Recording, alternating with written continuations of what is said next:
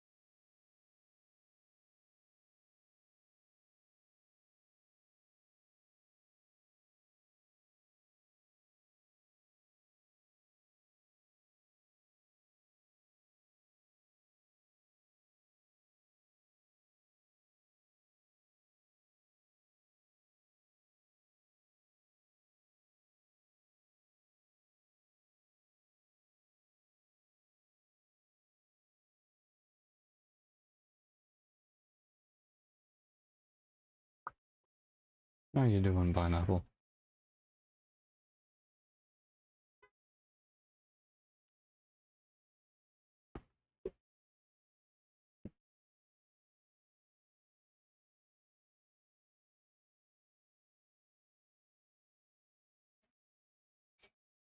Pom pom pom.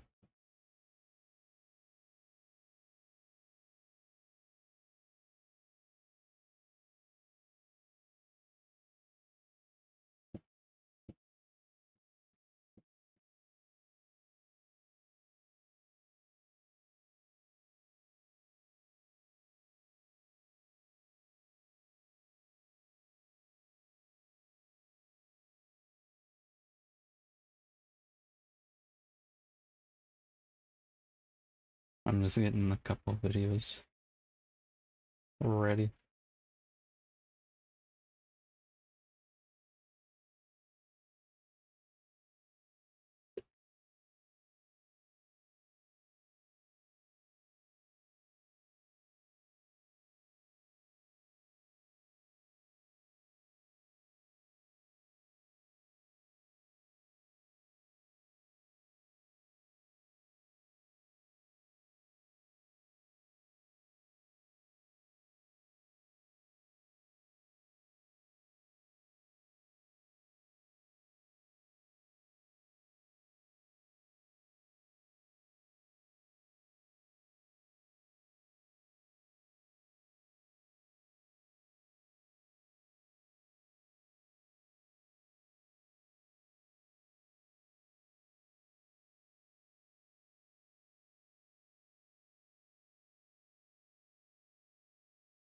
Oh,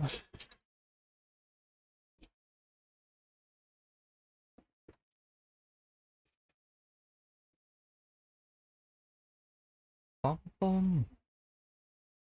Pa pa pa.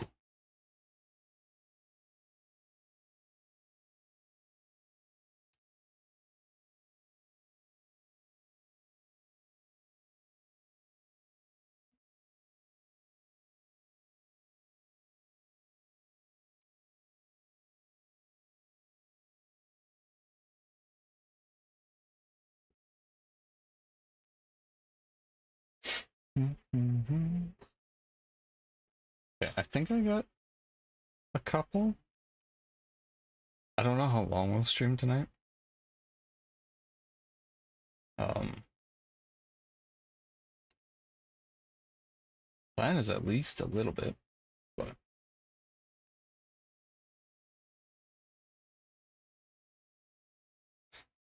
um, we might have a drama thing to look at, but who knows?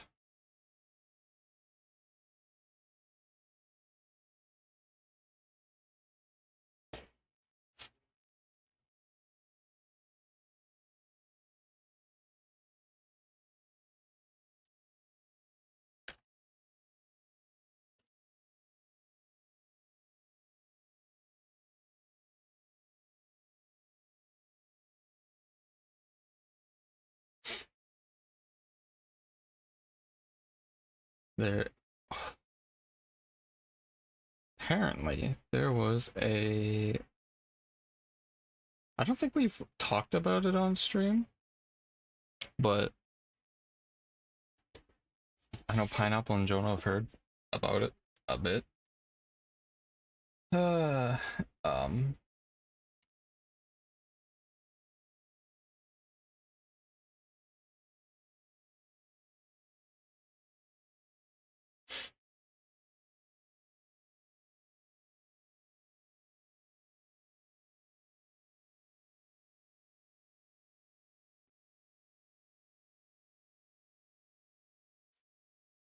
perhaps. We have a couple, or I have a body cam that's about a YouTuber. I have JCS video and some Niji Sanji stuff.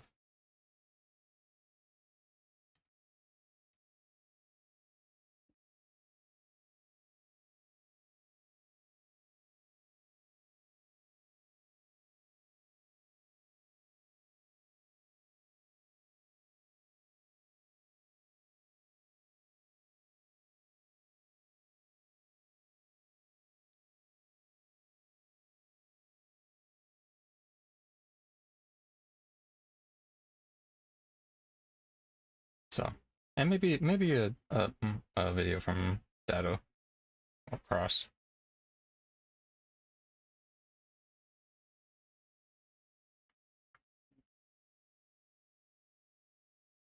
Uh,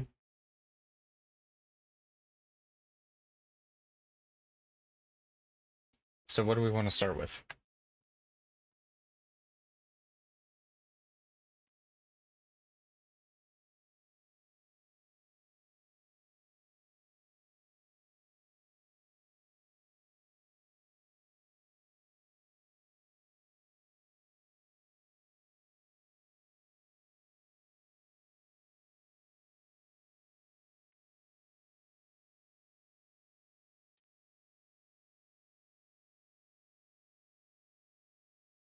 I'm just scanning through quick.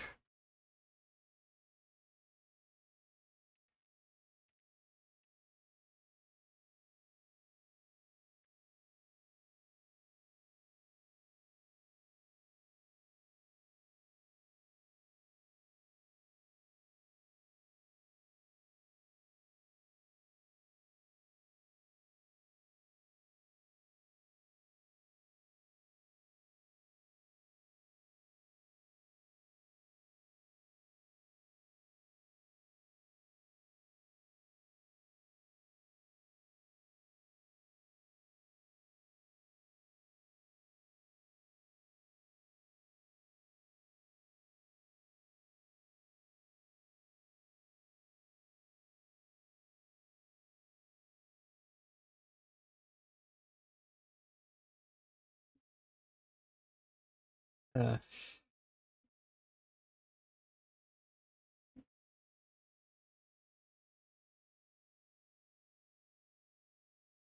okay. I think we'll start with drama and then do JCS and then end on YouTuber crime. What do we think?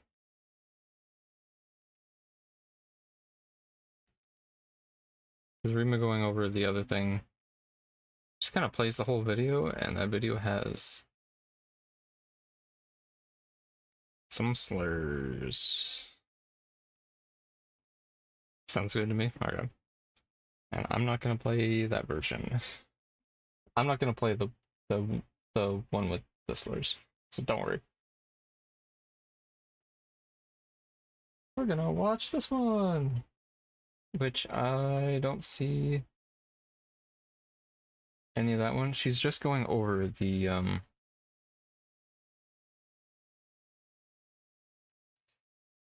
what is essentially like Twisty's response to stuff.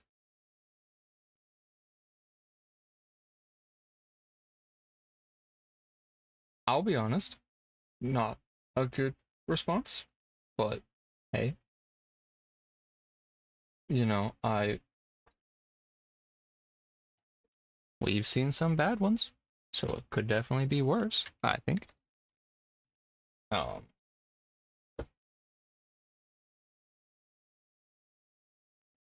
but we shall see.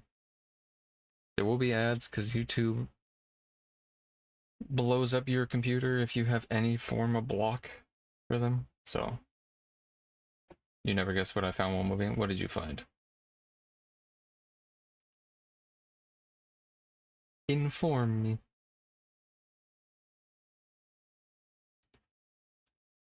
Was it a priceless family heirloom? 2 pennies. Old ass Samsung Tab A. Ooh, Samsung Tab. I don't remember what that even looks like. What does it still have charge?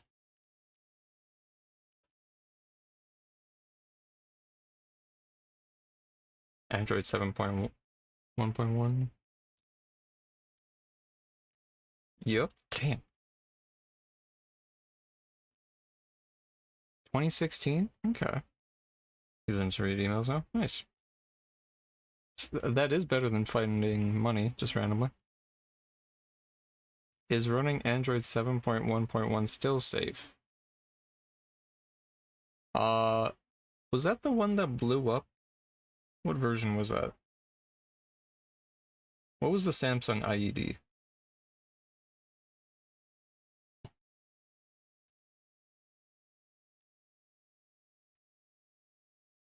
Not at all. Damn. That was a phone model? The Note? I don't remember. I just remember hearing Samsungs explode and then they stopped. They've recalled phones and then released a fridge. The Galaxy Note 7? I think, yeah. Damn, it's been a while. Huh. Hey, congrats on the find. Re-equipping old gear.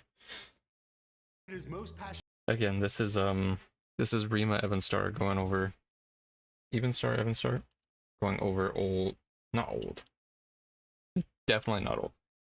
Going over drama where Niji-sanji VTuber Twisty said slurs and then tries to portray soft e-girl image of I'm wholesome. I would never do wrong.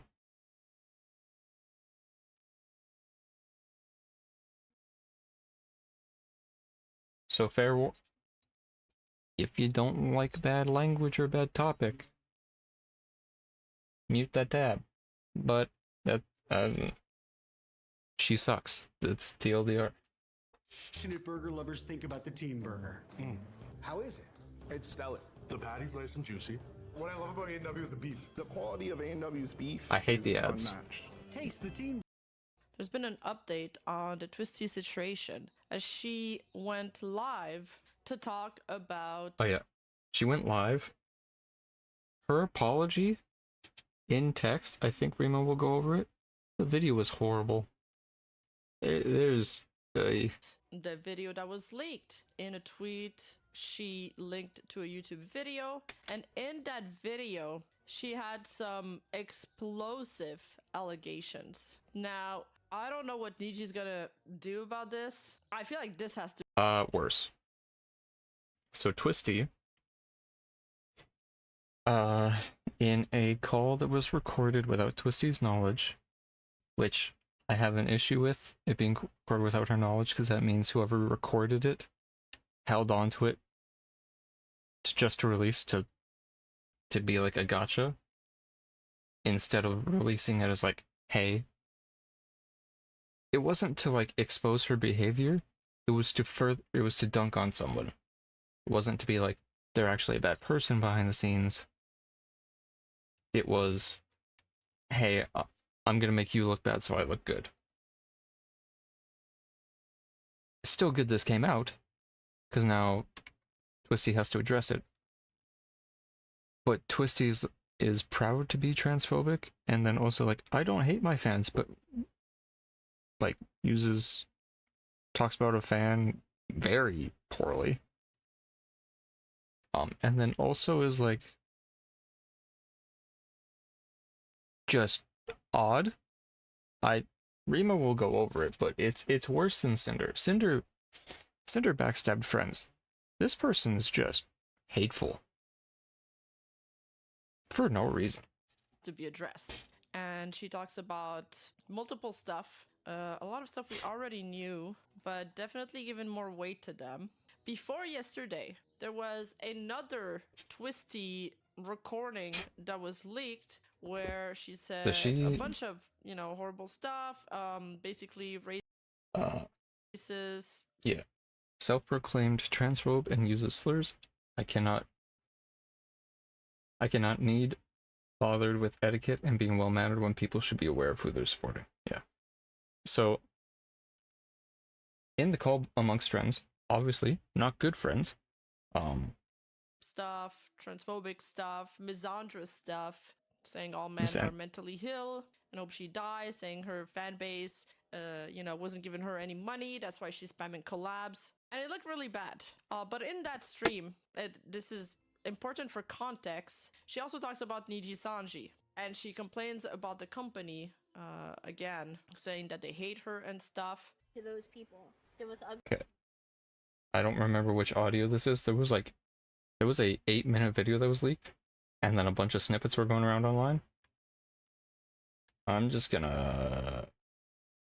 I just wanted to put this in context. After this, Twisty apologized, but this morning at 9:22 a.m. EST, she tweeted a sincere apology and my truth, and then she went live on YouTube and revealed a lot more information. And the thing is, when the first leaks came out, right, it looked really, really bad on her. And a lot of people, especially Niji Sanji fans, started saying that you see how, crazy she is, you see how Manhara she is.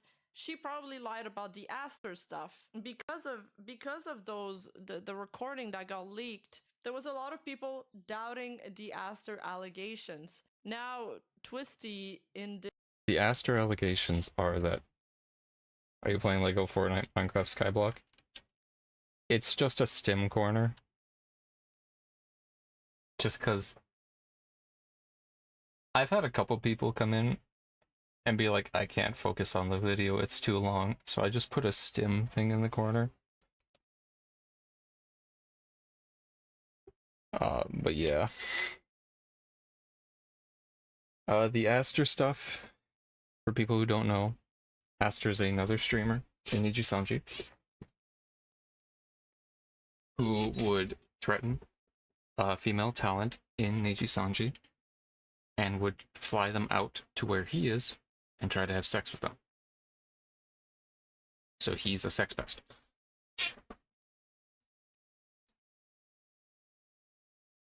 So only the best people hired by Niji Sanji. Now, claims about Aster came out initially and were leaked by an anonymous source, later exposed to be Twisty, who was a newer talent at the time, and Twisty has further clarified on some stuff and also talked more about it. So, what Twisty did was bad, and what happened to her was bad. That should not... What happened to her should not be ignored just because she's a bad person. So, keep that in the back of your head whenever you hear Aster. He's a piece of shit. This recording says a lot more about Aster that's very interesting. Hello, everyone. It's been a while. I want to... Also, Twisty makes her voice higher to appear more childlike because she's into that, and has cultivated an audience that is also wants to hear that. So she does not normally sound like this.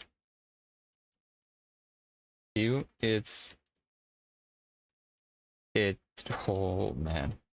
Start off by saying that this stream is somewhat scripted. There are a lot of things I do want to address today, and I'd like to keep my thoughts somewhat organized. I want to acknowledge, like, first off, that what I'm about to say, I don't want this to come off as an attack on anyone or to try and justify the things that I've said or done. I just want to share with you my truth and my Man, I hate at... Dude. experience and my feelings about everything. YouTube gave me a half an hour, like a 30-minute unskippable ad yesterday. They're going too damn far.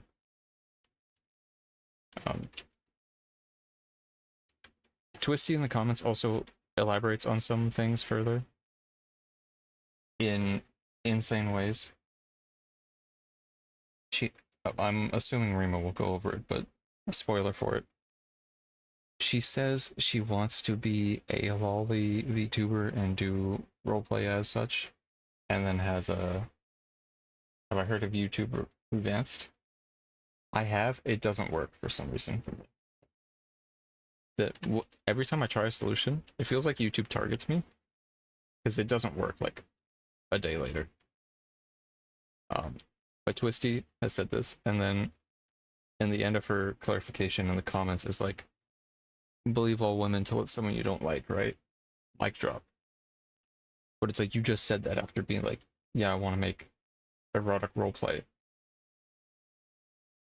while pretending to be a kid. You can't do that. That's because that feels like you're... Any criticism you get for that, then you're trying to soften by saying like, I'm a woman. That's not how that works. Rima will go over it because that's like an insane thing to type. So this is who we're dealing with. I hope she followed it up with a kappa. Oh, we'll see. That's happened, I guess. I want to say that I'm genuinely sorry. I know it's hard to believe coming from someone who said all of that disgusting stuff, and I don't know. I guess I just want to say that I do wish to be a better person. I didn't say that statement to try. No pause. I'm paused.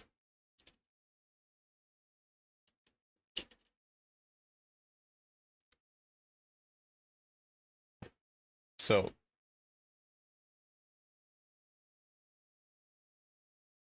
why is she still doing the voice? So the video that was recorded, at minimum, was recorded 2 months ago, at most 6 months ago. Twisty has only been with Niji Sanji for around, I think, a year-ish. So it's like half a year at most has passed between her saying transphobic, racist stuff. But she's changed. However, from whatever sources and stuff, she has quite very recently acted like this, which I believe you can change. With time, I believe a person can change from whatever. But you can genuinely feel horrible about the stuff you've said and done. But words mean nothing, it's the actions that follow. Right? If you... Putting this as simply, if you take a cookie from the cookie jar, and you're told, and you're scolded, and you're like, I'm sorry, but then a day later you grab another cookie from the cookie jar, you're not actually sorry. You don't care. But if you say, I'm sorry, and you don't take another cookie, you're genuinely sorry. You actually care that you got in trouble. Twisty has not shown that she has changed, because she was trying to hide this. And if you're trying to hide it, that means you know it's wrong. And just acting weird about it, man. If you know you messed up and you feel bad that you messed up, you should not be placating to an audience that you know will forgive you no matter what you do. But that's how it goes.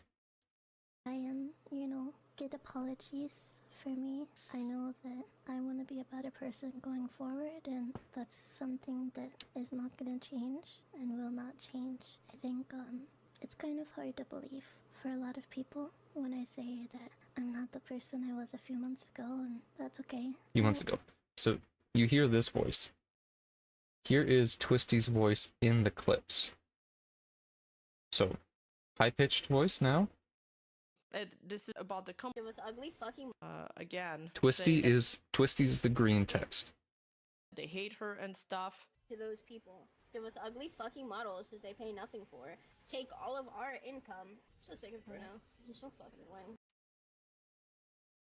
He thinks that we're actually dating or something, and he messages me in spam. Obviously deeper. I'm someone who said all of that disgusting stuff. And So it's very, like... I know you're putting on a voice. Why are you putting on a voice? She had a stream, I think, yesterday, where she had her child VTuber model. Like, not chibi, not petite, whatever. A kid, where she was doing this voice as she was drawing and acting like, oh, it's all settled down.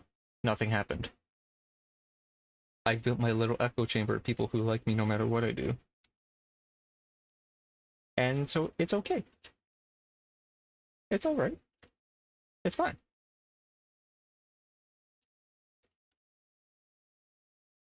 Which tells me this apology means nothing, because this is not how you should respond afterwards. Let's be honest.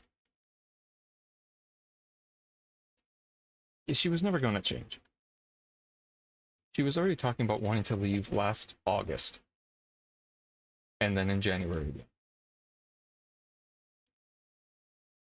People are going to do the same thing with her that people are doing with Cinder? Oh, 100%. People are waiting for Cinder to come back like it's a Marvel movie endgame level event.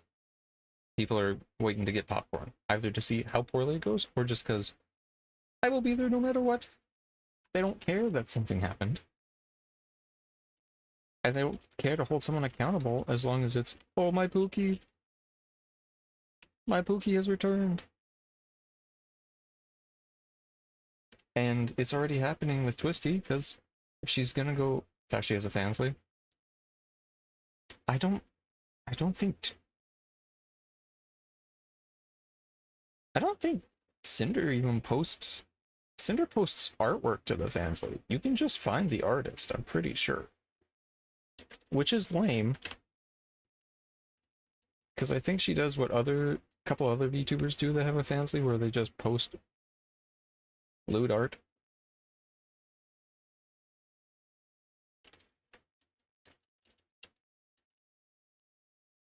Which, support the artist, but if that's your reasoning for wanting someone back, you're in too deep. If Cinder in like a year from now, like if Cinder actually took time in the background to try and be better and came back in like a year, I think there was a couple of streams. I don't know. If Cinder came back in like a year and a half, and was like, hey, I've tried to make stuff up in the background, I'm back now. I was like, I'm gonna do my best to be different, and these people are gonna hold me accountable. I think she would be welcome back, probably. Not fully, but more than she would be now. Do what Atrioc did. Atrioc had a problem. He took time off, worked in the background to make amends for the people that were affected and try to improve the space. And he's fine now with people. He's grown more. If more people took that approach, I imagine it would be a lot better. But instead you get Cinder blaming everyone but herself, and then Twisty doing stuff like this. And I don't know, I guess I just want to say that I do wish to be a better person. I didn't say that statement to try and, get apologies for me. I know that I want better person going forward, and that's something that is not gonna change and will not change. I think it's kind of hard to believe for a lot of people when I say that I'm not the. She actually apologizes compared to her quarter-ass apology on the dock. I think she'll be 100% welcome back. If it's not up to fans, it's up to the people she affected. And the fact that nobody accepted that apology, like nobody took any part of that apology seriously, and like actually wanted to like actually accept it, tells me that whatever she does, she probably won't be welcome back by then. She will be in her own little bubble, alone from everybody else. I also pause. Wanted to read that too for the ad break. Part of Twisty's apology, she had a 3-page apology, which does take effort. I think people checked and it didn't seem ChatGPT'd. At least from, not that I saw anyone say. So, at the very least, she or someone else helped her write it, or she wrote it herself.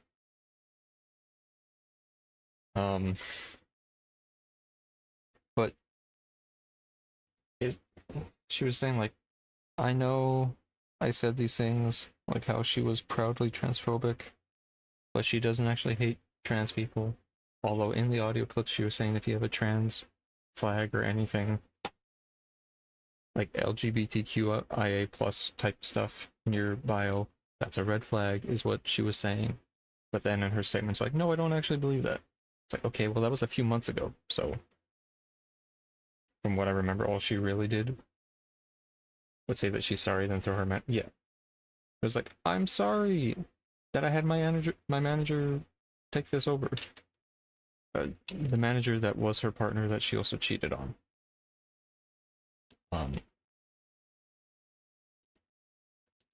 Which is, it's like, all right. Yeah, she was dating her manager Red for like 4 years or something. They lived together. And then someone exposed them and was like, yeah, we dated. We still live together, but that's being figured out. It's like, okay, well, the person that came out saying that, like, yeah, you tried to cheat on him with me. Oh, yeah, some guy, she went to some guy being like, I don't get enough attention. He doesn't give me the attention I want or I need. And the guy was like, oh, I would give you so much attention. And then Cinder was trying to, like, basically e-sex, and the guy was like, nah, I'm good. You have a boyfriend. Kind of in, like, a nice guy way, but still, like... And the moment she blew up, she cut that off and just stopped talking and, like, brick wall, Wile E. Coyote. Halt. So Cinder is a problem. Cinder is an odd case for VTube drama. Twisty feels kind of like dime a dozen VTube drama, but it's the responses that get the most traction for dramas from VTubers, not the actual problem itself, sometimes. Person I was a few months ago, and that's okay. I don't think I'm totally 100% formed, you know? I'm not perfect, but I do think that your life experiences can shape the person that you are, and I think a lot of people maybe have misunderstood me, and so I just want to clarify. I did used to think... Dude, you know what, Rima? Get your ads. But a minute 27, I'm so good. Words were just words, and that is true.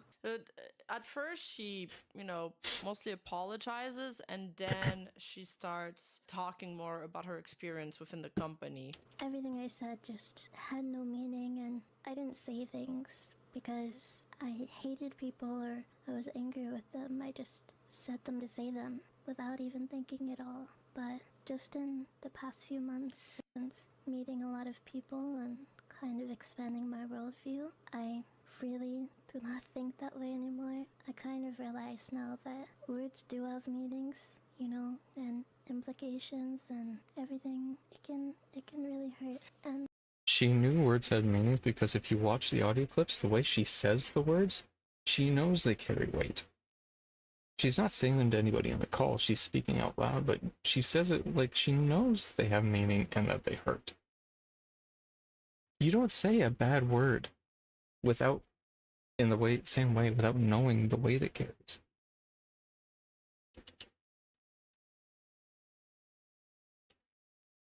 That's not how that works. Okay, learning that something you've been doing or saying is hateful after time, I get that. That's how people grow. You grow up in an area, you only have like one viewpoint, whatever, growing up, and then you meet other people and you're like, wait a minute.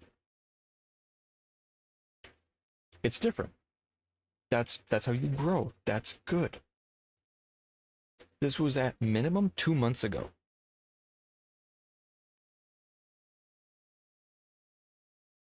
That's like cool.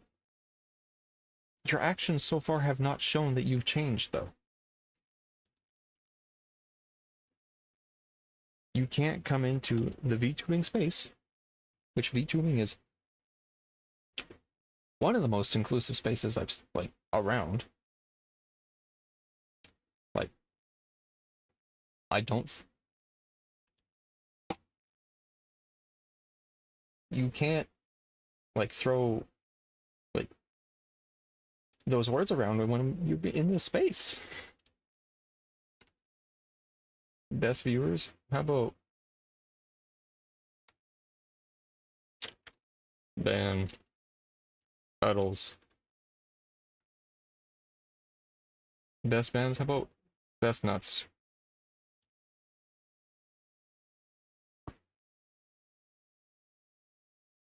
Boost these nuts. How about that? Almost at it? I'm faster than you. Welcome in, Jonah. It's crazy because it's, to my knowledge, my limited knowledge,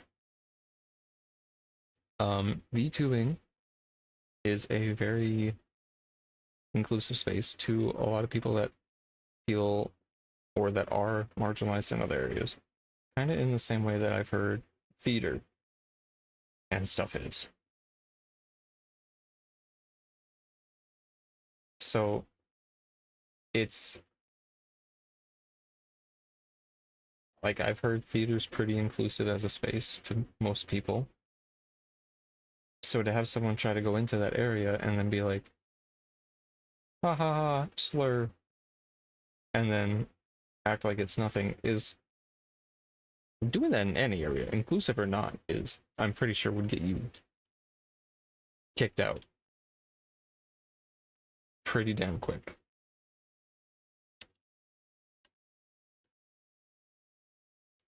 But you go into spaces that are kind of known for being like inclusive and you're just shitting in the middle of the road.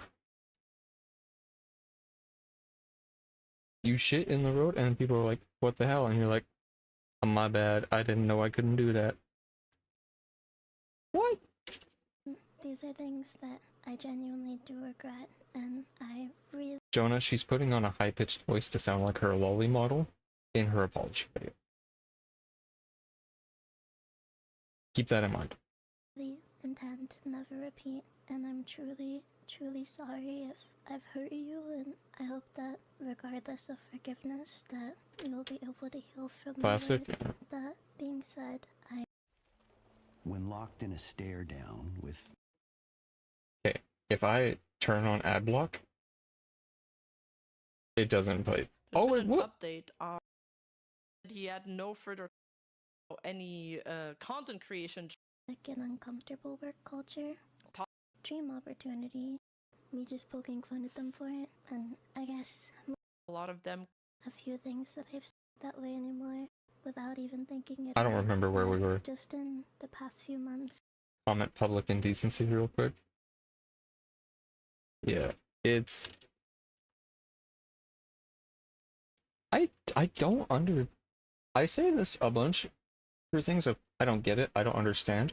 I don't. I'm not the best with people, right? I'm okay. I'm not the best with people and trying to think how they think. When I see someone in drama and it's like, why do you think this way? I try to put myself in their shoes, like, okay, what led me to this point in life? And some people, that's impossible. I can't do that. I don't know how you come to the point of like, yes, what I want to do with my life? I want to be a horrible person. And then act like this.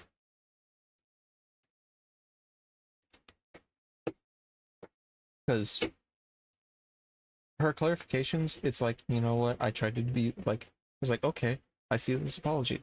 I see this comment that she leaves. I see this apology coming up. And then she's like, yeah, I want to make exotic role plays in my kid model with the kid voice that she puts on. And then it's believe all women until it's a woman you don't like, huh? You can't.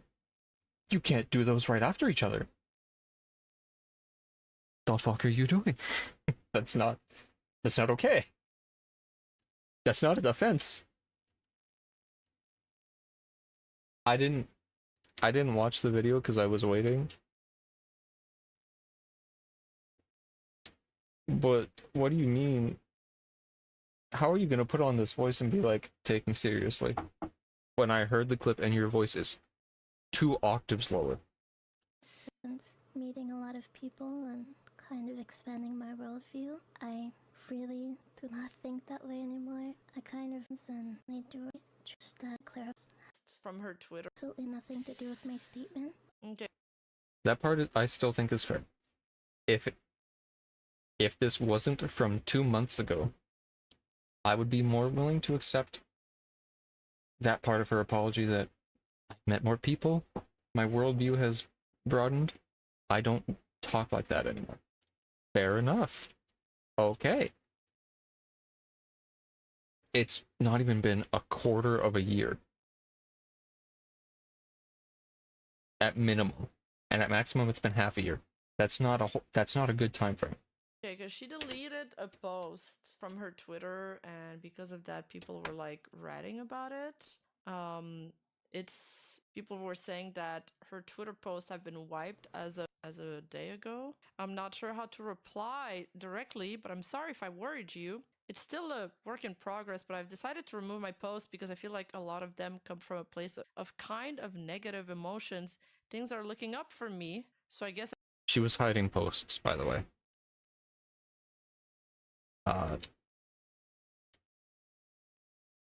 Like posts where she had negative language and kind of similar language and thoughts expressed. She was hiding those. That's what those are the posts that got deleted. I think there was like, I don't remember exactly, but I think it was like triple digits amount of posts. However many that is, I don't know, but like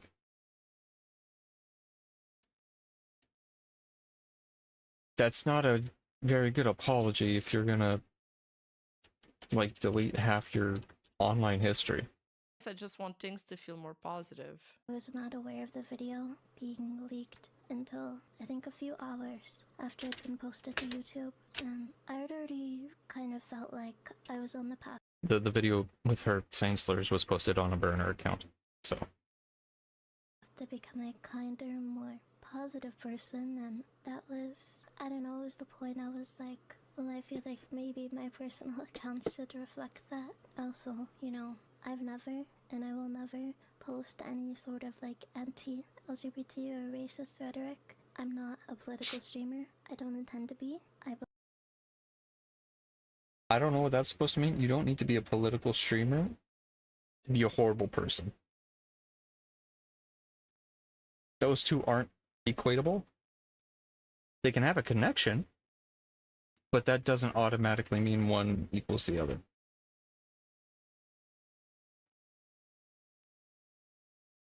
If you have a rat alarm clock and you do politics, yeah, you might be a bad person.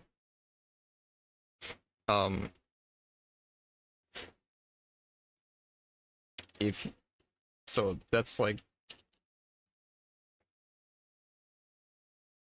yeah, you might be a bad person. If you lie about why you were held at the border for political points, yeah, you might be a bad person. But you don't have to be a streamer to be racist. Just look at Kick. I know they're all streamers, but they were like that before they streamed, so.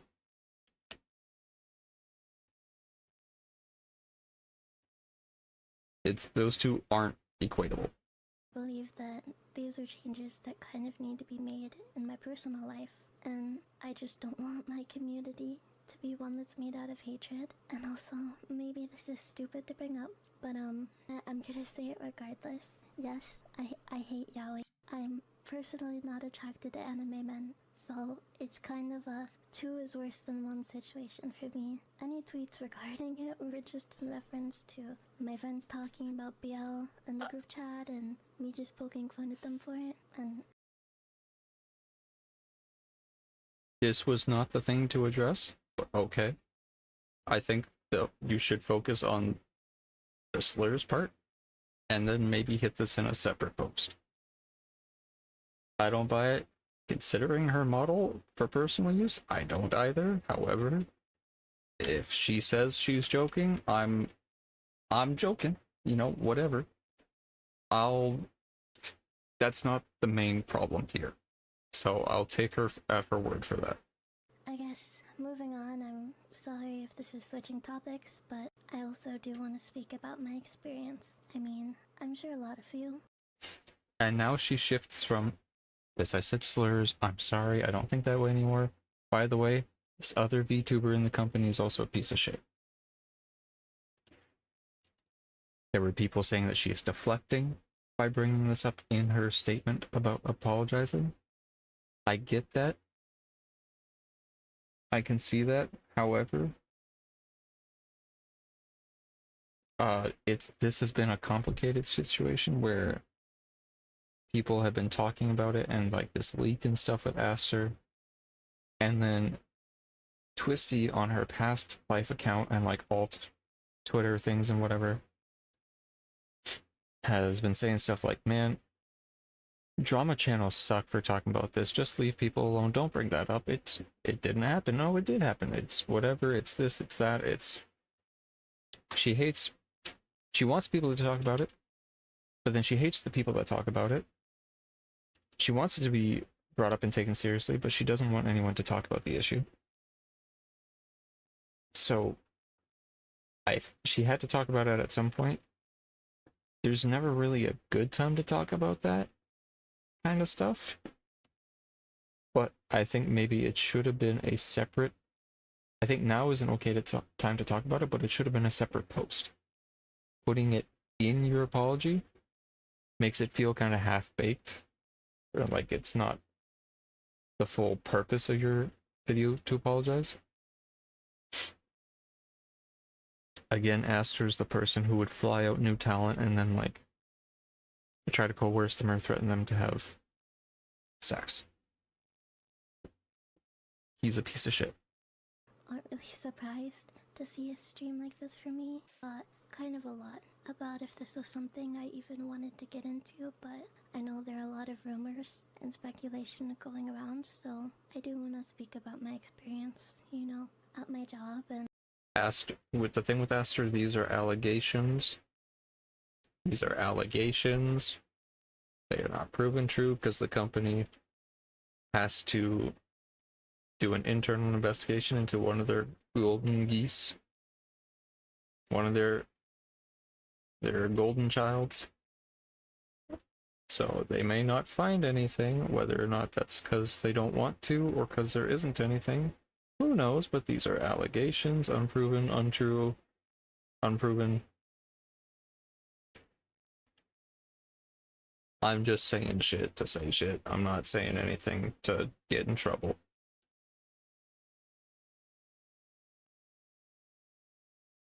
Legal disclaimer. Whatever disclaimer, don't sue me. with certain people, and I guess, you know, I want to put it out there that this isn't really something that I wanted to be sensationalized. I feel like it's a really personal and emotional matter to me, and I never intended for things to end up this way, and I do feel sorry that they have. I won't guess see you, I'll thanks, start with pineapple. the job part. So, you know, something that was kind of once presented as a dream opportunity, well, it very quickly just turned into a lot of disappointment and disillusionment. And over the past year, I received very little of the support I was promised. I'm sorry if this is all gonna come out as blunt, but this is just my personal experience working, and I know other people have very varied ones. So this isn't meant to be like, oh well, you know, this person is lying, because some people I do believe have had positive experiences, but this is just mine. So the entire environment was just, it was filled with constant ongoing delays, and a lot of the communication was very unclear and lacking. And This is talking about Niji Sanji. When you sign on to a company, I've heard and seen whatever about Niji Sanji that they provide you the equipment to stream if you don't have it, at the expectation that you pay it back to them or give it back to them when you leave. So you're also promised in your contract a personal connection to some manager, someone you can go to as like basically your voice to the larger parts of the company. You're promised a certain amount of resources and given expectations for those resources. You're promised a certain pay. You get a salary. You get certain merch splits. All this stuff. Niji Sanji is considered a black company in the way they treat their talent and employees. From everything that's come out since Solet. A black company is a company that just is bad to the people they employ.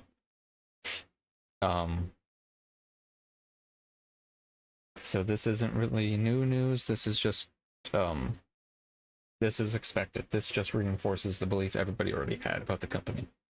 I feel like this is sort of a repeat of the, you know, bad work environment. Exactly. That Selene spoke about around her termination time as well. I feel that overall, it was just a very toxic and uncomfortable work culture.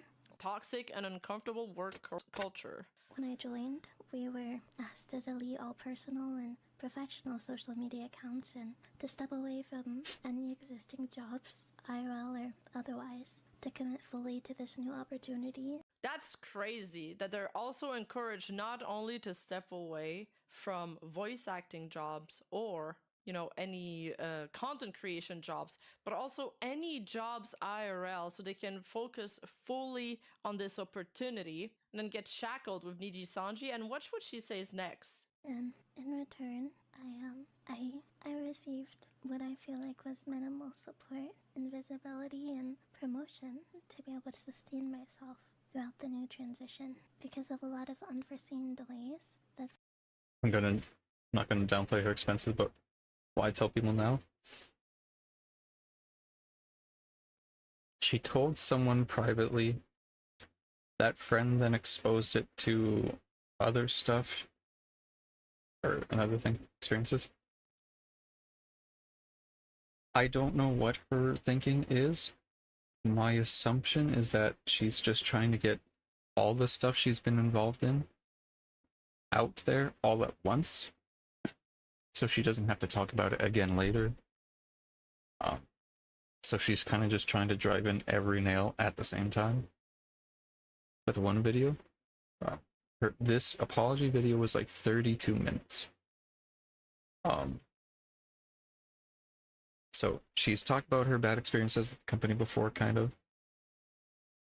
Essentially, they told her, hey, by joining us, you're guaranteed like viewers.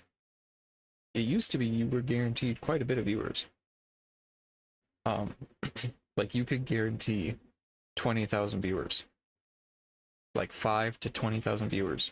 Couple at minimum. At lowest possibility, 1,000 viewers. Just by joining the company. Company would promote you. Do merch and stuff. Would 20k, yeah. There are if you look at HoloLive, HoloLive VTubers when they join can get between 20 and 60,000 viewers on their debuts. When Twisty and her generation debuted, I think they had around 10K, and then that dropped into like the hundreds, like less than 1,000. People weren't donating. YouTube's not great with their ad revenue. So because you're expected to go away from all previous work, professional and VTubing, streaming, whatever, it's a little hard to do that. Especially because Kuro9, someone who's part of Bishojo now, was with Niji Sanji at one point. Niji Sanji didn't pay his taxes. He owed, I think, like 10 or more grand in taxes. And the company didn't tell him about it until he left.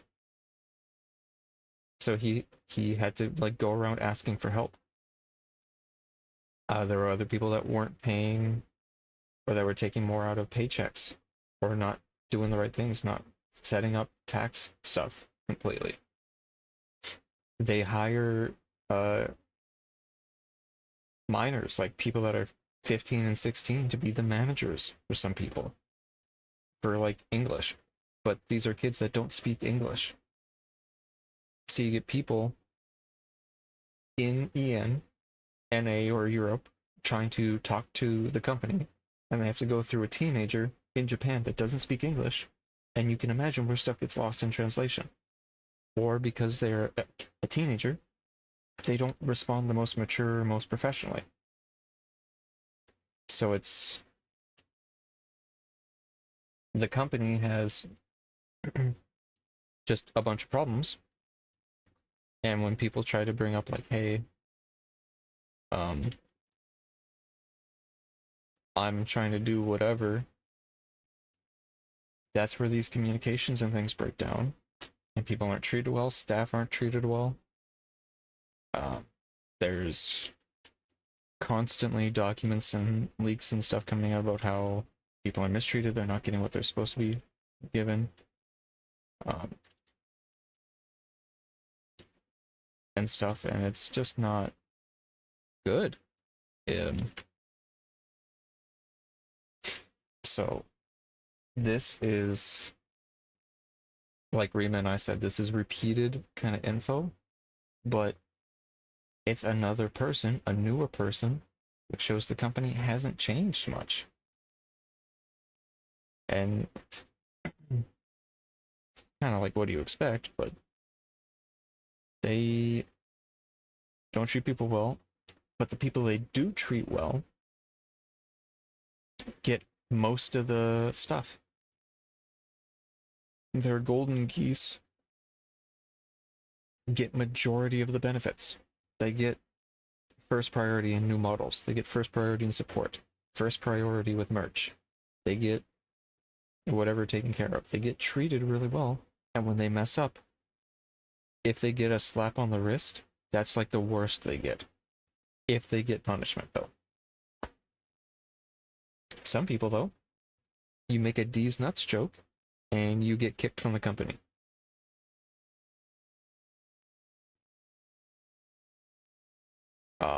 Or you're like, hey, there's internal bullying.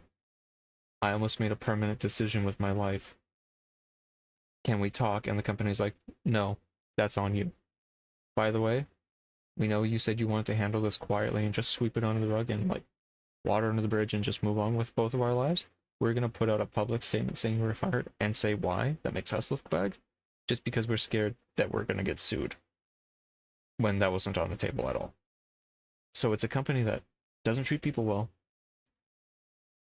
It's like they don't handle... You ever meet people that like react emotionally first? Where they hear something? Could be true, could be not. Could be like just a simple thing, could be a big thing. Just at the drop of a hat, they react emotionally the most negative way. This is that... Niji Sanji is like that as a company. If something comes by that's like, they smell a fart, they react harshly, immediately, and then try to fix whatever after. if they try to fix it. Sometimes they just leave it.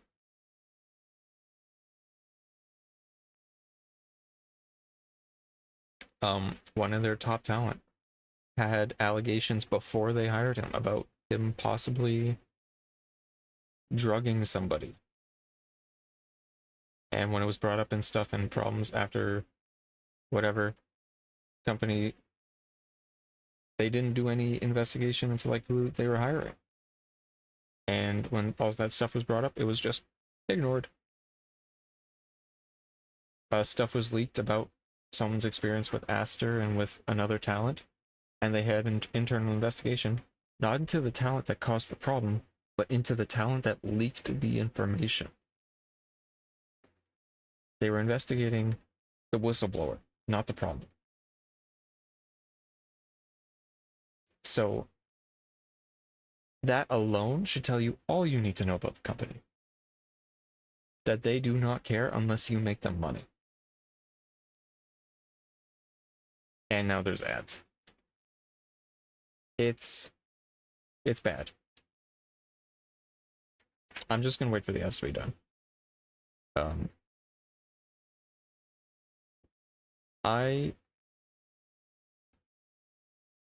I've looked at like maybe trying to join a company somehow. Right?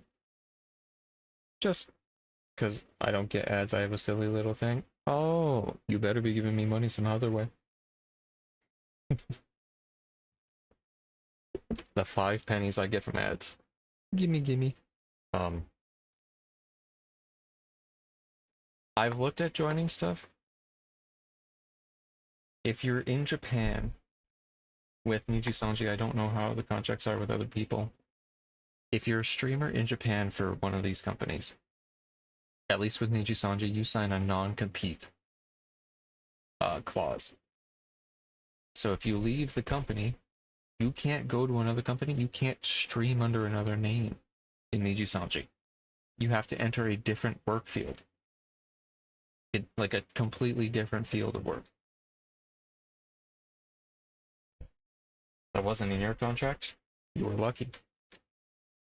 But from what other people said, their current contract has a non-compete clause. At least from what I've heard and what I've seen on, granted it's Twitter and like Reddit and whatever other posts on forums and stuff, but when people get an internal document, it says like, yeah, there's a non-compete clause. You cannot do streaming. You can work as like background, like if you do run technical for someone. But I was making a joke. Oh. 5 pennies. I'm a merciful man. I'll leave it be.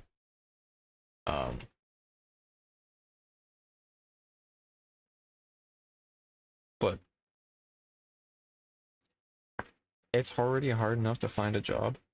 Having a non-compete clause in like one of the easiest things to do to make money. I just hit go live. And if people watch ads, I make some money. It's easy.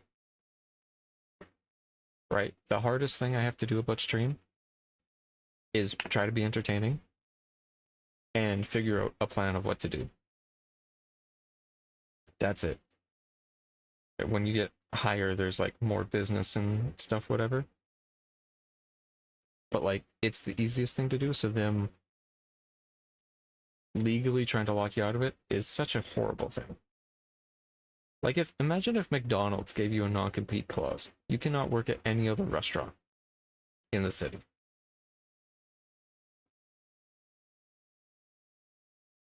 That's horrible.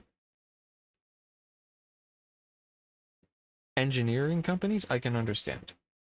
But they don't do that because most people know each other in other companies anyway, so it's moot. Ads are done though, so I'm starting the video again. Followed shortly After this, we have a JCS and a body cam to look at, so it's not just going to be VTuber drama the whole time. after onboarding, I went nearly 8 months without steady income. The majority of my first paycheck was used to cover required work-related expenses. That was also something echoed in her leaks. Remember when... Yeah, her old manager or someone had leaked her DMs and like whatever public statements and stuff from her. Going 3/4 of a year, no money, and then the little money you do has to go back to the company. How do you support yourself? The company gives you a paycheck, just ask for the money back. Pay off the stuff they give you.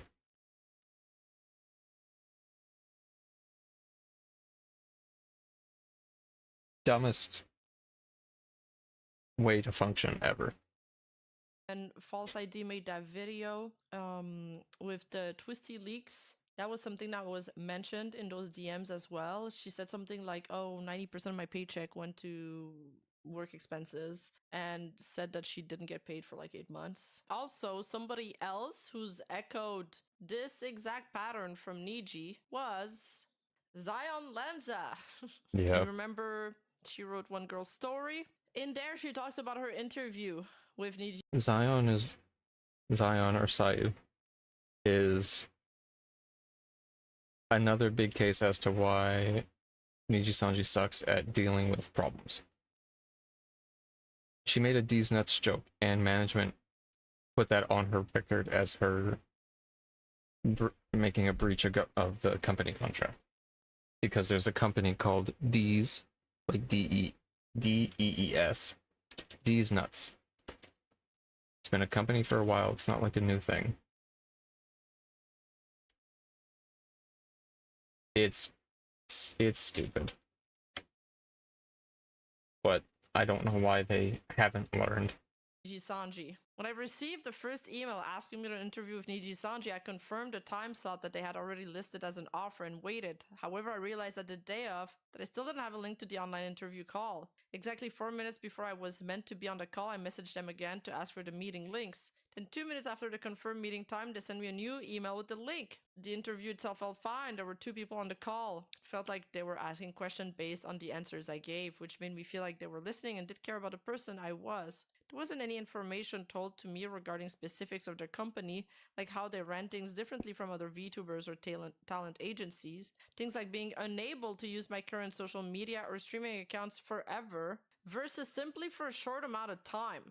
Being unable to use any current game accounts or allowing certain things, none of that was included, as it was a simple interview. What was interesting came at the very end though. I had mentioned that I previously had a job at a tech company. One of the interviewers, who hadn't said a single thing until then, asked me in Japanese how much I used to make as an independent streamer. I told him how much from subscriptions, sponsorships, etc., and he responded, Then immediately following that, he asked how much I used to make at my tech job.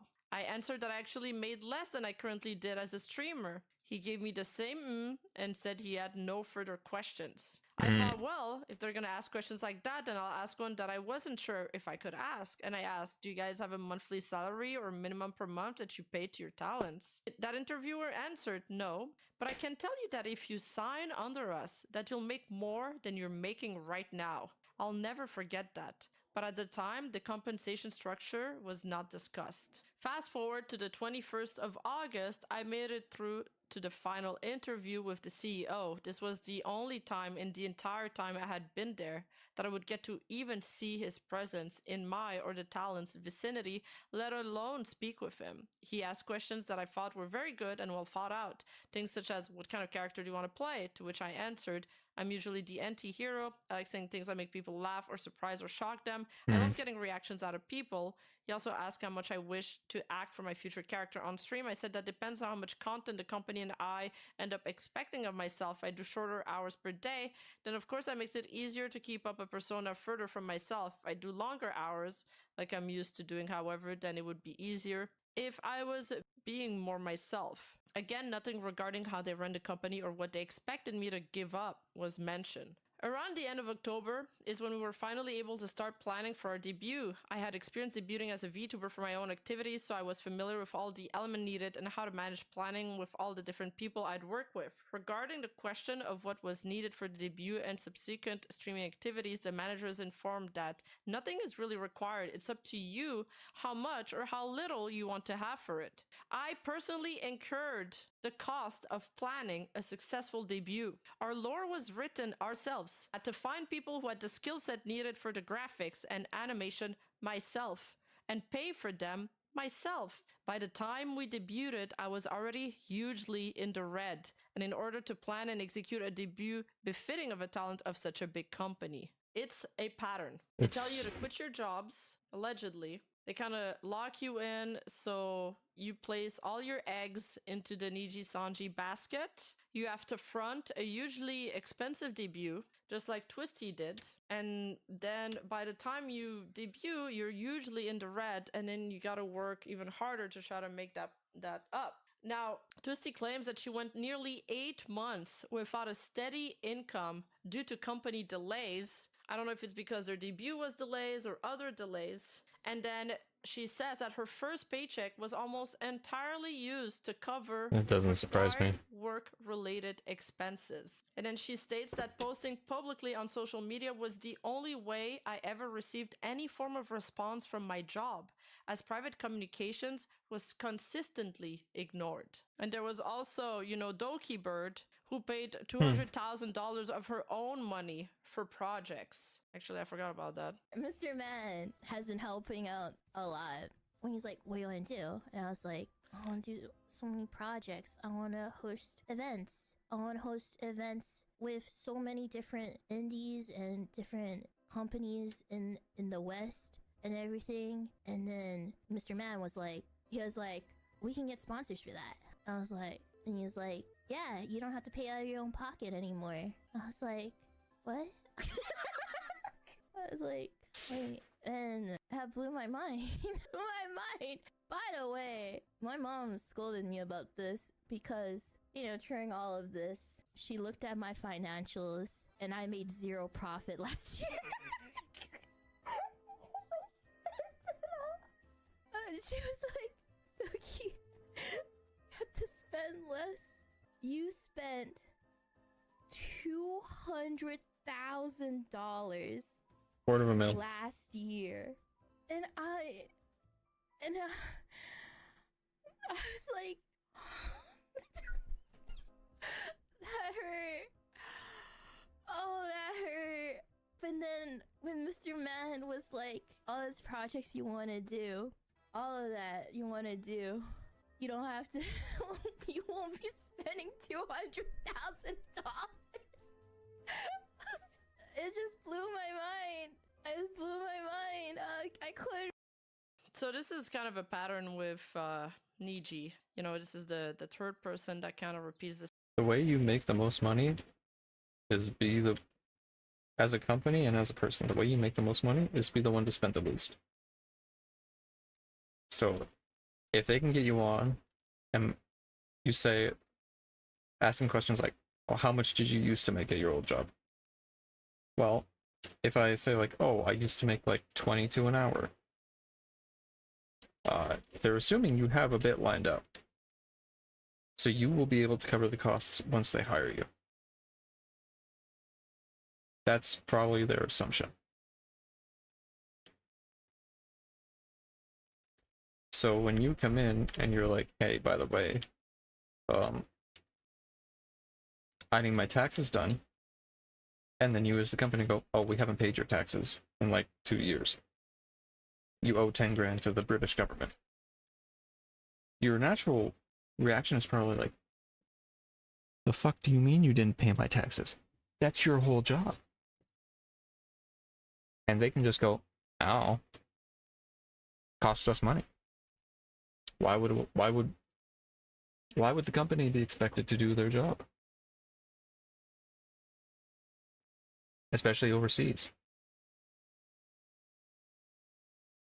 So they throw you into legal troubles and leave you with no money and no safety net. The same thing, they tell you, oh, it's up to you, to spend as little as how much for your Niji Sanji debut. We don't have any requirement. Basically, that just means we're not really financing anything, so it's up to you how much you want to invest. It's your first introduction to the world. you want to make an impact. Obviously, there's a bar that you need to reach. You spend a lot of money. And then after that, you gotta stream a fuck ton to pay that back. Yeah. And we know what Ichi Sanji's revenue splits are like. In the company, I will try and clarify a little later. So to clarify for me, I average 4 to 6 people watching stream at around like four viewers, right? 4 subs. Like 3 to 4 subs, sometimes more. In 30 days, I make around $20. For this company, you are paying for PC, you're paying for your model, you're paying for debut art, storytellers, animators, music, production, someone to put it all together. You're paying for like 12 people. So if you are streaming constantly, for me, that would take years. For them, it takes probably like a year or 2, maybe, depending on how many viewers, how many ads, if you're doing sponsors, if you're doing collabs, if people are donating a lot. But every 30 days, I make $20. Mostly subs and ads. So you scale that up, and if you're not making any money for 8 months, and you got to give all that of your first paycheck back to the company anyway, there's no point to join. Just stay indie. Because they can't guarantee you anything now. And if you do want to join like a company, these shoujo Base Connect seem to be the best. Even like HoloLive has problems. So none of these companies seem good anymore. What I mean by that, the individual in question had a known history of manipulation and targeting new hires, especially women. Despite this, required work-related expenses. In July 2024, In July 2024. I So, raised concerns 1 year ago. about inappropriate behavior and misconduct within the company. I will try and clarify a little later what I mean by that.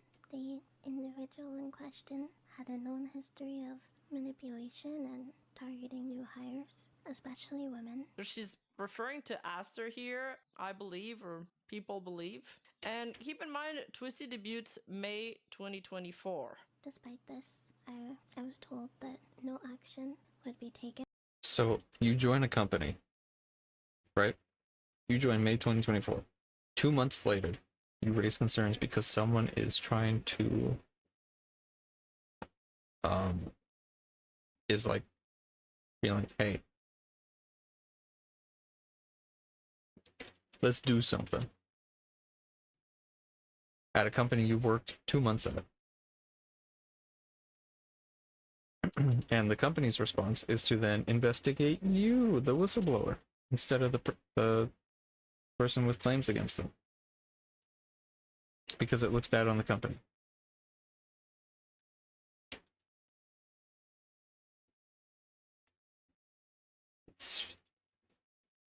These people suck. Again, due to fear of retaliation, these issues were not new. They'd even been brought up long before I joined, but no meaningful steps were ever taken to address them. It's weird. Like, she even says that these allegations are not new. So basically saying that people knew about his behavior, but no meaningful steps were taken. People had spoken about it before. Maybe she's talking about the Raziel doc. Like, remember Raziel? It was Luca Kaneshiro's ex-mod, and one part of her document was talking about Aster Acadia harassing other coworkers. I can confirm that Lucas said that multiple girls were coming to him about the issue since management wouldn't do anything. And he discussed it with both Elira and I. I pretty told him to gather as much evidence as possible and bring it to management since it shouldn't be there, Lucas and Elira's job to regulate this issue. And to my understanding, nothing was done about it. To help you with clarity, I remember that incident, it was Aster. Another Niji Sanji liver confirmed by DM the Aster allegations after this had been made public. So this is not the first time we hear these allegations. It's not even the first time that somebody says that it's been brought up to management and that management doesn't do anything about it. Yeah, and this was in February. So this was, she debuts in May 4 months ago. 2024. I feel like the toll this took on me was severe. My mental health wasn't really in a good place to begin with, and it deteriorated to the point where I could no longer function as I once had. I had to withdraw from multiple voice acting opportunities because I couldn't even get myself to record for anything without just breaking down and crying. And I remember one time sitting in front of my desk in a waiting room for like 10 minutes, and I was just sitting there trying to calm myself down and, you know, be able to entertain my fans. But I ended up just ending the stream before it even began because I had broken down in tears, and I really just could not get myself to stop crying. Damn. It felt like the entire time no one believed me and that I had to stay quiet despite what I was going through.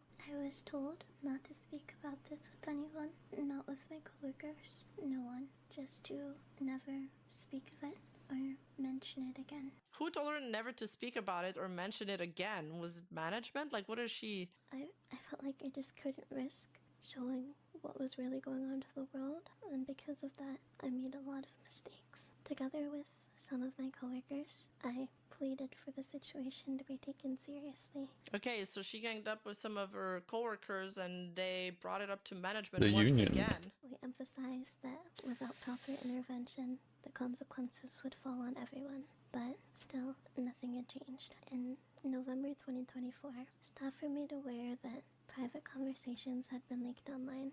We urged them to respond or prepare for the fallout of everything. Nearly a month passed. Maybe it was with on no 4chan. communication nor action until the video was published, and public backlash forced the situation kind of out into the open. I was then instructed to take a break from my work following an announcement of an investigation. Despite So this is probably when she got self-suspended and they announced the investigation. Where is it? This part. They announced the Again. investigation here. Third-party investigation, which we're still waiting for the results, by the way. And they're saying they're investigating both. The investigation will focus on the issues of sexual harassment and unauthorized information leakage.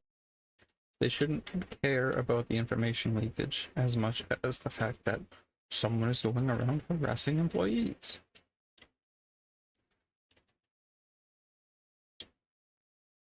If someone causes a problem, let's say this, Jonah decides to step on my toe. And I tell someone, Jonah stepped on my toe. I need help. And someone was like, okay, well, we're going to figure out if Jonah actually stepped on your toe, and we're also going to figure out why you decided to tell people that. What, is that not a concern? Anytime someone investigates the whistleblower or the person saying like, hey, by the way, there's a problem in this company that's being ignored. I feel like most companies don't say that part out loud, because that's the quiet part, right? It's like, surely that it puts you in a worse position to be like, yeah, we just ignored a situation. However, we don't like that you exposed us. Like, how to every investor this should be like, oh yeah, this is going to be a problem if we're tied to this. This cannot be viable at all. To outside parties. The first leak was Salvi, but the first leak was, and we have that, you know, first. Aster has been on indefinite hiatus for months now. I think 6. Since this has happened. He still gets paid. He hasn't left the company. He's made no comments. There's been nothing leaked about like, oh yeah, he wants to leave the company. He's not afraid to lose his job. Which tells me everything I need to know about how the company views him. That special announcement better be like, yeah, I'm graduating next week. But it's only the victims that are scared of losing their job, not the perpetrator. Master cooking stream that's still delayed to this day. Now pushed back to July 24th, by the way, over 6 months ago. Yeah, we have investigated ourselves and found no problem. At this point, I've given up on any hope of them concluding this investigation. I feel like they were just trying to buy time for us to forget about this. I never once felt that my concerns were ever meaningfully addressed. Most conversations focused not on resolving the matter, but on managing my exit. I remember That's crazy. the first call we had. For, I would say, 80% of it, I was explaining VTuber culture and kind of what VTubers were. And for the other 20%, I explained my experience with this person. And, you know, I felt like I didn't have very much time to really delve.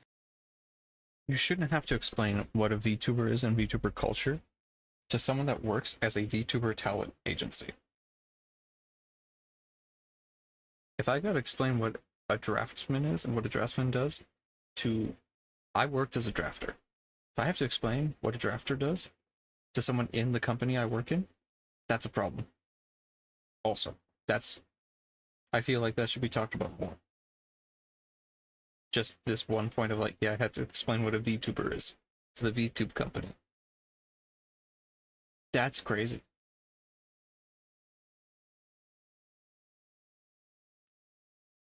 I feel like there's gonna be an ad or something that pops up.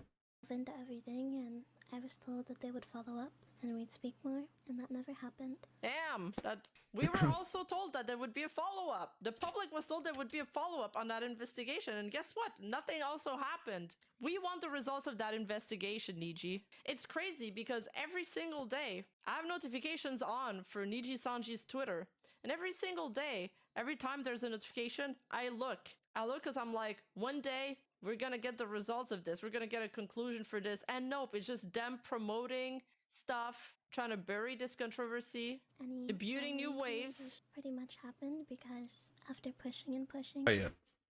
If Niji Sanji ever has a problem in the company, their solution to fix it is to bring more people into the company. Effectively ruining new talent's chances to grow. It's kind of like when you're apologizing for saying horrible things, you bring up the fact that you had a bad experience. It tries to like shove whatever aside with like, hey, look at this other thing. For a response on anything, I eventually kind of broke down and said, I want to quit, I want out, and immediately they kind of got back to me, and everything following that was details surrounding my leave and my exit, but to this day, I'm not confident any real investigation ever took place. What? Wait, so she didn't get any questions? She didn't get interviewed for the investigation? They were very clear. Doesn't surprise me. Not admitting fault in any way. I want to be honest. You know, at one point, there were talks of a settlement, and I personally do not believe that if they truly did nothing wrong, that would have been something that they even considered. But ultimately, it's something that I had decided against. Do you guys realize how crazy that sentence is? That there were talks of settlement? So what, she got offered money for what? Staying quiet or leaving? Like what's going on here? What does she mean by this? And A settlement is confirmation. I have documentation to support my claims, including acknowledgements from the person involved. And I'll talk a bit more about that later. Their behavior has been reported to staff so many times over the years, and it has been well documented and recognized as an issue. Okay, and yet... On top of this, another coworker had leaked my outfit just 10 minutes after I had privately shared it. This is another insane thing. Another coworker had leaked her outfit just 10 minutes after she had privately shared it. Because you know, the other day, before yesterday when I did the stream, I said, this is the third Twisty Leaks. The first Twisty Leak... This leak feels... I don't know why this is being mentioned. Apart from just saying, like, yeah, people in this company suck. Which, you're preaching to the choir about that part. Your outfit got revealed early. I'm so sorry. I think maybe the fact that your company decided to do a settlement instead of an investigation should be the bigger topic, as opposed to my new dress was leaked. Uh-oh. That doesn't feel... I don't think that matters. I don't care. Your new outfit was leaked. I'm sorry.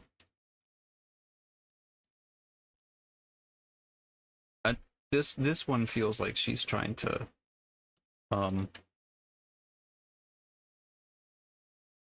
divert attention. Leaks were the DMs that False covered in his video. The second Twisty leaks was her outfit, which was leaked on forums. And the third Twisty leaks is the recording that we have from 2 days ago. And there is speculation as to who that coworker is. There were speculations before this morning about who it was because there was a lot of weird things going on. Not only did they expose something that I was really excited to be able to reveal. And now the ads play, really? This one feels like she's trying to shove over the fact that there's other allegations and stuff. Or not sideline the allegations, but sideline her apology. This doesn't need to be included. Like, this is unnecessary.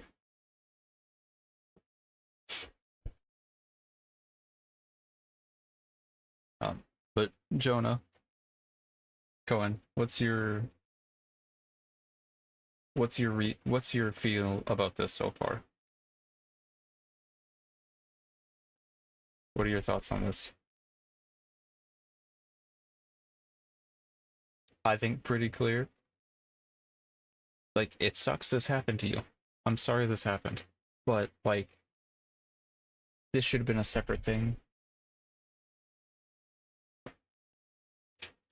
That's my main opinion, is like, I'm sorry this happened, but this should have been a separate video.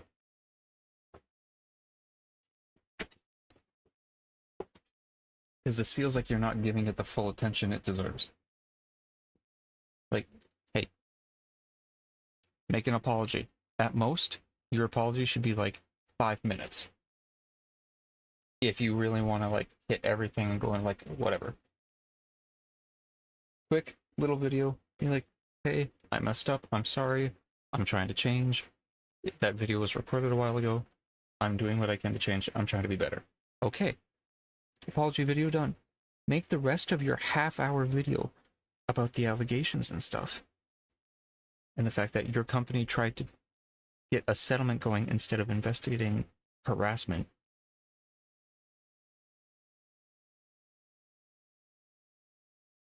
It sounds like you're trying to change the subject. Be like, look, this thing is worse. I can see that point. I can see the point of like, look, this thing is way worse than what I was doing. Look away. But just make it a separate video at that point. And the fact that somebody leaked your dress, or like your outfit you were excited to show off, I'm sorry, that sucks. I don't truly care. When this shouldn't come after the, oh yeah, by the way, someone is sexually harassing other talent and the company is not doing anything. I wanted to show off my new outfit and someone wouldn't let me. That's not...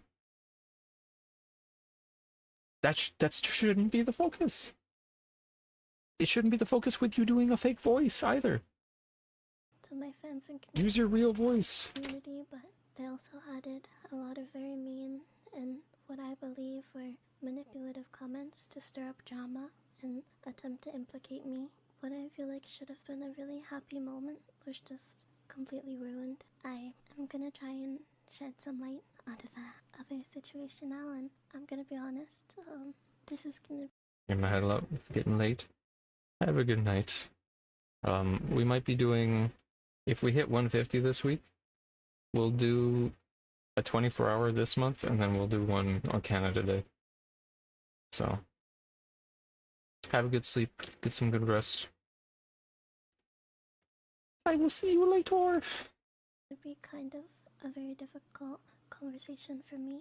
I'm sorry that if I cannot convey myself properly, there are a lot of things that have happened, so I apologize that this is not as conclusive as it should be, or if things are out of place in terms of time or missing proper context. So, when I first met this person, they were very friendly, and we had bonded over games. They kept pushing me to play games, and although I really didn't want to, I eventually agreed because I just wanted to have a good relationship with all of my coworkers. Over time, their behavior really started to shift. I feel like once they felt more comfortable, they began calling me more often, making extremely flirty comments. Sorry, so she started talking about Aster. That's why I stopped the stream, because I wanted to talk about who people believe. These are speculations. Maybe it makes me a mean person, but it hurts me to see others celebrating and revealing surprises when they were the one who ruined the opportunity for me.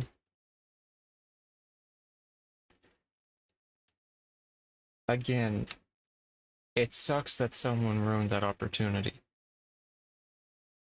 I feel like there's worse going on, though. Like, I don't think the focus should be on the outfit for this. The outfit should have come first. Being upset about that? Okay. That should have come first, and then maybe talk about the harassment stuff? And, like, which they're doing now. Well, like, bring up the fact the company wasn't doing anything after this. And then go into the details about Aster. By the way, so put a big grain of salt on it. People are speculating about who this person that leaked her outfit was. They were speculating about it before the stream this morning even aired. A few days ago on June 8th, Twizy made this tweet. It's a vague tweet saying, maybe it makes me a mean person, but it hurts me to see others celebrating and revealing surprises when they were the one who ruined that opportunity for me. And that was tweeted one day after Reimu revealed a new outfit. And then the day that the Twisty recording dropped 2 days ago, when she was saying like all these crazy stuff in that private conversation, Reimu's alt tweeted this. Damn, well, anyways. I get the sense that internal Niji-sanji behavior is just mean girl behavior. From all the talents. Because anytime I see these alt accounts or like past life accounts interact, or like leaks from this company, they all seem like they hate each other. Like there's an insane clique culture, and it's nobody seems to like each other. I don't get it. Like you act all friendly and nice on stream, but behind the scenes you are like 2 steps away from killing each other.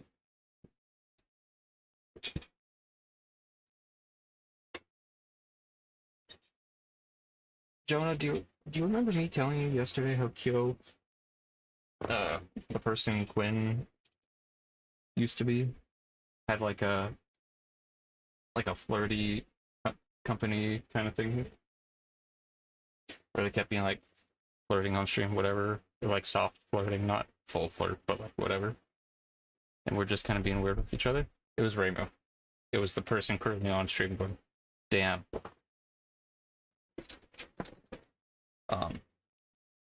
Reimu is also one of the people that is speculated to have bullied Selene and part of that clique. There's a very clear clique going on in Niji-sanji, and or not Reimu. No, yeah, Reimu. Is one of them. It's mean girl behavior. That's the only way I can think to describe it. One day after Reimu revealed a new outfit, and then the day that the Twisty recording dropped 2 days ago when she was saying like all these crazy stuff in that private conversation. Reimu's alt tweeted this. Damn, well, anyways, and then a bunch of. It's not hard to just stay in your own lane. Like if someone's like, look at my new outfit I'm showing off tomorrow. You can be like, damn, that's cool. But to then, like, leak it just to, like, upset someone? You have nothing better to do with your time? Really? You're just hating to hate? I mean, it sucks that it was validated because Twisty said whatever horrible stuff, but... like, come on, man.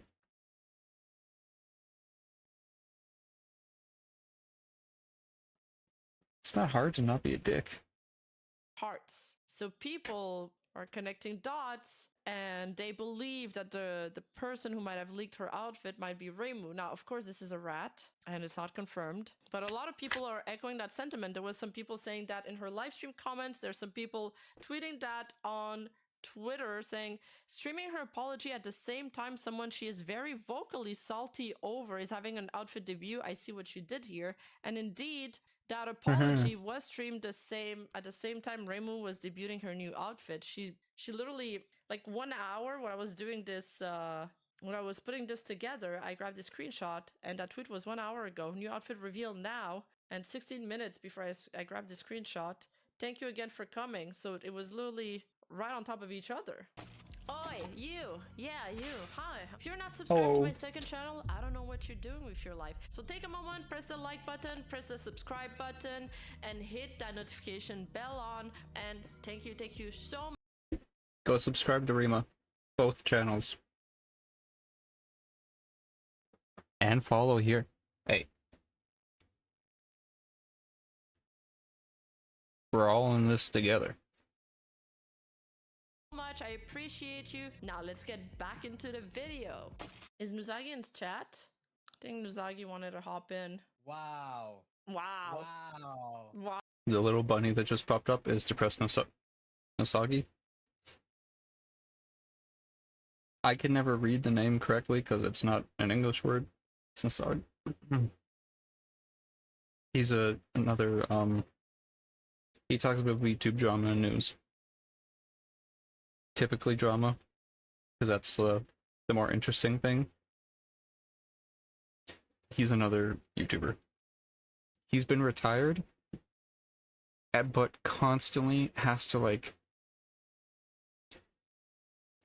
the people he watches and like does whatever the most with are constantly the ones in like drama, so he keeps coming out of retirement. In total, he's been retired, I think, maybe 3 days. Just, he can't stop and just relax. There's always something going on. Wow, the rats are winning today. Dude, what the hell? I just fucking woke up, right? And then I got inundated. I saw your news, right? It's like, oh my god, there's a part 2. I thought she already replied, and I look at it, it's like, oh my god, no, it's not. It's different. It's something else now. Holy crap. Yeah. That's really all I can say. I'm so sorry. I'm so sorry. I know. Holy Did you? And this won't be the last time Rima talks about this, because Twisty had a stream in her lolly model where she had a straitjacket on with a binky and some like weird strap blindfold kind of thing, and a blush and heart eyes, and it was just, oh man.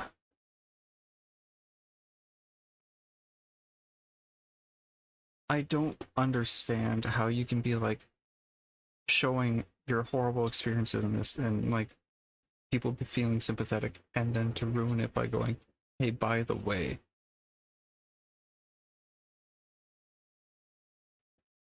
in case you didn't know, this is what I do in my free time. Oh my goodness, man.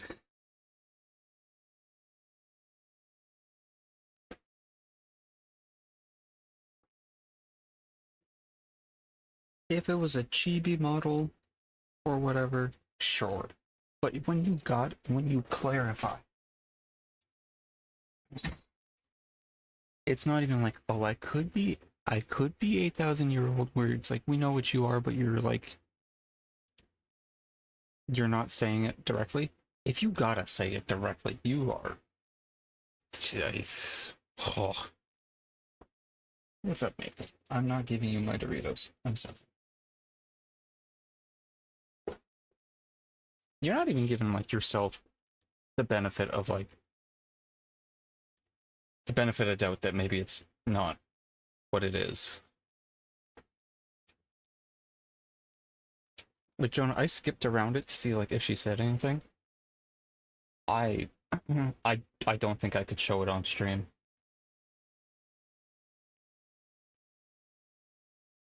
I don't think I could show a picture of the model on stream anyway.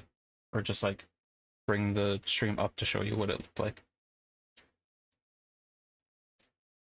Did you listen about the part about Reimu? Yeah, that's where I just joined in like 5 minutes ago. So that's how that's when you started talking about the Reimu stuff and like, oh my god, wait, really? Yeah. Well, a bunch of things. We're going over it. A lot of Aster allegations. First, she does the apology. It's kind of weak. Whatever. Okay. It Yeah. doesn't really change what she said. Yeah. I think what matters most is what she decides to do from now on. But then there's all these allegations about Niji Sanji talking about how her pay was delayed for 8 months. This was something that was also said in the leaks. How her first paycheck was made to cover almost Her debut. her debut, almost all of it. And then there's some more Aster allegations saying how this was brought up multiple times to management and nothing was done about it. And then she ganged up with some other livers and they brought more evidence to management. And then after that, the leaks happened and then the false video happened and then she was put on forced hiatus. But throughout all of this, basically, she was the talks were repeatedly more on her exit rather than any, like, it just felt like Niji Sanji wasn't really making any efforts to They don't care. fix the Aster allegation, or like they didn't really care. There was also, she said that she was offered a settlement and she said that she believed that legal settlement? I don't know. She just said settlement. So Holy and shit. she says she doesn't believe that, if he was innocent, that they would have offered a settlement. And then she said that there was her model was leaked by a coworker 10 minutes after she privately showed it. How long are you into it? Oh 8 yeah, minutes? she Oh, also okay. said she doesn't believe any investigation took place. But like how? Because during an investigation, you go and you interview every coworker. Like there's question that this has been going on for 6 months. How could she believe that there was no investigation that happened? She was at the center of it, so obviously they would have asked her questions. Maybe they haven't. Like, holy. Oh, okay. So, a question, Rima. Do you what's your take in all of this? Like, how much do you believe in all of this? Well, Like you personally, Yeah. Well, everything she said is nothing new. It's showing a real pattern so far. But I want to take a look at the rest of the stream right now. About Okay. my appearance. Hi, bud. And Oh, do you want to stream it over to me on Discord as well? they would often Just so I ask me can to watch it with say you? Yeah. specific things or Okay, thank quotes you. or phrases for them so that they could hear it in my voice. God I damn, would bring dude. my ASMR in a way that made me feel I don't know why you would extremely fake the voice for uncomfortable. this. They would want to call with me more and more. Now she's talking about Aster. Because she uses her real voice for the twisty stuff. I don't know why you would make your voice higher for your apology. Unless maybe you're trying to like hide from Meiji, but they know who you are. They know your past account. Hey Maple, just come lay down. It's okay. Is the weather freaking you out or something? What's wrong? It's alright. You're okay. Hey. Hey. It's weird. My only guess is like you're trying to use it for sympathy. But like,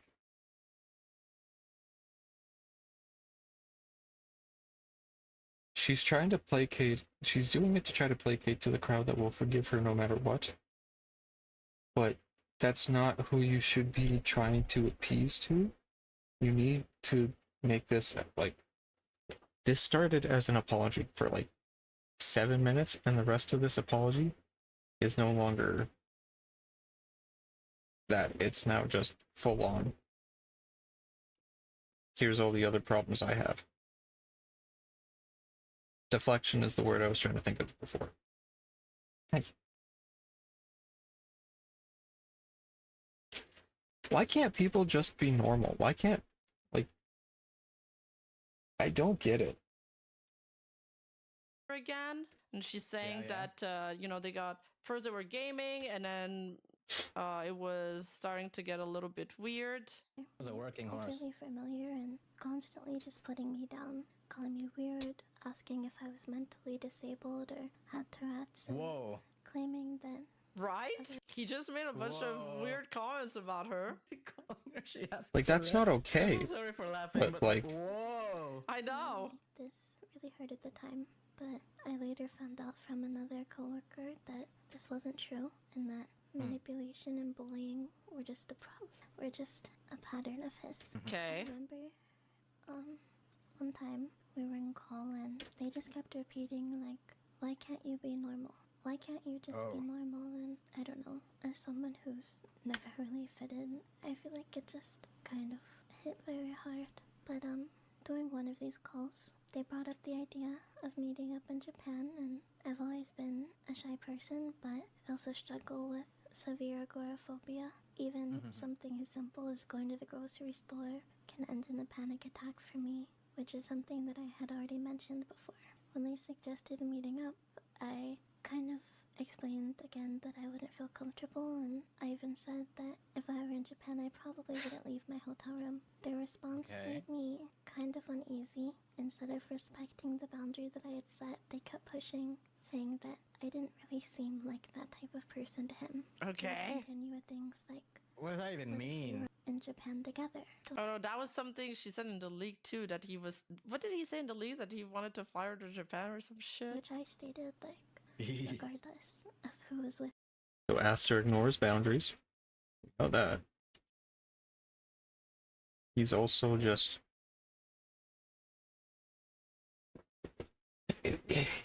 Bad person is bad, okay? It's nice to finally hear it firsthand from somebody who has dealt with it. But this should be a separate thing to focus on. It shouldn't be tagged onto your apology. That's like the only criticism I have. The fact that your company was wanting to do a settlement instead of investigate anything is larger than someone leaked an outfit. With me, I would still feel extremely uncomfortable. And Understandable. said, "What if I was in Japan with you and I held your hand?" So, yeah, I can see him like doing the finger poke, or he's just pointing his finger together. Like, what if I was in Japan with you? Would So you he's be cringed, too. comfortable? Ooh. The people shy? The people shy thing? Oh Yeah, man. That's so fucking funny. I'm so sorry. Oh god, it's like I feel bad because it's like a bad situation for her, but like, oh my god. No, it's bad if for, but actually- he's cringe. He's creepy. Yeah, I know. He has to Nah, just- man. Oh my god. Okay, keep going. Like, this is physical cringe. I He know. followed up with, "What if I hugged you?" No. No. Repeated that I still wouldn't feel comfortable then, and what I interpreted. That's to the be a emote they're very, talking very about. Flirty tone. They had said, "What if we just stay in my hotel room together all day?" Sometime after this, I was invited to Japan under the pretense that they had not many people for their event and they really, really needed me. I later found out that this was completely false. They What? had more than enough people for the event, and I feel like they were just trying to guilt trip me to try to get me to show up. And thinking about it, I don't think I'm a very smart person. I felt That is so manipulative of him to lie about this, so she goes to Japan to show up for his event? This, uncomfortable. I'm pretty... but It's I like wanted How much of this do we think is illegal? I don't know Japan's legal system. But this feels like luring. I feel like this would be legally classified as like you're luring someone. You're telling someone to come to a different country under false pretenses so that you can be near them. That's that. Any other context, that sounds highly illegal.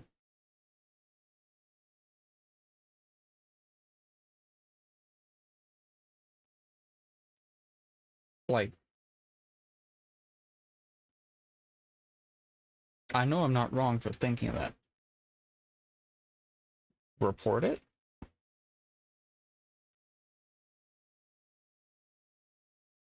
I'm pretty sure you can go to the FBI and be like, hey,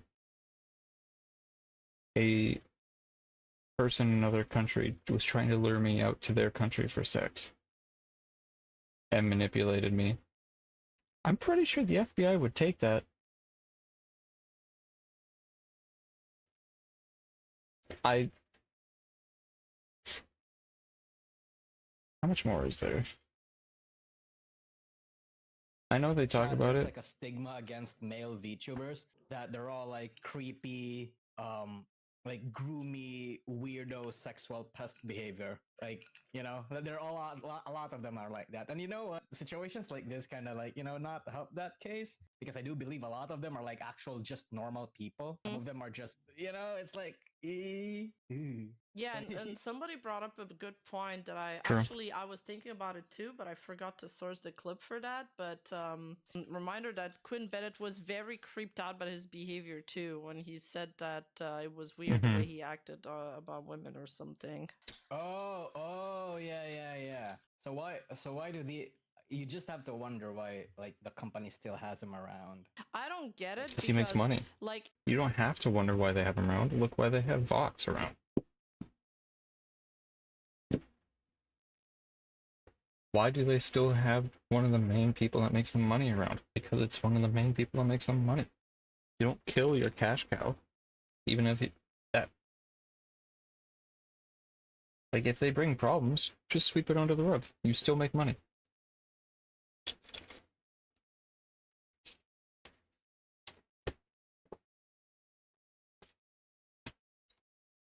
You don't have to wonder.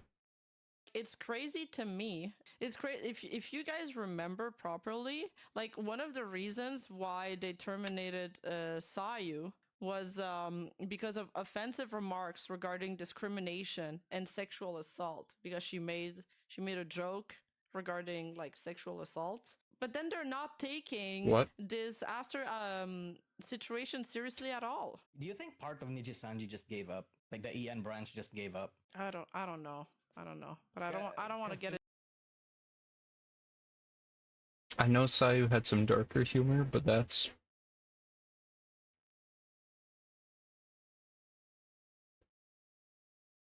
It's weird to now pick and choose. To have... If that joke... I don't know what the joke was. If it's bad enough that the company reprimanded her for it, then... There is no joke like that that's okay.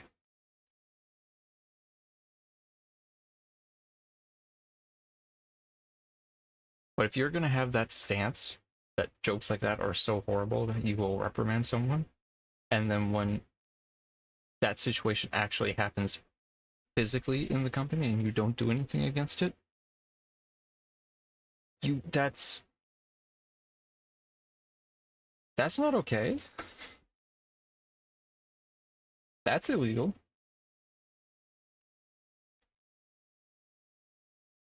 Into that right now. I want to. How much is left in this?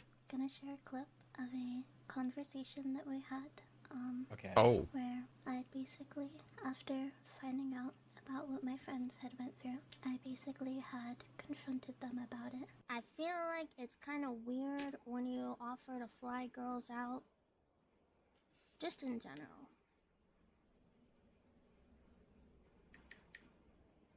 Okay. I'm getting a call. In general. Might be famous. Oh. I don't know, but don't you think But it was like a half joke. Okay, so that... Okay, well... Aster Arcadia... So this is the person currently being accused. the red level? let's take a listen to their voice and compare. This is from a year ago.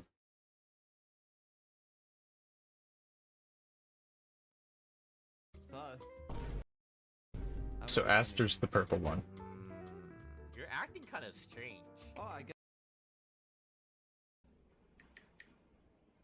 Okay. I'm getting a call. In I general. might be famous. Is that similar?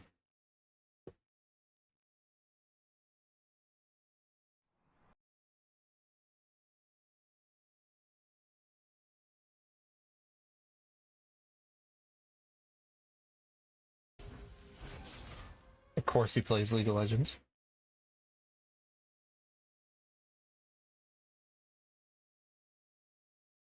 Is there a section of just you talking?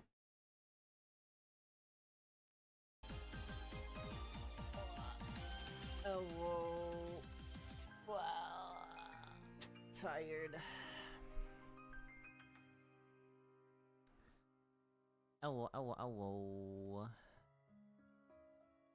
Good evening. By the way, he says evening. Okay. Okay. I'm getting a call. In I general. might be famous. The E's are similar. They sound similar. Playing this clip after, like... So you recorded this. I'm guessing this was part of the proof provided to whatever person in the company doing investigations, but you provided this, or you've had this.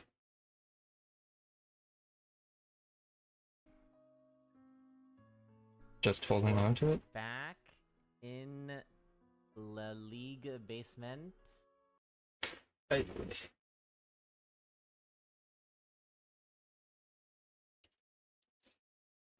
Twisty, Niji, Sanji.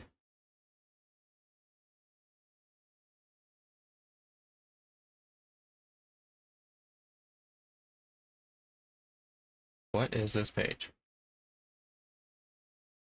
Okay, for YouTube. That's it. Alright. So she's just got that on her channel too.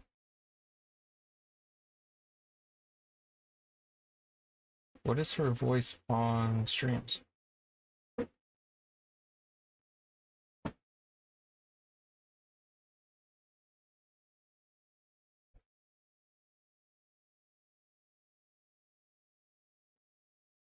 So when I was about 12 years old was when I first started attending the youth center, which is when I first got introduced to VGC.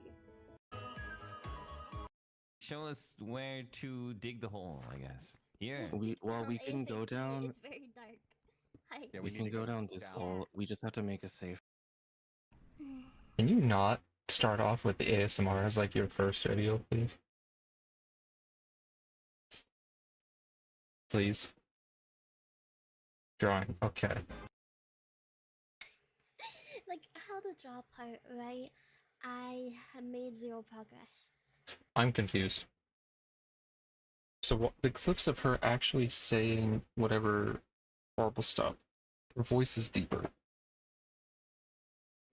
But in a private call, assumedly with someone else, and in streams, she uses a higher pitched voice.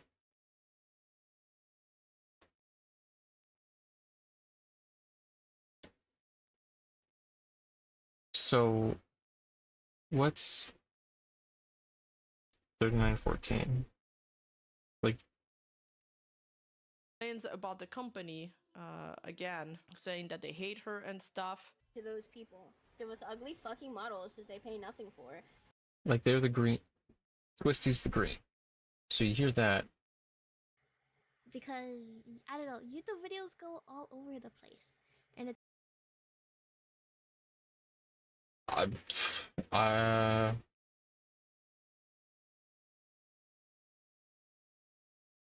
I'm confused. So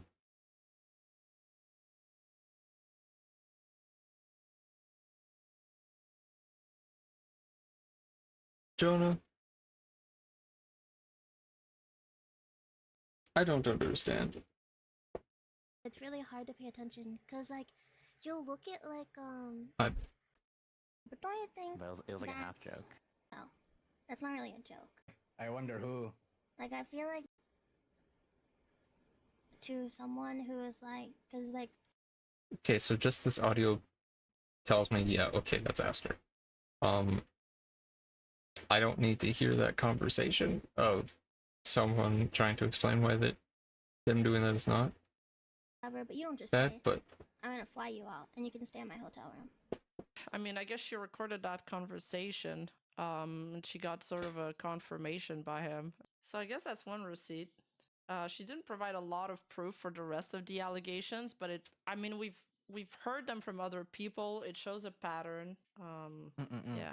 We continued to go back and forth on it for a bit, and at one point they had said something to the effect of, "Well, your friend is just so nice, and I really couldn't help myself, you know." And I just couldn't felt help like myself. That kind of hit home for me. I don't think that someone being nice to you is an excuse to push their boundaries, or I don't want to say this lightly because I do believe that my friend had it much worse than I did. Who is she talking about? I think he said that, like that recording that she showed. What I'm understanding, but I might be wrong about this, is that he said that joke to one of her friend, and in that recording, she's confronting him about it, and he's like, "Oh, it was just a half joke." And then after the recording ended, they went back and forth about it, and he's like, why would you say it's a half joke? Why would you say like, oh yeah, this comment I made about pushing someone's boundaries to make them uncomfortable? Why would you say that's a half joke? So you partially intended to make them uncomfortable? What, how does this help you? Saying it's a joke doesn't help you, but being like, no, I partially meant what I said. Excuse me? like, "Oh, but your friend was so nice to me." And she's like, "Well, it's not because somebody's nice to you that's an excuse to say things like that and to push their boundaries." Was it well, did she ever imply that it was that friend was also a part of Nijisanji, or? Well, I see some people in the chat speculating that it's Carly, but she didn't say that, at least not yet. It's most likely one of If it's Scarlet, Zoph is gonna go fight Aster one-on-one.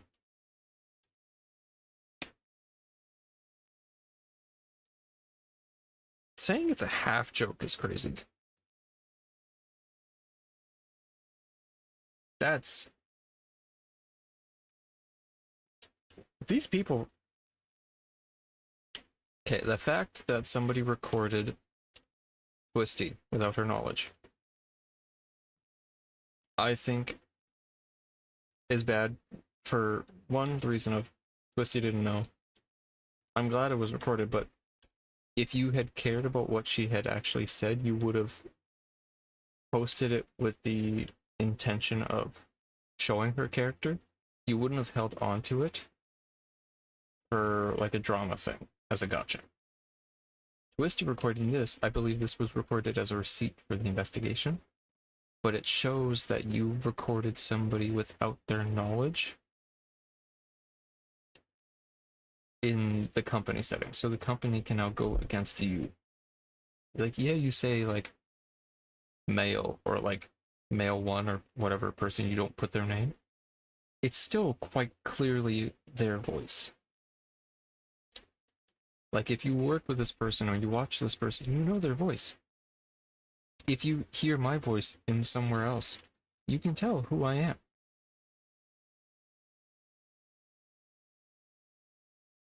But also now everyone else in that company isn't going to want to have a private call with you because they don't know if they're going to be recorded or not.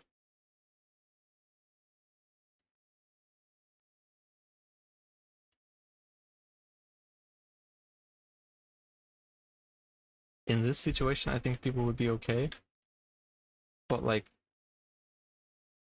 doing this now, the company can go against you for reporting with someone's knowledge, because depending on where they are, if it's not a one-party thing, then one of her indie like VTuber friend, because she has a lot of indie VTuber friends, it seems. I mean, if he has a track record of being a groomer, then Not a I'm going to groomer. oh, sorry, a sex pest is. I'm more than willing to bet it also Yeah. extends to not just Nijisanji members. It's Oh, also a yeah. lot of VTubers as well. Oh, I'm sure. Yeah.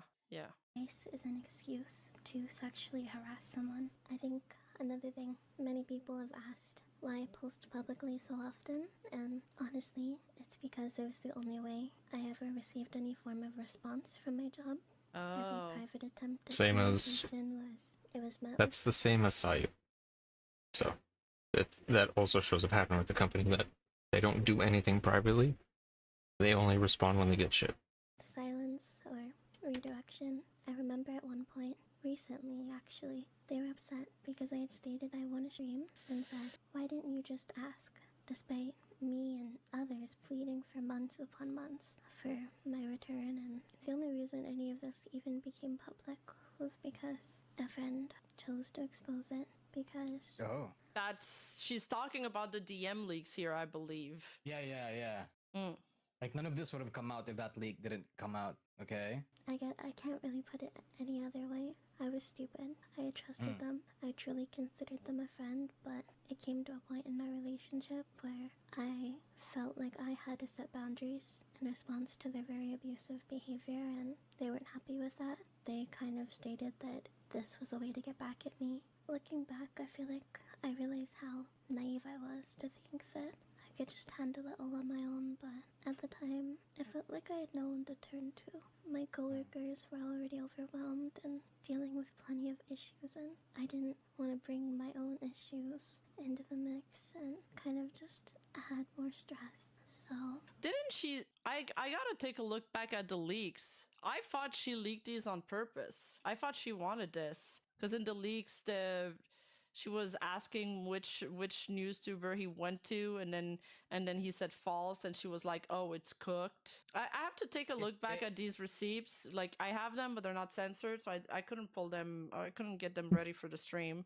It could have been like a statement of like a preemptive measure to safeguard herself more than her wanting to actually leak it, but like, goddamn. I gotta ask, is everyone recording everyone in the industry behind their back? Why are there so many recording with shit? I don't know, dude. It's fucked up. I think it's fucked up. I don't like this sort of behavior in the industry where you like it's so petty to me that whenever you feel like you've been wronged by someone, you start dropping this shit unless it's actual criminal behavior or like something like this, like the whole like Aster shit, right? Like, her being a sex pest. But like, if it's just for petty drama, if it's something like this where you're outing someone for like illegal behavior, I don't care.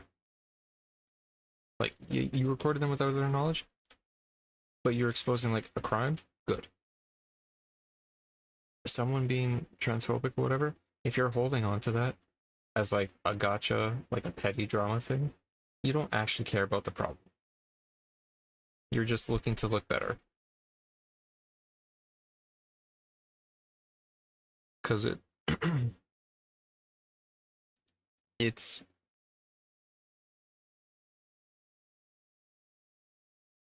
it happens too much, and you're setting a precedent. Not setting a precedent, but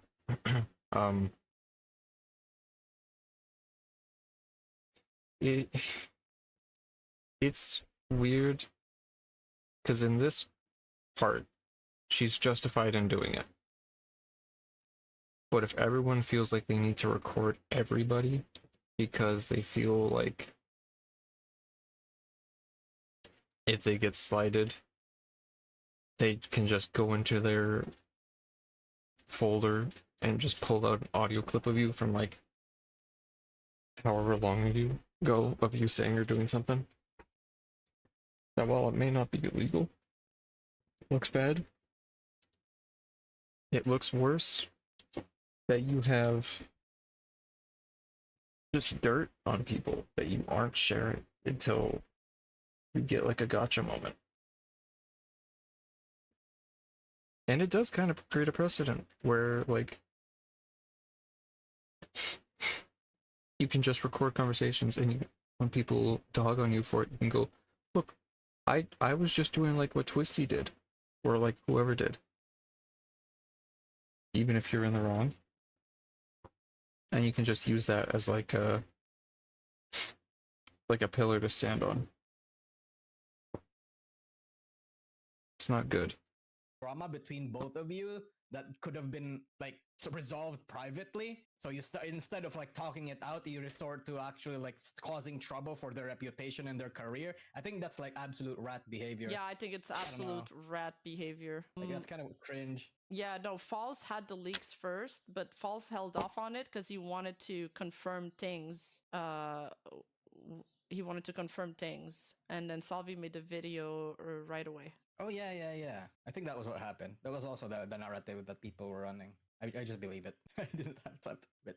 I guess that was very stupid of me. I'm not perfect. I've made so many mistakes, but I truly don't think I've ever acted out of malice to hurt someone else. And it does hurt to be painted as something I'm not. I only ever wanted to just do my work and take care of my fans and find a place where I could belong wholeheartedly without any fear or shame. I want to just take this moment, I guess, and I want to just sincerely apologize to my past, current, and future fans for the things that were said. I've mentioned it many Future times, fans. but I just want to say it again clearly. I truly do not care about money or expect anything from you.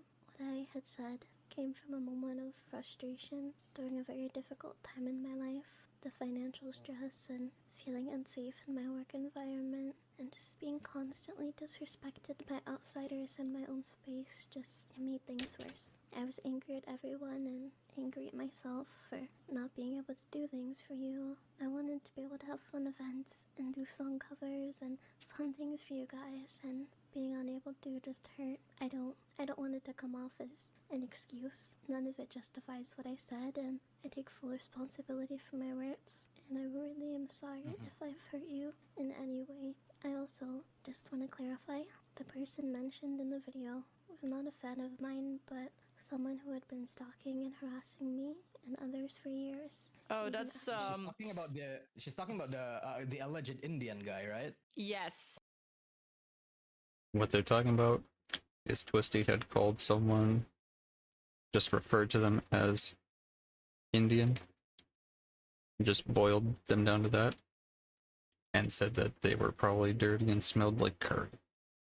That is what Twisty had said about this person. Saying now that they're a stalker, don't, like, that doesn't justify what you said. I don't like that person either if that's true, but you can't just talk about people like that.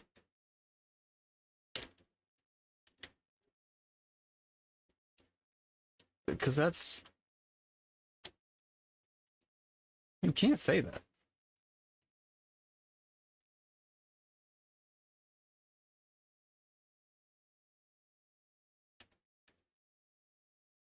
Jonah, do you think we need to finish this?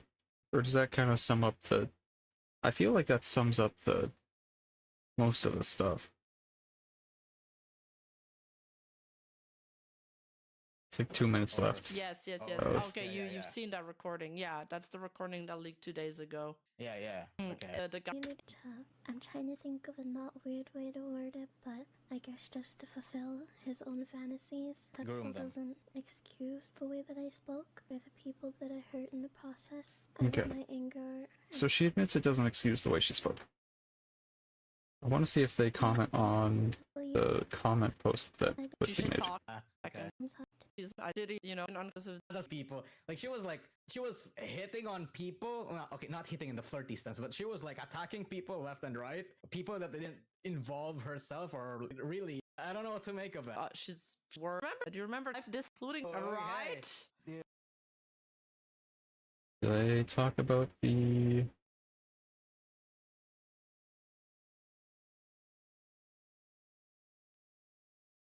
comment Twisty made?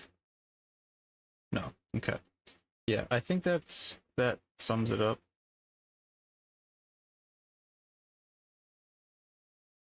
Just them talking.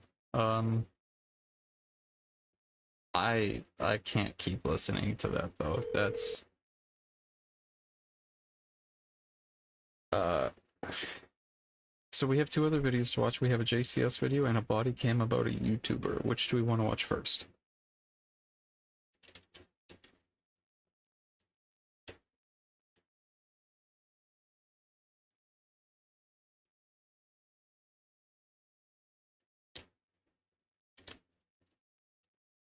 YouTuber? Alright.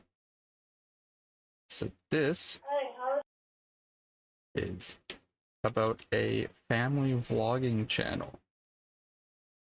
Chat. That is the link to the video. This is from EWU 5 months ago. It is sent. There are sensitive topics. All these react streams are like sensitive, more like late night topics.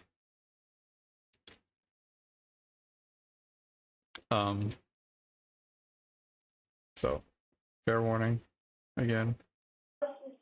Wondering if you could do 2 favors. Well, what are they? Taking me to the nearest police station. What's going on, son? Have a seat there. It's personal business. Ring, ring, ring. Whoa, whoa, whoa, whoa, whoa! Wait a minute, how do you come to my house? And I'm a good woman. I don't do naughty things. The lives of family lifestyle influencers Jody Hildebrandt and Ruby Frank. So, Ruby Frankie.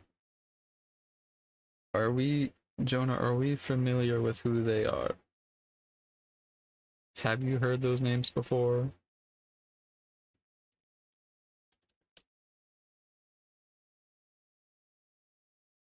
No? Oh, you're in for a treat.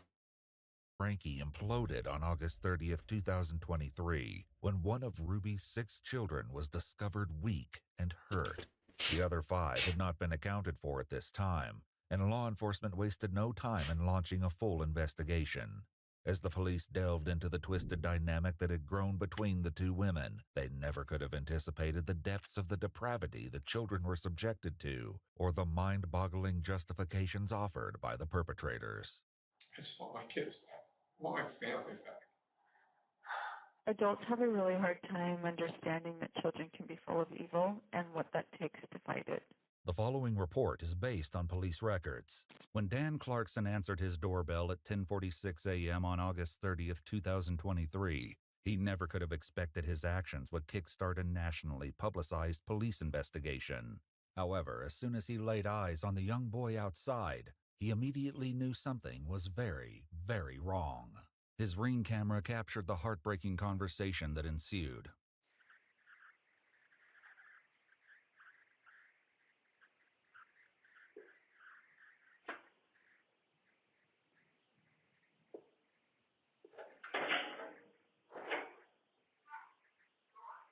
Yes.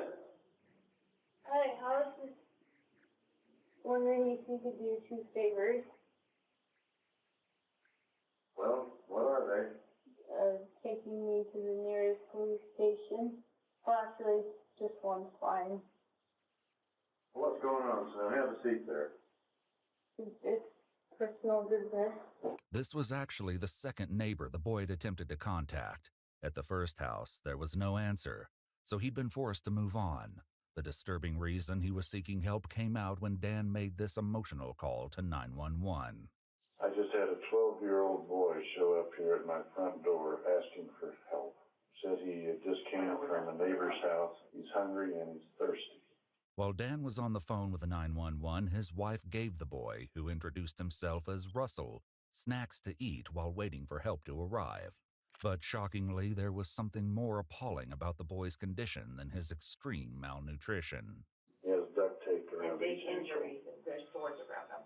Yeah, there's sores around him. I think there's a good chance he's been... And he also has and he has been around his wrist ankle. as well. I mean, his wrist as well. Okay, this boy has been... Needs immediate attention. And yet the most heartbreaking revelations were yet to come. Okay, this boy has been... Needs immediate attention.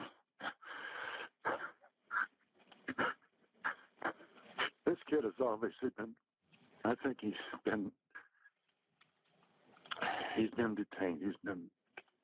He's obviously covered in wounds. He says what's happened to him is his fault. We need the police here now. The police and an ambulance were already on the way. During the tense waiting period, Russell revealed that he'd been staying with his mother and her friend, Jody Hildebrand, since May. Terrifyingly, he added that he wasn't the only child in Jody's house. His two sisters, ages 9 and 14, were still inside. So there's other kids there, one younger than him. We've had people come to my door to ask for help and stuff before, but they've been adults. I can't imagine what thoughts go through your head when you see a kid show up in that state. Because Dan seems older. He's probably a parent.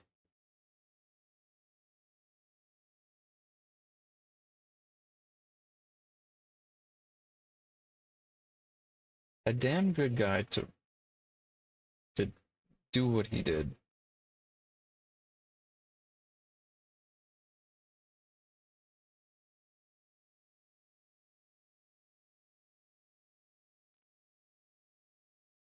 Jonah, you remember how I was saying yesterday, every action has a source of love? One of the hardest things to do is to show love to someone you don't know.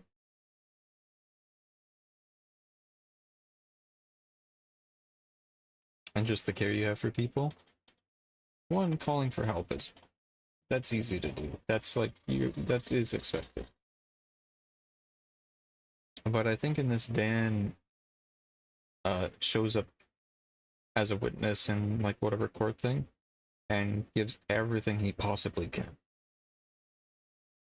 to help someone he doesn't know.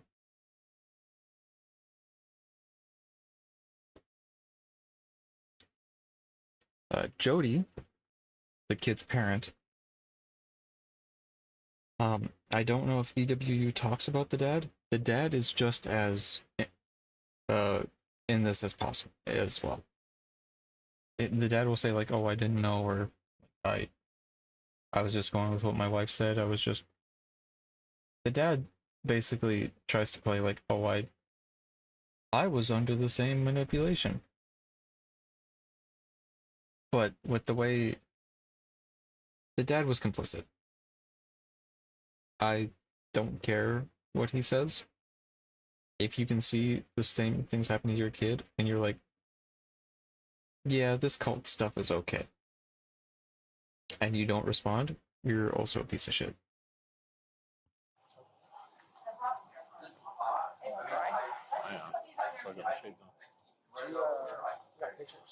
I'll take more.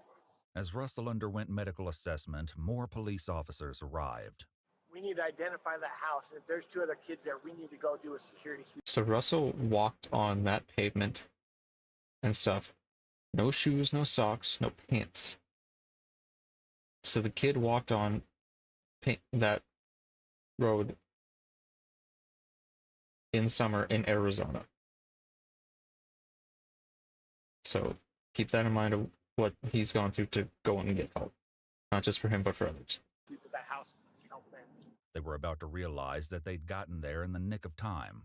As the police staged in Dan's driveway, a woman drove up in her car and announced that she was searching for a 12-year-old boy.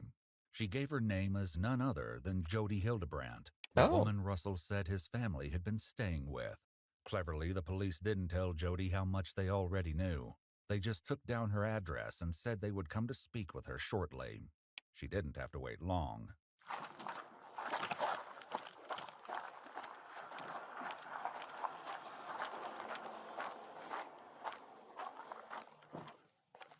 Brilliant idea. You see the police gathered at somebody's house, be like, hey, have you seen a 12-year-old come by recently? Duct tape.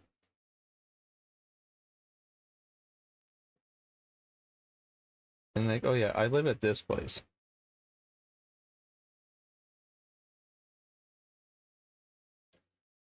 Only the smartest of criminals, I guess.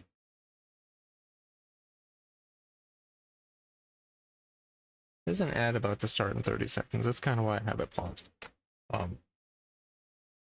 we'll see her reaction, and then I'll pause it again. We'll wait through the ads. Oh, ring, ring, ring. A banana phone.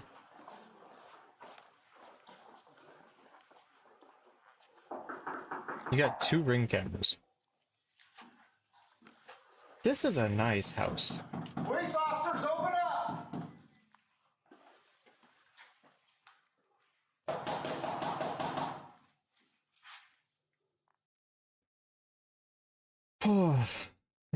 So what they're about to find,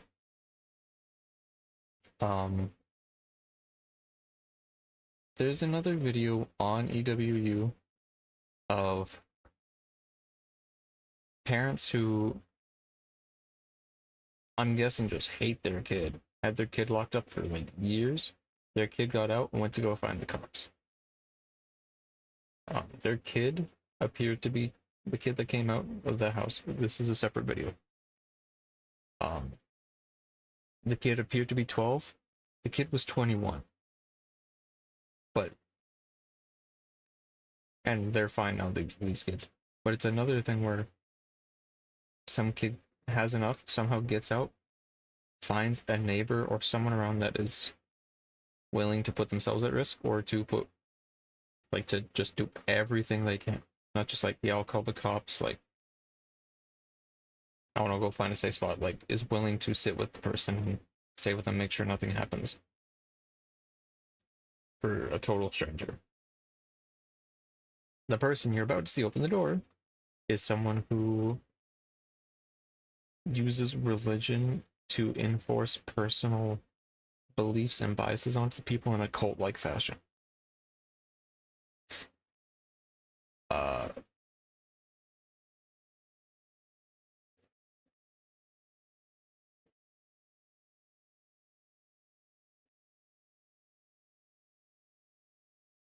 So it's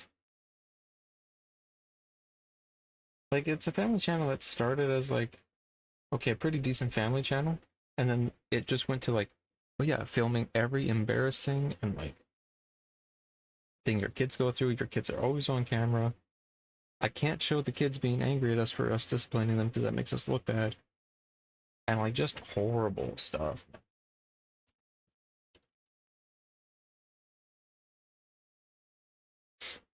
Ads are done in 10 seconds. I'll hit play once they're done fully. But we don't like either the parents or the friend named Jody. So 3 people we don't like. Got movement right here. Right there. Contact. Got movement. Open the door!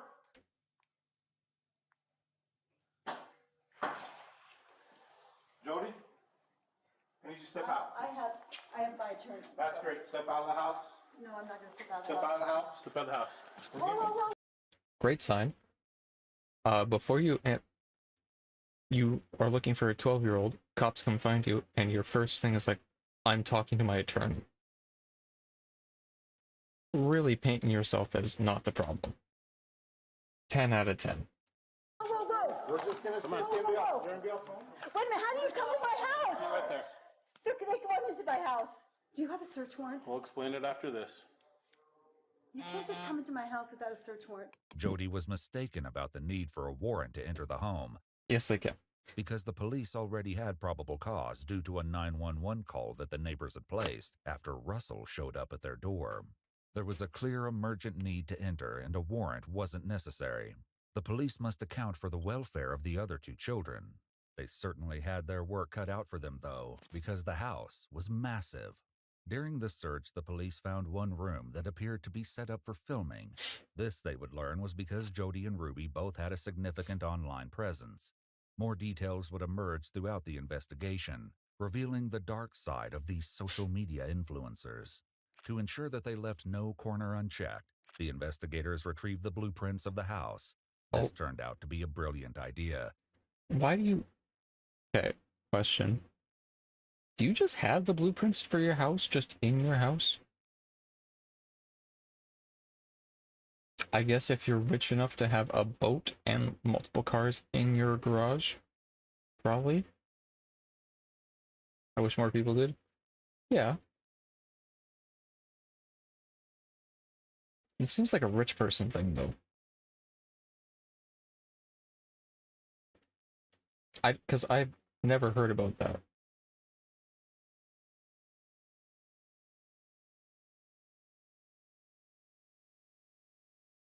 That's me because I remake houses in Sims. Fair. I don't know, just hiding it like on the ground behind like storage containers is odd. As the schematics revealed something that might have been overlooked otherwise. Outside. Decorate the inside of your house, man. You want to make it look like a prison? What is this? As the schematics revealed something that might have been overlooked. Just concrete? Looked otherwise. Outside, Jody did not appear to be shy about expressing her displeasure at the intrusion. I have Airbnb guests over there. Probably scared me to death. Okay. Is there anybody else in the house? Yes. 2 kids? There's a little girl. Just one? She's right over here. Okay. The Airbnb guests were the least of the police's worries right now. Following Jody's instructions, they made their way down the hall to a bathroom with a large closet. What they found inside was devastating. Hi, I'm a police officer. Are you going for the union here? Hey, you okay?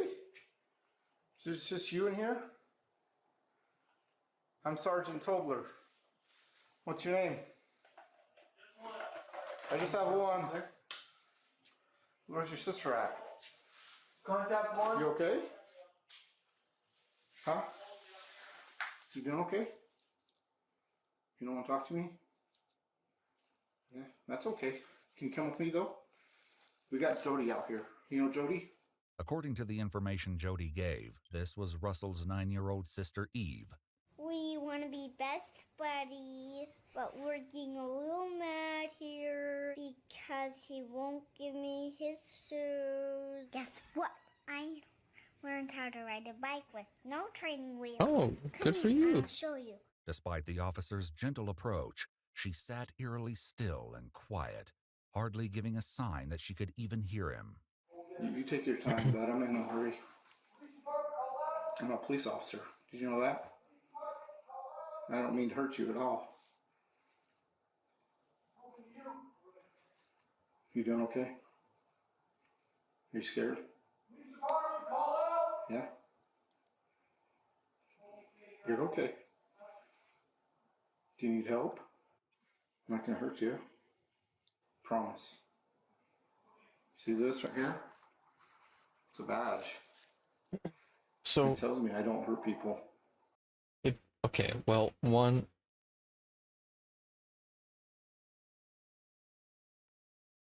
we just saying things now, I guess. 2, cops are trained in what abuse looks like. Or at least I think they should be. If a kid has, once a kid has clear signs of abuse and you go to the house and the person is like, I have my attorney on phone. You scared my Airbnb guests half to death. And like, where's the other kid? And they point and the kid is sitting like a statue, silent, non-verbal. I think it's said in whatever that they avoided eye contact and wouldn't move. That's a horrible sign. First off. Like, that's number one way to look guilty. Trauma. On full display. I'm just here to make sure you're okay. And I get if you're scared. I would be too. Okay? You want to come with me? Still, Eve didn't respond. They hatched a new plan to win her over with pizza. While they waited for the food to arrive, the officers kept her company with the utmost patience, refusing to rush her out of the closet until she made the choice to leave. I'm just gonna sit down.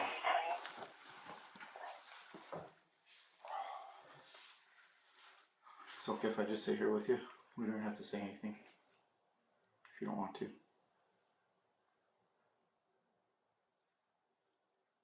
What this tells me immediately is that this closet is not in use. One, just by the looks of it. Two, this is obviously like, if this child has been coached. If police show up, go here.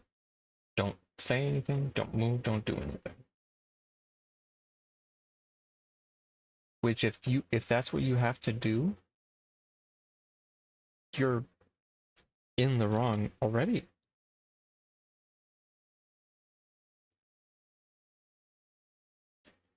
Because even if cops aren't trained on this, they get that experience just dealing with people. And if Jody, I don't remember what she says, but if they end up being like, oh, we weren't abusive, we just taught our kids to go hide in a safe spot and not talk to anyone if police come by. Not, hey, come to us, or talk, like tell an attorney or something. Just go hide in a closet that's not in use and don't say anything. Don't even look at them. That's not suspicious at all. Okay. I'll just sit here with you.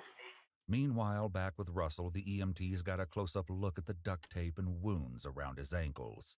What they found was almost unspeakably gruesome.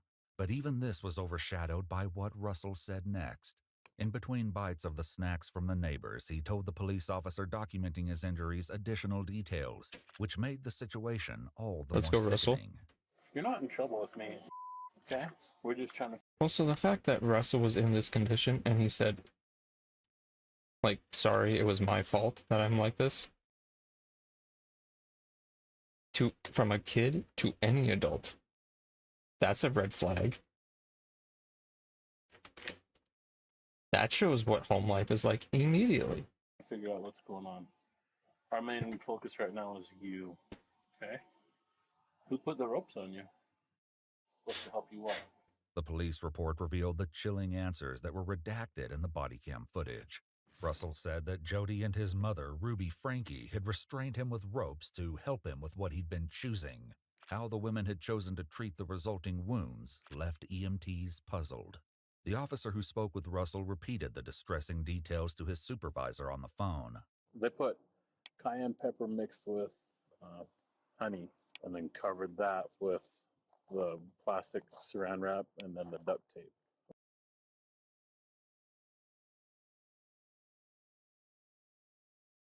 So when I hear the words to help him with what he had been choosing, that sounds like cult stuff. Does that not, like, that's almost like textbook, like, script cult stuff. Also, cayenne pepper and honey on what I'm assuming is an open wound from, like, rope burn and whatever. And then duct taping saran wrap around that.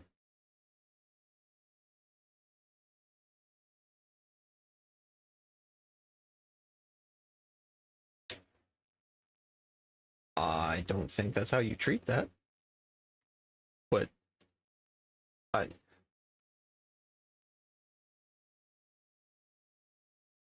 honey, I could see, like, maybe soothes a burn. Cayenne pepper seems like punishment, though. Put that in.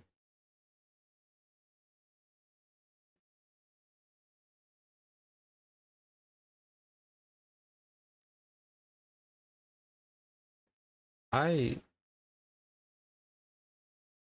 said this before with another one we looked at.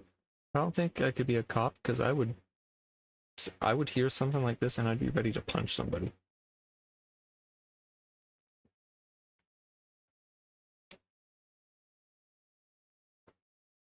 Like, if you told my dad this, I don't think he would care who you were. He'd be stanced up.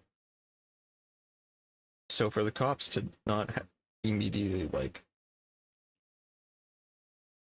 show, the cops have some restraint sometimes, not all the time, but over the wounds.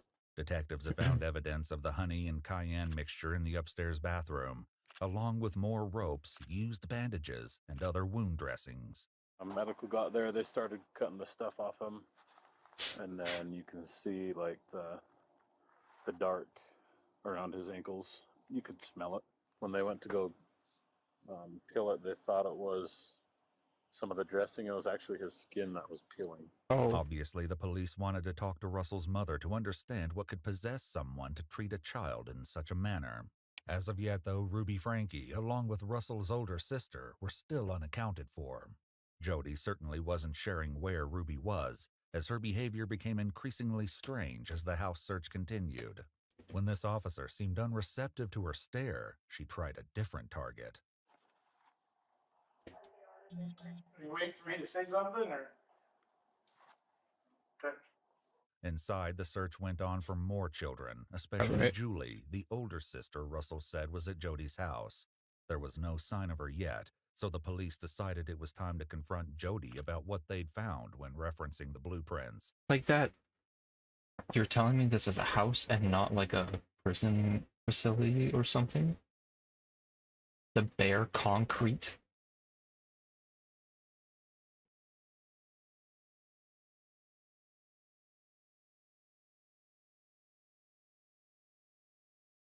Dude, I know people rarely go into the basements, but put something up.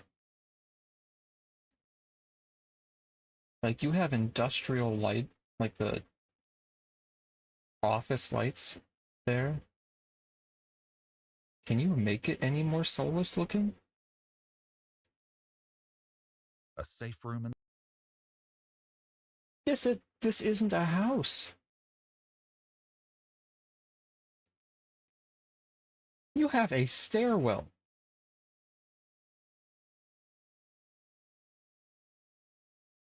In what way is this supervillain type house? Yeah. So you're a James Bond villain. This helps your... This went to a jury trial. It's sitting in the jury. If I saw this, this is how your house is, I immediately have a bias against you. No sane person has a basement that looks like a bank's, like, back room. You have... This is a torture room. In the basement, locked with a vault door. I have a question for you. Yeah. You have a room downstairs that has a safe wheel on the front. How do we get access to that to ensure that there's no one else in this home? Adam. They do need to search that there's nobody else, so I think you can give them access to make sure there's nobody in there. After further back and forth to get the lock combination from Jody, a team returned to the basement to open the safe. Upstairs, additional officers were still trying to gain the trust of the little girl in the bathroom closet. Found dead skin. She found dead skin. Dead skin. Get out from underneath my bed. Right now. Sorry, Mom. I am more upset that you came in my room when you knew you weren't supposed to. You knew that it was a bad idea. Yeah. You're still gonna have the consequence of not having your nails done for a month. Mom. It's a deal. Give me a hug. Mom. Can I help you too to get paid? Because I want a lot of money. You... They likely hoped that the arrival of the pizza would change things in their favor, but they were in for yet another surprise. I'll put this in, okay? You want to hurry? You can eat. There you go. Despite how painfully thin she appeared, Eve didn't go for the food right away.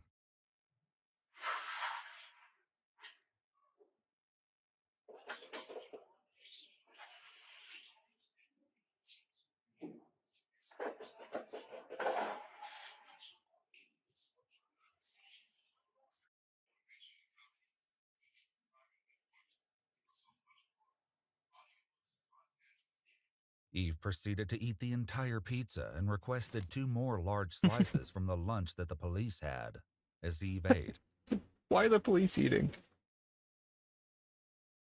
Dog. I get it's pizza, but like, you have a job to do. Like, I would probably take a slice too, but after.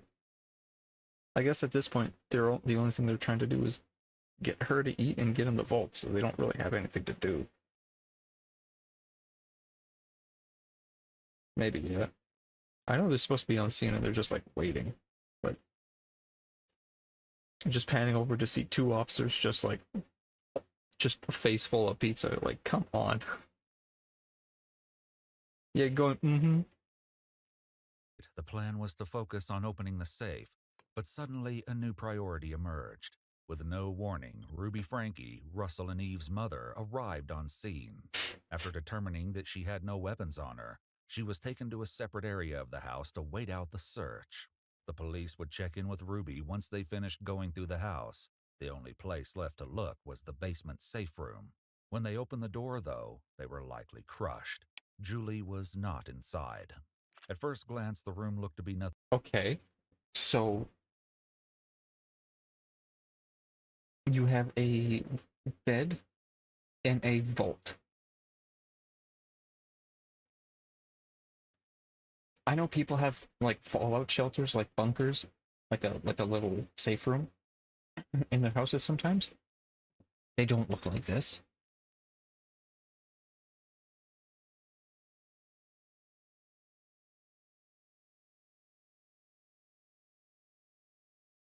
This Nothing more than a barren bolt hole reserved for emergencies. When they started opening drawers, though, they turned up. That's a rope and chains. Okay, that's either that's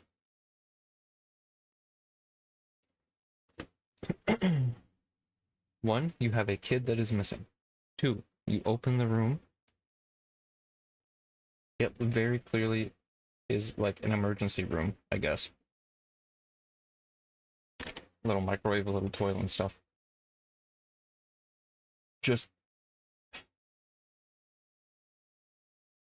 leaving evidence around. Some stomach-churning evidence, handcuffs, a length of rope, and a carabiner.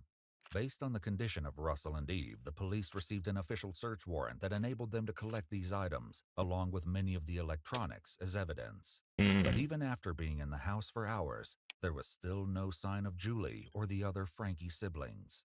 The only certain thing was what should happen with Jody and Ruby. They were both placed under arrest for aggravated child abuse. Okay, just place your hand on your back for me. Perfect. During the arrest process. And there's no neither of them. The only pushback they gave to officers was Jody saying, "Why are you coming in the house?" Ruby has not said anything about being detained. This appears to not be a problem. I would think if I was being arrested and I truly had done nothing wrong, I would be verbally, like, saying, hey, I would verbally push back on that. Just maybe. But she's silent, which... Jonah, do you think they're guilty? From what you've seen, do you think they did it? I got a feeling they did it. The officers likely noticed some strange behavior from Ruby. She didn't say a single word, even when put in the back of a police car with Jody. The police had to hope she would be more verbose when the time... They more than guilty. They are not safe. I don't know how you could look any less guilty. Or like any more guilty. Behavior makes you feral as the bird flies, or whatever Fishy said that one time. Dude, when Fishy talks, it goes in one ear and out the other. I don't submit that into my long-term memory.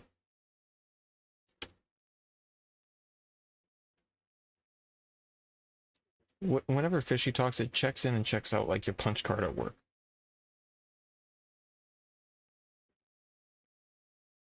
It's the only thing that stuck with you? Well, obviously not, because you don't remember the full thing. Time came to ask her how Russell and Eve had gotten in such miserable conditions. Okay, go ahead and have a seat.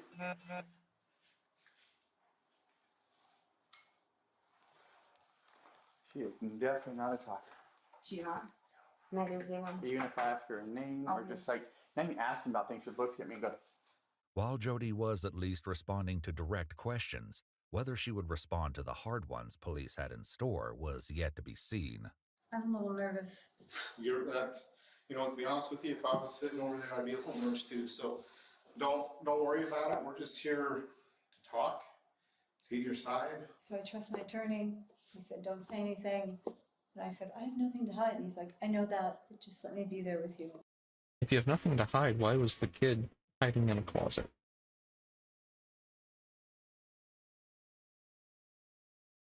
If you have nothing to hide, why did a kid have cayenne pepper and honey under saran wrap?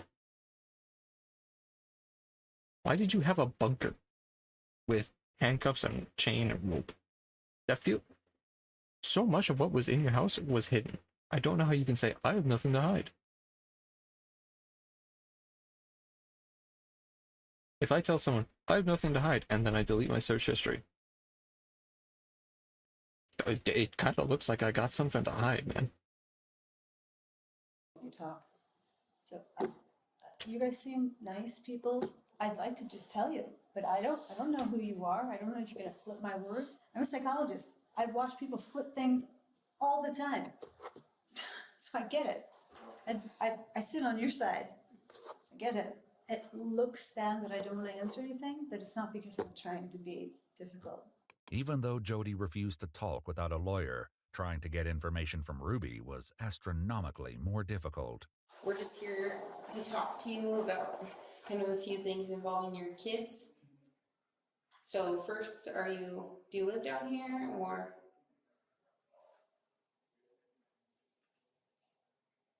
do you live up north?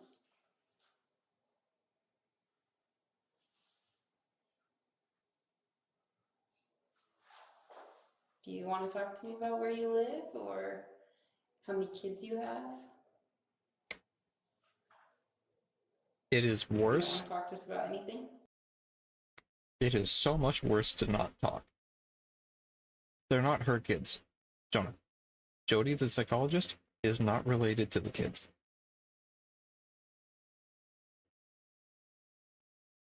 The kids are Ruby's kids. Ruby, to the question of where do you live, is just silently staring ahead.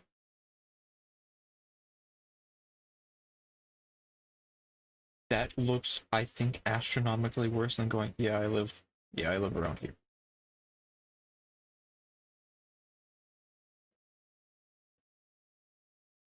Even if you were like not telling the full truth, but like, I don't know, like, yeah, I live around here, I don't know where my other kid is.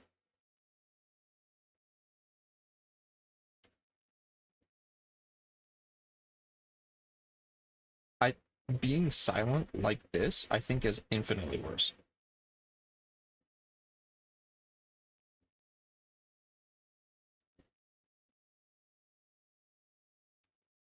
Because if you can't admit what's going on, and you can't lie about what's going on, that means you have nothing to help you. You either admit it and it's horrible, or you lie about it. And if you can't do either, this is insane. So yeah, this is just your chance to tell us. We're just trying to get your side of the story. So it's your chance to do that. But it's up to you. I'll wait till I have a lawyer. Okay. So you want to talk to us at all? There was hardly any doubt that the two women had done horrible things to Ruby's children, but with both women unwilling to talk, the police still had no idea why. And as a lawyer, how do you do this as a lawyer?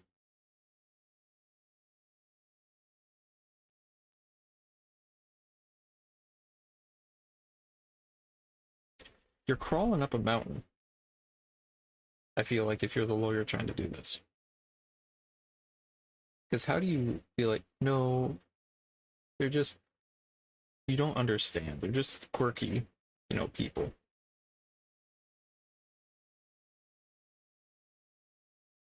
Because this went to a jury trial.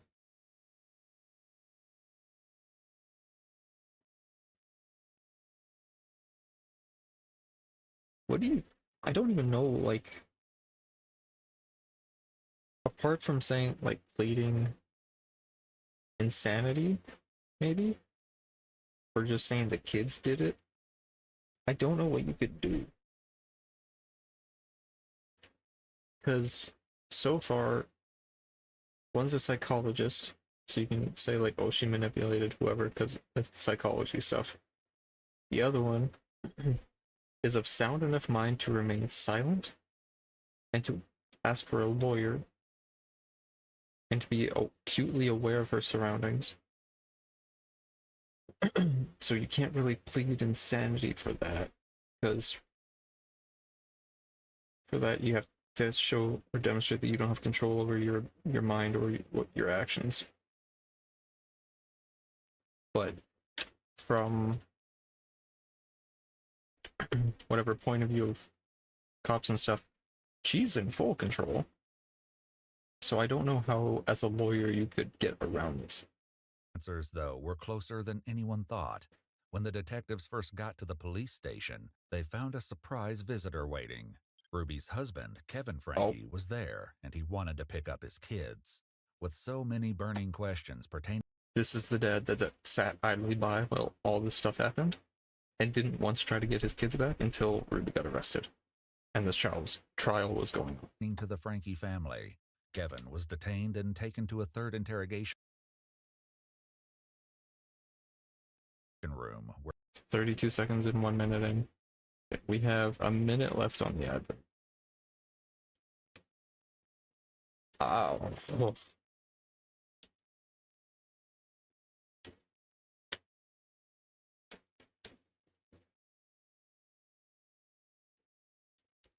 Dude.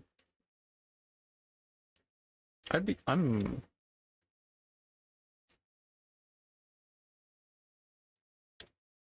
I don't know how you can do this as a parent, man. where he was read his rights. How did you find out that you needed to come here to the street? I received a message that I needed to come pick up my kids from the police department in Highlands. And who was that message from? Well, I prefer not to say right now. Does it make sense that that would happen? I'm just not aware of anyone who did that from our department. Right. And I'm not comfortable saying right now who reached out to me. Okay. Why?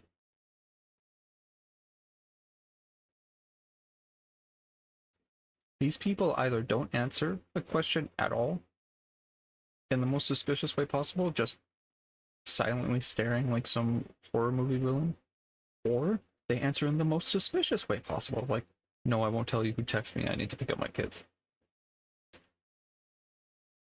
You can just say, hey, your wife's friend said, hey, can you come pick up the kids? A neighbor. You're saying, I don't want to say who it was. Why? There's still a kid missing, by the way.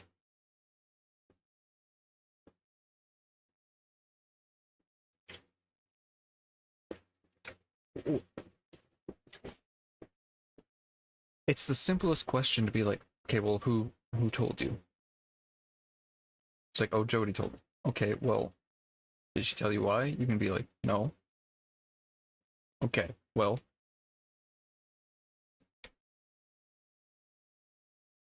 Brother.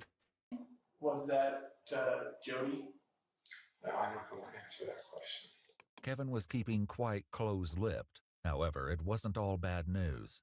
Back at Jody's house, Eve finally seemed to be warming up to law enforcement. You don't want to talk? Okay. There's nothing at all you want to talk about at all? It's okay to talk to me.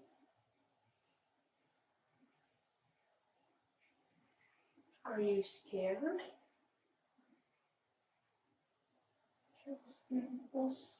We helped your brother.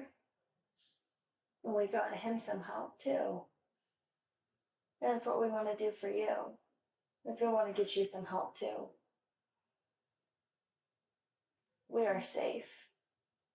We will not hurt you, and we won't do anything to hurt you. It took a total of 4 hours before Eve was willing to leave the closet with medical personnel. When examining her in the ambulance, EMTs discovered that she had wounds on her feet and decided that she and Russell both needed to go to the hospital.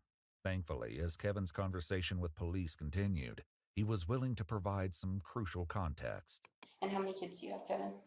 I have 6 kids. So are they all living with you, or? No, I haven't seen them for over a year. Any of them? No, none of Like, how do you spend a year away from your kids and not try to see them? Like, you don't file for anything, you don't, like... You have a kid that is 9, and you haven't seen them for over a year. You don't try to, like...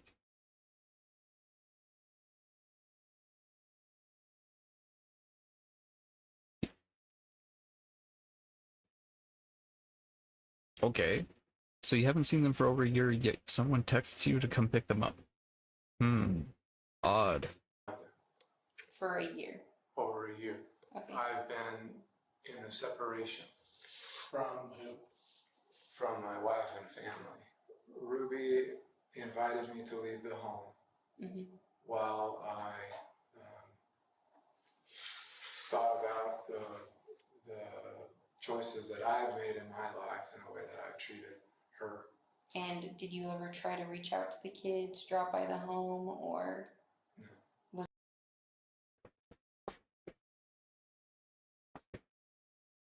The way he says it makes it sound like he was abusive. I don't know if they'll cover it here, but from other stuff that I've learned,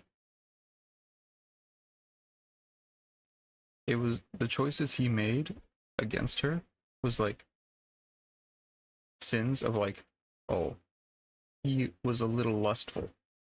He never cheated. He never hit her, from what either of them have said. It was just he had like cultish behavior, like, you know, Jody had a program where you would pay to join this program as like couple counseling, and then using what the male partner would say would go to the other party. It was typically straight couples of like using what the male partner had said to the female couple or the female partner, telling her stuff to pit them against each other and to paint the man as worse and like evil internally and something that he cannot change. So you must separate, where he has to think about what he's done against you. You have done no wrong. And that's how Jody would manipulate people and do stuff.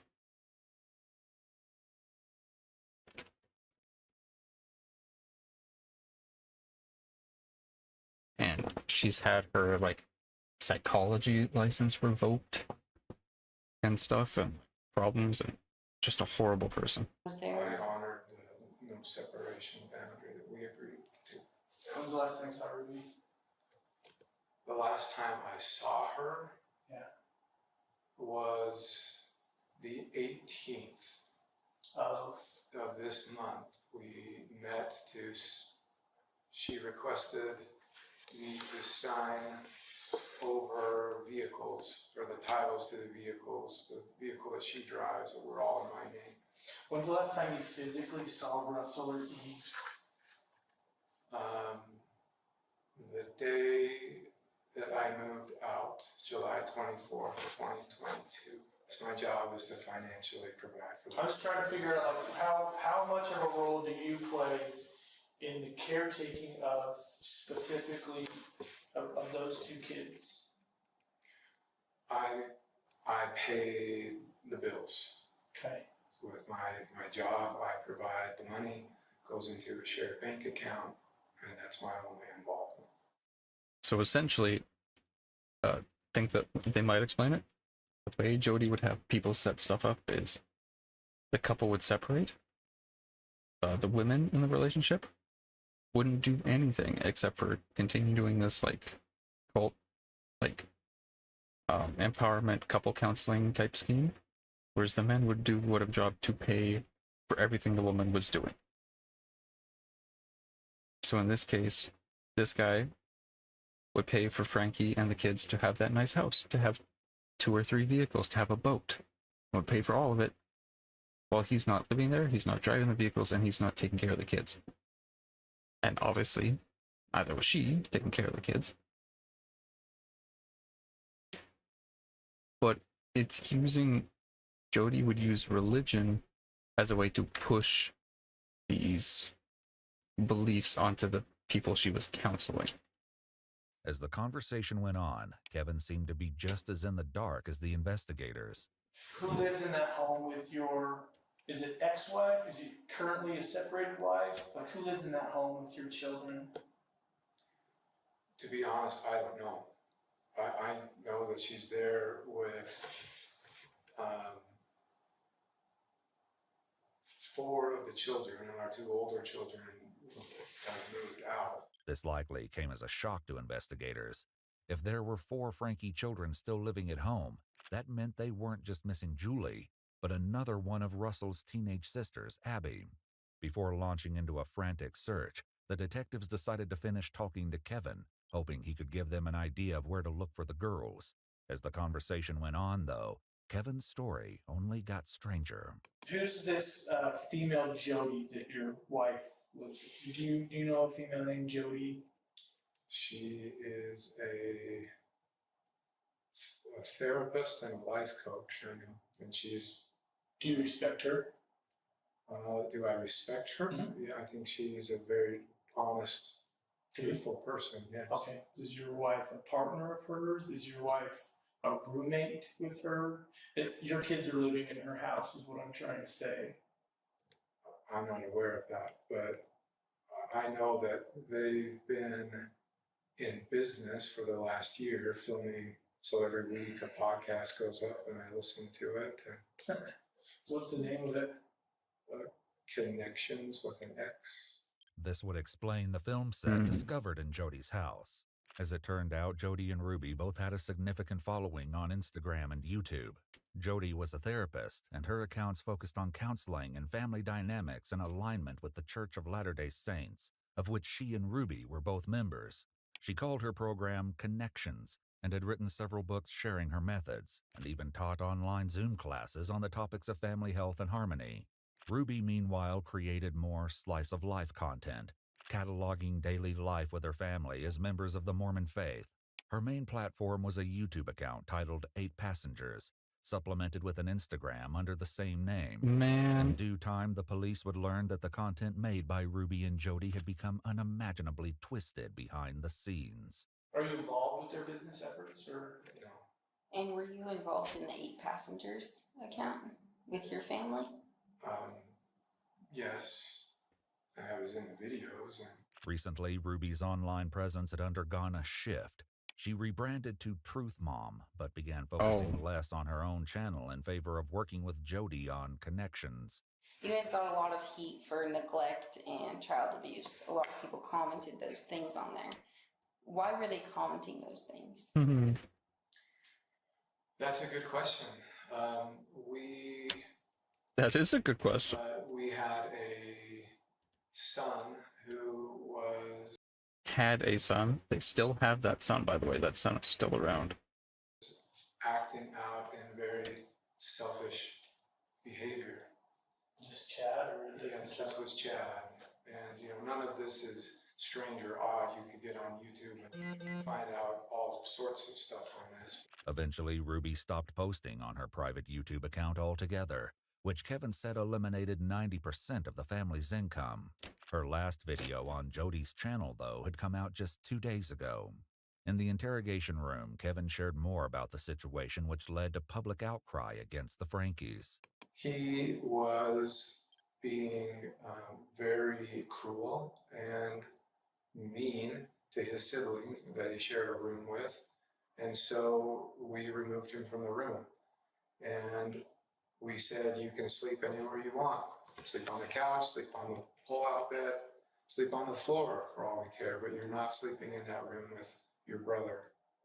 He chose to sleep on a beanbag.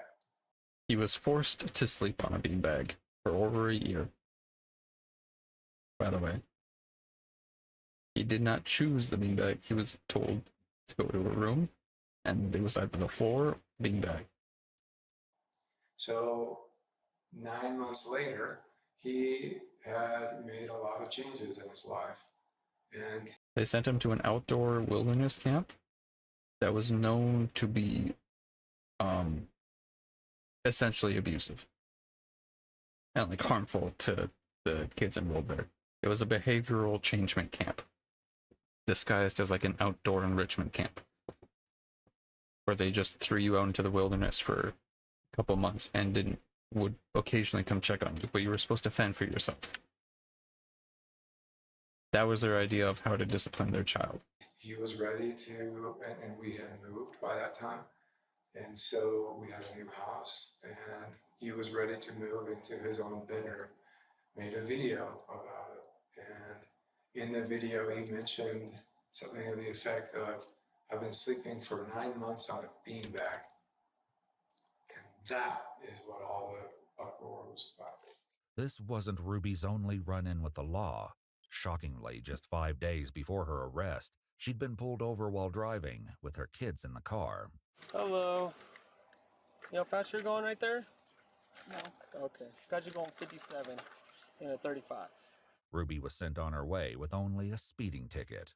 Back with Kevin, he explained that the situation with his oldest son, Chad, was the catalyst for Jody getting involved with the family. She was hired as Chad's therapist and had the boy personally paying her $900 a month. From there, her involvement with the family only grew. How this could have led to the breakup of the family in the near... Not Jody or Frank or Kevin. I'm getting all the names mixed up. The parents weren't paying the therapist. The child was paying the therapist $1,000 a month. $900, but like a kid, high school age, like near high school graduation age, paying $1,000 a month for his own therapy, not the parents. Starvation of 2 of the children was yet to be explored. During your marriage, how was disciplining your kids? How would you discipline your kids? Yeah, I'm not going to answer that question. Are you aware of the... Why not? Why won't you answer that question, Kevin?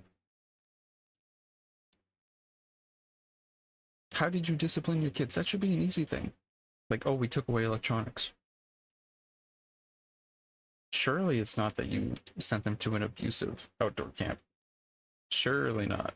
The physical condition of your children? No.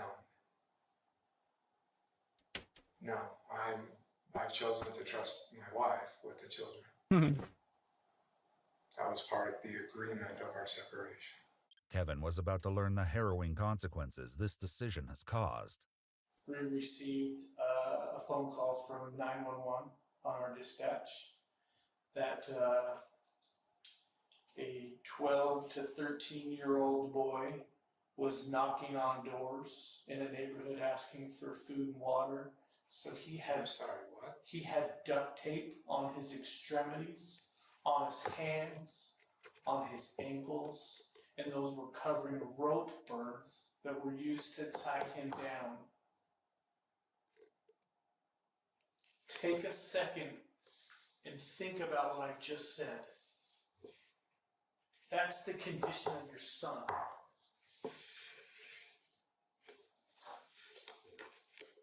Given that information, your son was taken to the hospital.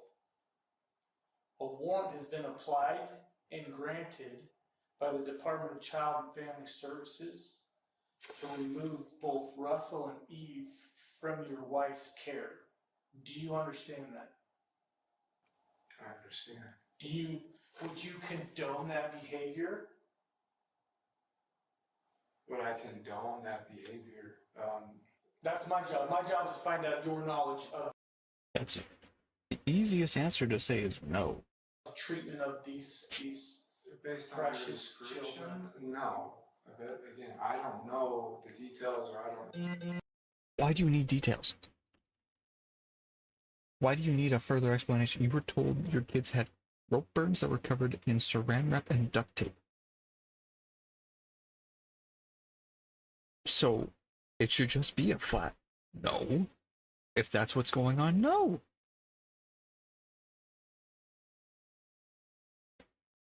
What do you mean, or I don't know what's going on?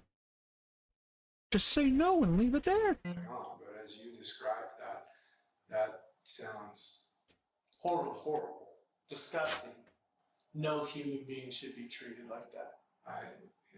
The investigators Yeah. stepped out to give Kevin a few private moments to come to terms with what he'd just learned. When the investigative team returned 10 minutes later, Kevin took the opportunity to ask a burning question. what's going to happen with my wife? I love my wife.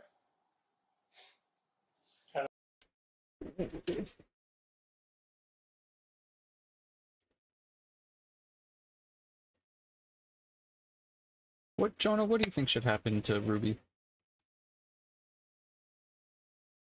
GG's? I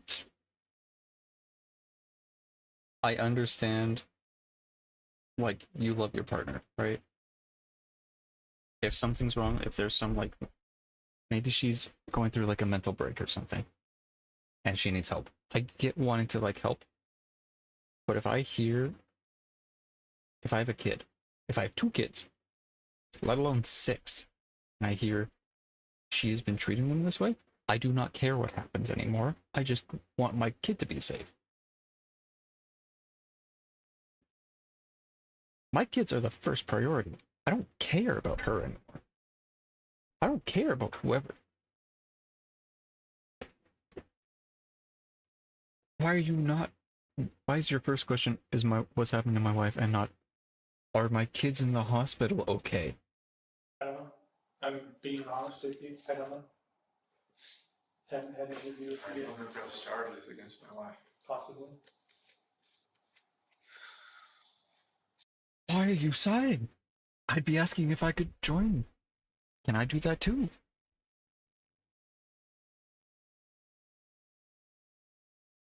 If I'm told, hey, this is the situation, here's what we found at the house. Can I put my name on that? I'd be pressing charges. She's just a stranger?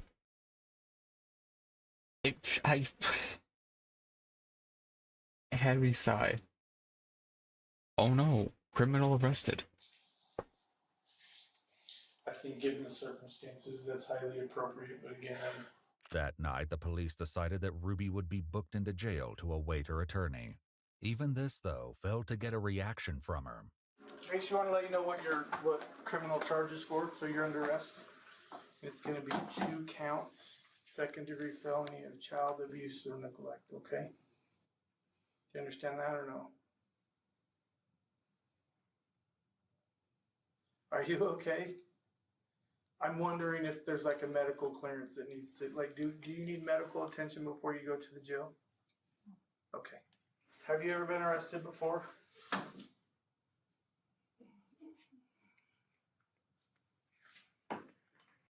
Like this, I don't know how she's like this, how she thinks this is okay.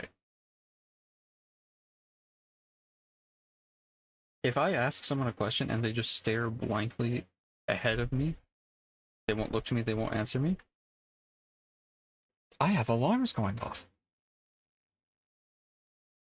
I'm not a cop, but I can tell you something's not right with you.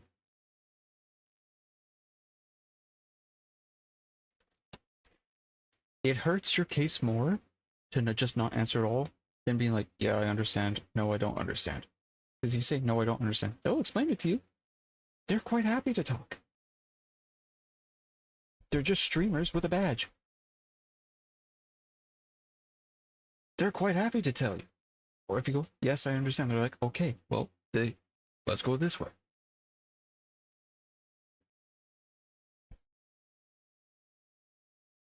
What the fuck is going on, man? This is not. Oh. I'm just concerned about you. I know you don't believe that. But I've had an opportunity to talk to your husband and kind of worried about your circumstances and obviously your children as well. You're sure you don't need medical attention or anything like that?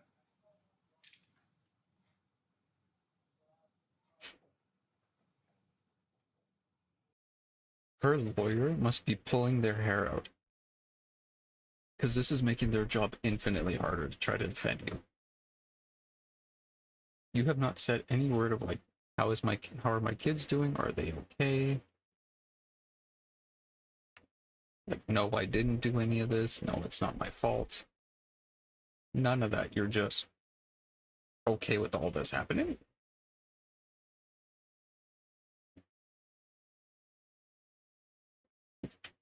This going to court scares any lawyer, I imagine. If this is your client, it's either this or you just tell him, like, yeah, I did it. I'll do it again.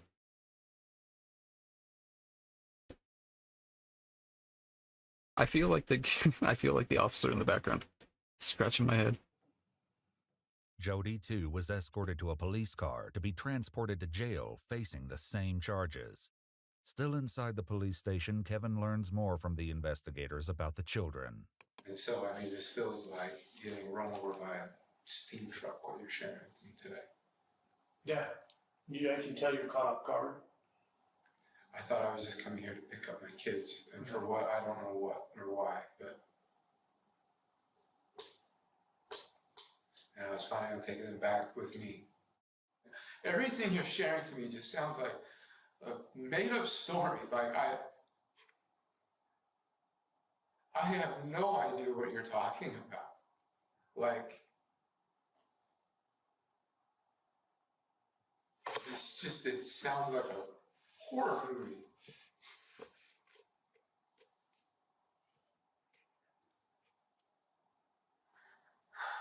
And what you're sharing with me just feels like a sucker punch. I feel responsible. Separate. Yeah? It hurts. I know you're all doing your jobs. And I know you all have the best interest of them. Thank you. Thanks. That means a lot. I just want my kids back. I want my family back. This is back. It was doubtful either. His reaction, that's genuine. He didn't know.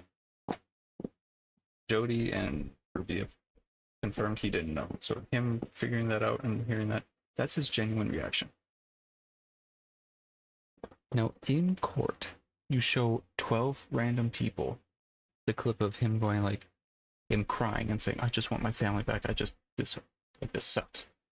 And then you see Ruby and Jody just either not answering questions or being completely dismissive. What do you think the jury's going to go for? The one showing emotion or the one that acts like a robot?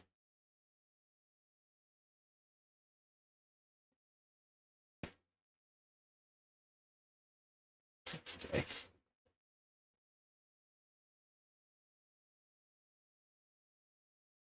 What the salmon cat? What the hell? I know in prison they weren't too happy to be there. I think they showed in this.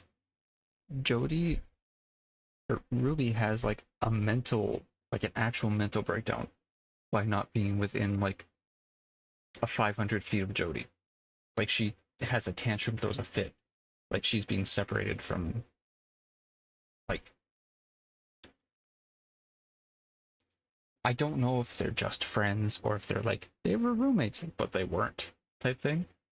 She doesn't act like they're just friends. She acts like she needs to, like a kid holding on to like a support, like a stuffy. Like a safety blanket. Ruby or Jody would be getting out of jail anytime soon. Jody grappled with this through the lens of religion while speaking with a friend she called from the county jail. And I don't know if I'm going to be like some kind of example, but when I get out of here, I have a story to tell, and I am going to try to do everything I can to protect the children, because that's what's happening. Protect the children. I think kids are being Kids are being just horribly abused. Well, I have just been begging him, like, you've got to explain this to me. Like, I cannot logically figure out what's going on here. I mean, I should be here. I haven't done anything wrong. Ruby, too. Based off of them going, she grappled with this through the lens of religion, and her going, I need him to explain. I think she means God. If you're old, you cannot use God as an excuse for you being horrible. That's not how that works. The whole, like, I've been redeemed, I've been forgiven thing. Yes. And then you're supposed to stop what you were doing. That's the idea. Is like, you've been forgiven. Don't do it again. That it's not just an excuse, it's just like, I've been forgiven. I can do whatever I want now. Not how that works.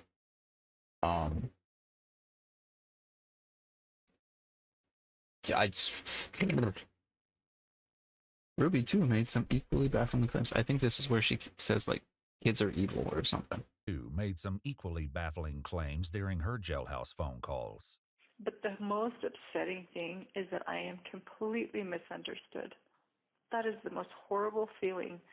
Like my own family misunderstands me, they misinterpret me, and poor Jody, they misinterpret her, they misunderstand her. She puts her neck out on the line for people, and then they get mad at her. I mean, it is just horrendous. It's horrendous. And you know what? Every Joseph Smith, every wonderful man of God has had to be misunderstood. Don't. That's horrible.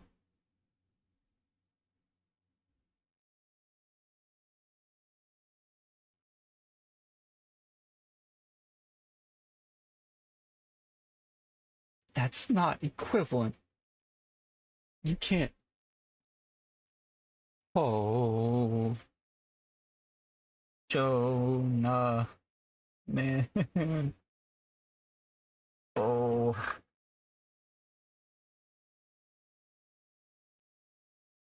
Why is it always the people that say protect the kids and they're the ones hurting the kids? Why is that the thing? If I met Joseph Smith today, I'd be doing crimes.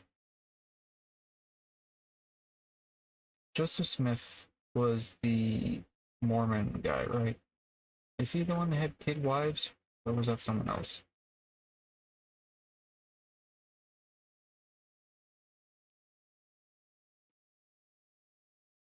I know there's different versions of Mormonism. I believe he is.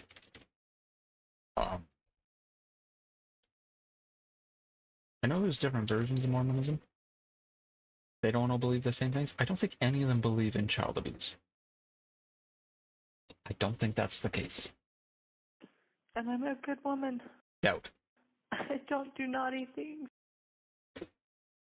Super doubt. This is the right time. Wrong. It wasn't all dark and twisted news, though. In a stroke of luck, the police located Julie and Abby. Shockingly, they were nowhere near the family home in Springville. Rather, they were located more than 20 miles away at a house belonging to Ruby's friend and fellow Connections member. Oh, it's another. Oh, you did? Oh, lovely. Okay. Yeah, pineapple. You get the first hits in, I get the second one. Okay, well, okay, so we start a conga line of haymakers. How about that? Pam. How she'd gotten there, though, remained in question. Pam was handcuffed when the police arrived and agreed to answer some questions while waiting for additional investigators to arrive. While one officer sat with her, You know, Jonah, not all apples have to be rotten to spoil a barrel. just one is bad enough. You know, just one.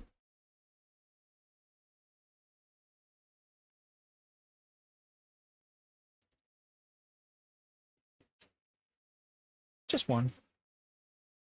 The other took the opportunity to check in with Julie. Do you need medical attention at all? Okay. Is there a reason you're so scared right now? It's us? Okay.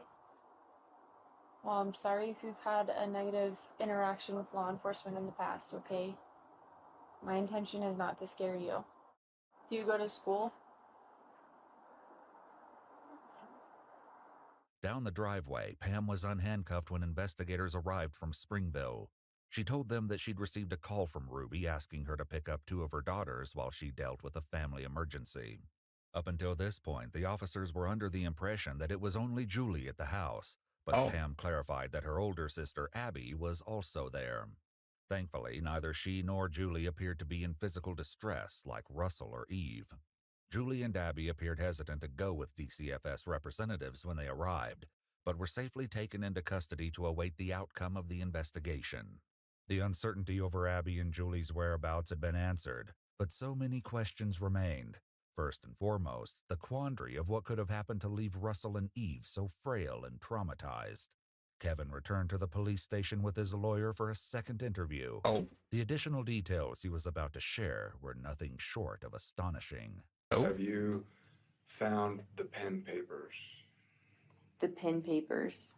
So it described all of the visions and trances and everything that Jody and Ruby went into. How thick would you say it was? It was like 3 inches thick or so. And there were hundreds of pages of written documents. It's something Jody would not want found. Yeah. But she wouldn't want to destroy it. Because we do have Ruby's journal, which is from those dates that you mentioned. These things are going to be so... The stuff she wrote in the pen paper, she would not write in her journal. The stuff she wrote in the pen papers was not intended to be read by anybody until God would decree them to be written as scripture for the whole world to read. What? I believe that's what we have. It wasn't certain whether nothing in the Bible for that. So that's just that's a left field. I believe. Where the fuck is that a ladder in the closet?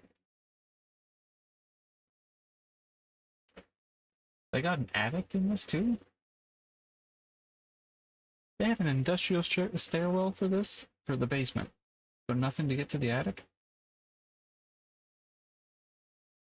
Just a normal pull-down ladder, not like stairs. The torture room is what you wanted to have the nice entrance for? the documents found by the police were actually Ruby's pen papers, or just a journal. Regardless of what they were called, the contents revealed a wealth of heinous secrets. On July 10th, 2022, Ruby wrote, Eve and Russell have been in so much deviant behavior they won't control their bodily functions. I never would have suspected the cold, dead heart Russell has. This is about the 12-year-old. Ruby echoed these sentiments in one of the phone calls she made from jail. Adults have a really hard time understanding that children can be full of evil.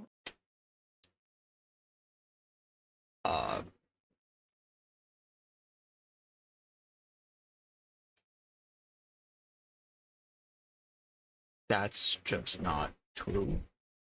Some kids be shitty, but not. And what that takes to fight it. According to the journal, Russell and Eve were locked in closets, made to do physical labor, wall sits, jump on a trampoline, stand out in the rain, and carry heavy boxes up and down the stairs for hours on end. When Eve slipped and fell while carrying the boxes, Ruby accused her of doing so on purpose, and then shaved her head as punishment. And this was just brushing the surface of what the children endured. I've never had a kid quite like Eve, but she does not like to sit and listen. I don't know if that's just her personality and she just needs me to be more strict with her than what was required with some of the other kids, or if she is displaying hyperactivity tendencies. So I'm gonna try to figure that. Maybe assume like the position of don't be more strict, just why is she not listening? How can you help that rather than going straight to more discipline?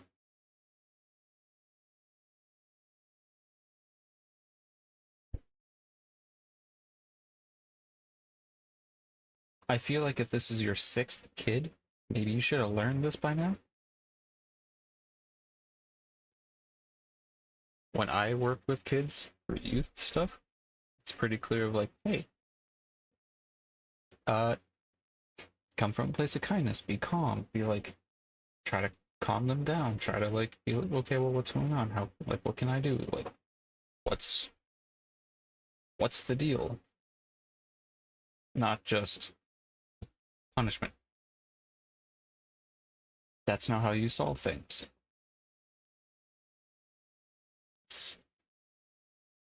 It's either I need to be like give more punishments, be more strict, or hyperactivity stuff. Maybe. Depending on what it is. Take her to a doctor to get tested.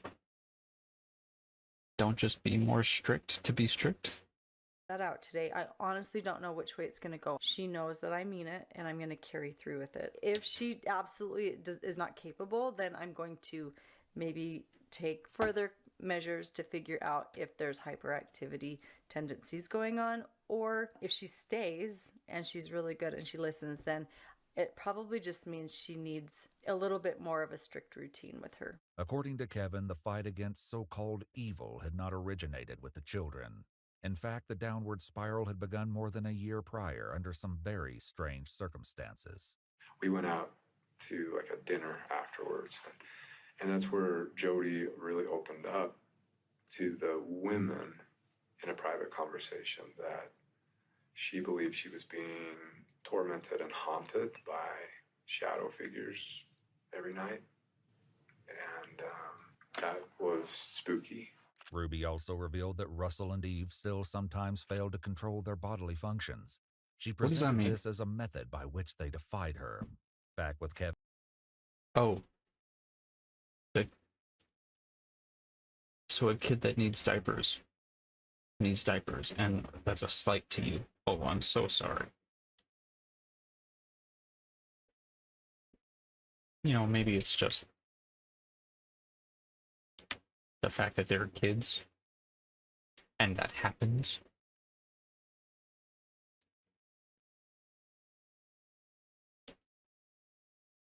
What do you mean? You have 6 kids.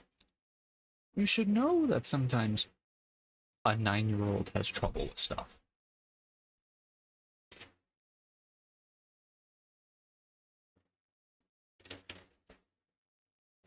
It's not.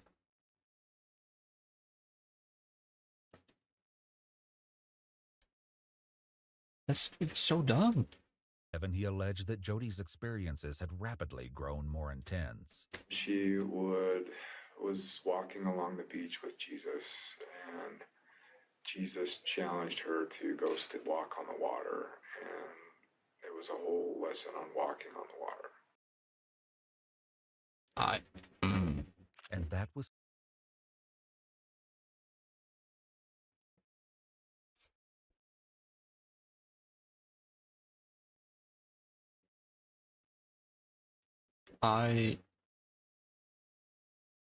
lesson about walking on the water.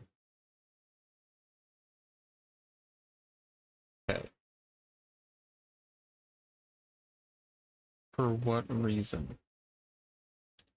We were walking along the beach, challenged to go in the water.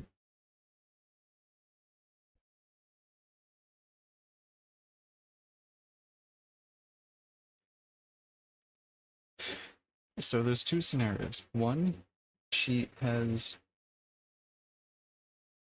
delusional fantasies in which she thinks that she is a very important religious figure, which, given her actions, don't come from anything in the Bible. The second one, or she's lying about her experiences to trick and manipulate more people.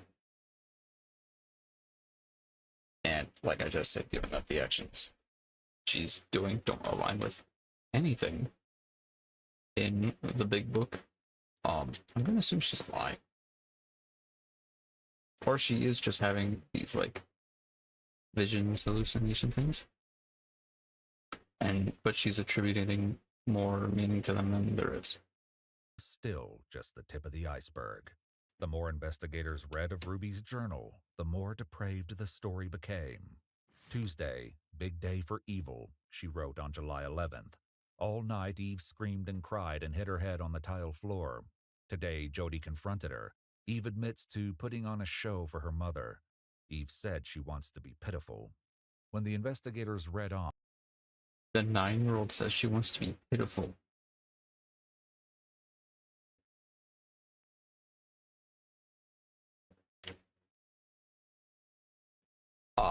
That's not how 9-year-olds talk.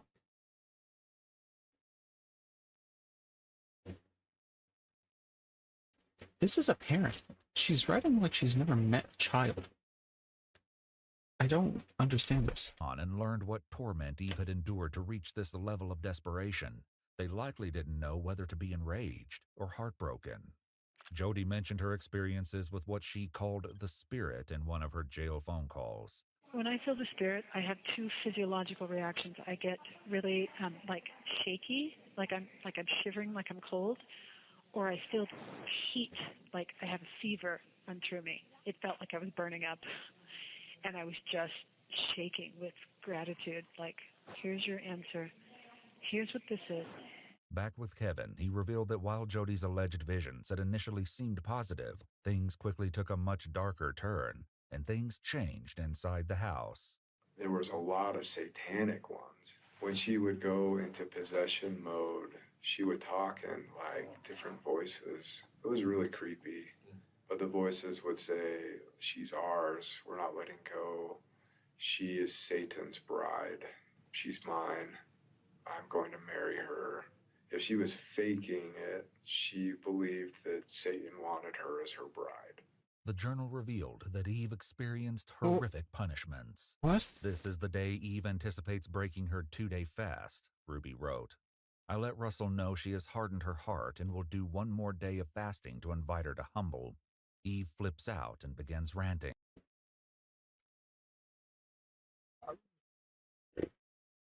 So,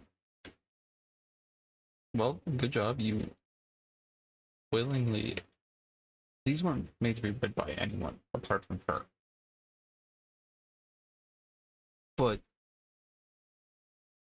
I think this is... One, I don't believe a 9-year-old said she wants to be pitiful. I don't think a 9-year-old knows the word pitiful. I don't believe that at all. So, hearing any of that just feels like Ruby is just speaking to speak. All day, Eve makes rhymes about "my mom starves me" and calls it fasting.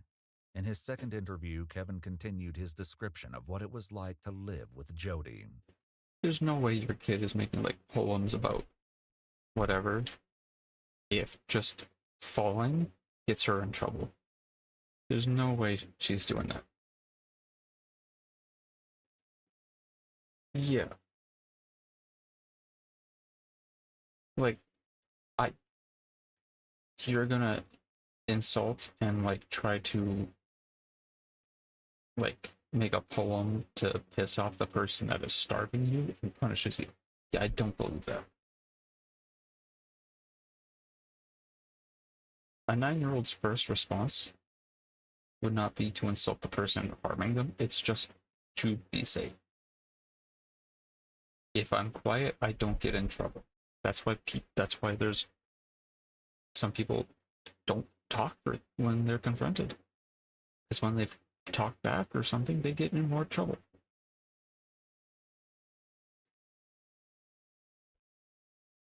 I can't explain some of the stuff that happened while we were there, like crashes in the basement while we were talking upstairs, and plates like in the kitchen just flying off by themselves, like full speed, smashing on the wall and falling to the floor. And I don't have any way to explain it other than there's some crazy going on.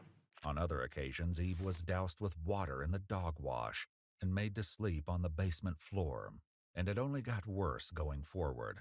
Kevin, too, said that back in 2021, the situation with Jody took a similar downward trajectory as she became increasingly entwined with his family.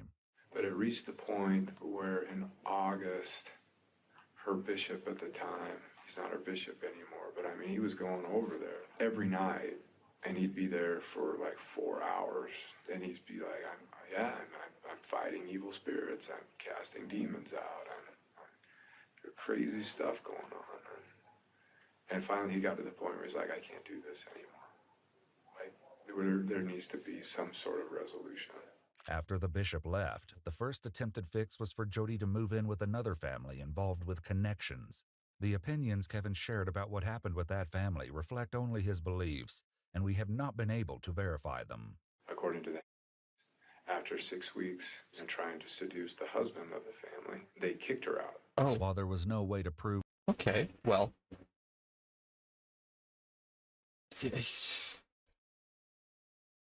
So, Jonah, do you believe Jody tried to seduce the husband of the family? Even current, perhaps?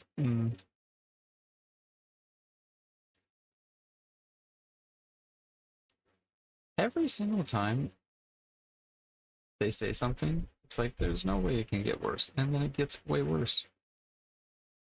Just prove that Jody had been held against her will. The police knew for a fact that Russell and Eve had been. Ruby documented one particularly horrific confrontation between Russell and Jody, whom she refers to frequently as G-Joe. G-Joe takes Russell on a little walk to the pool, Ruby wrote. She talks on how Russell has love twisted. G-Joe then pushed Russell into the pool. Meanwhile, Kevin recounted the events after Jody... How does a 12-year-old have love twisted? ...either escaped or was kicked out of the other family's home. It was at that point that they said, why don't you take her up to your house? And I was like, oh, hell no. I don't want this in my house. But I was beaten over the head with it. Like, that's really insensitive. You know, she's done so much to help our family, and you're being selfish, and she has needs, and come on, like, it won't be for long. And so I relented, and I was like, okay. Later in his second interview, Kevin told the police about the drastic changes that took place in the Frankie house after Jody moved in. The moment she showed up in my house, just the weirdest crap started happening. Lights turning on and off, sounds of people walking in walls, and like sounds like footprints going up walls and across the ceiling, and stuff floating around. And I became the resident exorcist. That was the title I came up with myself. I thought it was kind of funny. Whenever she started to like go into a trance and go into possession, which started to be a lot. And Ruby would go up and check on her. It started like every 4 hours at night, and then it moved every 2 hours at night, then it moved every hour at night, and then at some point Ruby said, you know what, I'm just going to start sleeping in there. And if I need you, I'll come down and get you. Okay.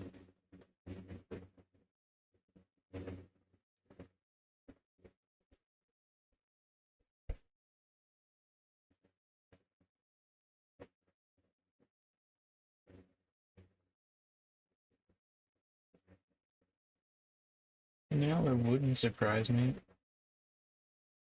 if Jody had something tailing her. But being like, you know what, I'm just gonna sleep up there next to her to check on her. I'm sorry. They ain't just friends.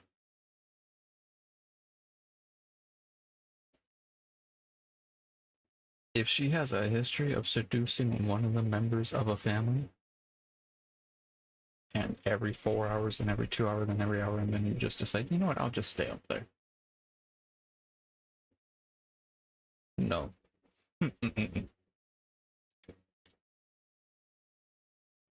That is not cool. Kevin said that Ruby and Jody began sleeping in the same bed. Okay. Yeah. You know. Yeah.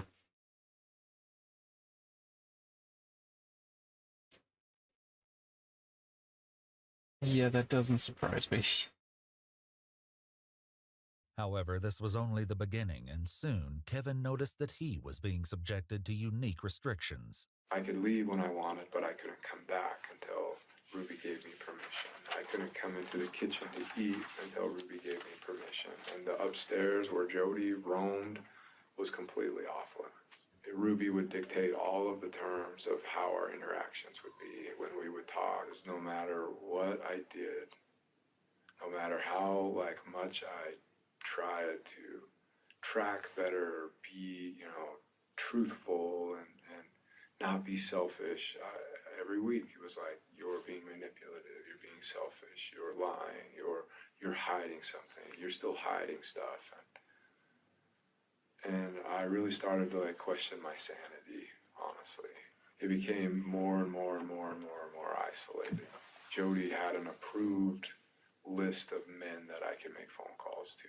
This appeared to be a method Ruby repeated with Russell at Jody's house. Ruby recounted in the journal how she woke one night to find Russell missing, and a note written in pebbles on the balcony which read, "Jail. I will call when I get there." Panicked, Ruby said she and Jody searched the house, then got in their cars and began driving around looking for Russell, which Ruby described as racing the devil. They brought him home. Disturbingly, she went on to describe the concession of letting Russell sleep in a bed and feeding him a full meal the next day as like stitching up a patient knowing you didn't get all the cancer out. Okay, look at me. Don't say help anymore. You just said it. Yeah, so I'm very clear what I'm talking about. Don't say that again. Do you understand? Because next time you won't be smiling on your face. Kevin explained that the situation never improved as everyone tried to appease Jody and Ruby. So I was completely cut off. If I went to my church leaders, I was seeking enablement. If I went to my family, I was seeking enablement. If I went to anybody, I was seeking enablement. I felt trapped. See what I said earlier about Jody and Ruby using cult-like behaviors showing up? And how it was always the man's fault? And how Jody would try to separate the two? You see what I mean? First, no matter what happened, it was always his fault. And how Jody is using religion to push her own beliefs.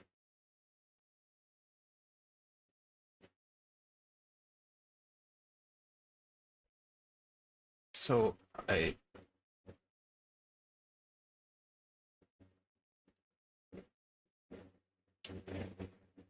come on.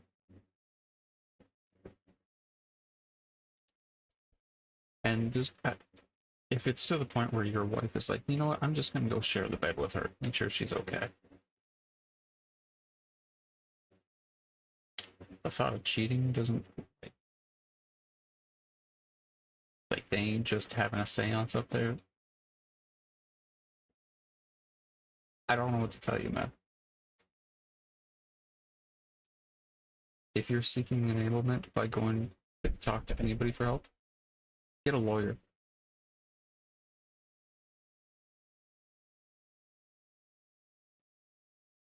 He just sat idly by while all this was happening. He didn't try to stop it.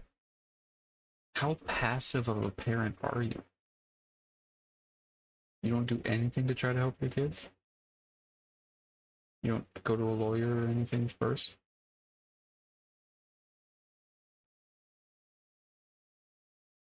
Come on. And that's where I was all the way up until the last week of July when Jody called me one day out of the blue and just said, I don't understand why you're not getting it. While everything the police had learned so far was certainly horrific, they would soon realize that it almost got unimaginably worse for the children.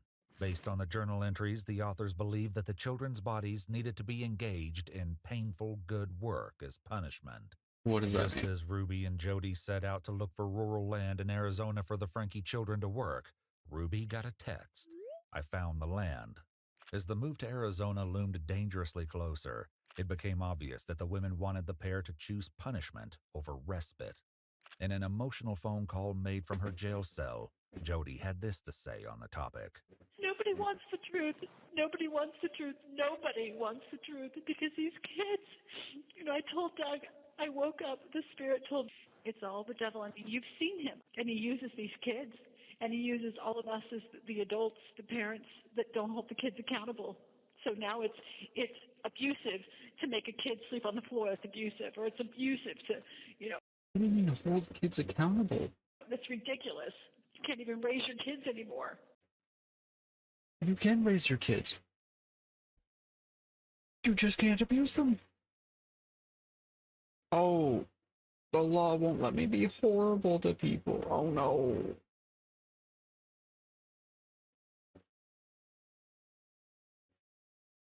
Oh no, I can't. I can't be a horrible person. It's the devil doing it. Huh? What do you mean? What do you mean hold your kids? Hold the kids accountable. What are they doing?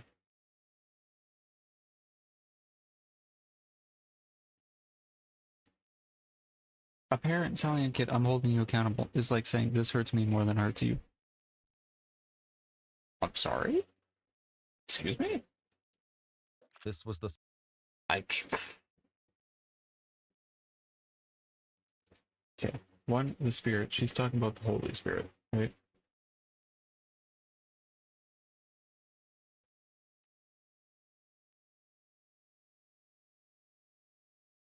Jody had this to say on the topic. Nobody wants the truth.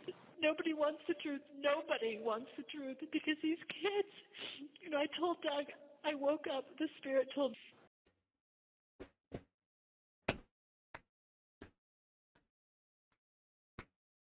Mm-mm. Uh-uh.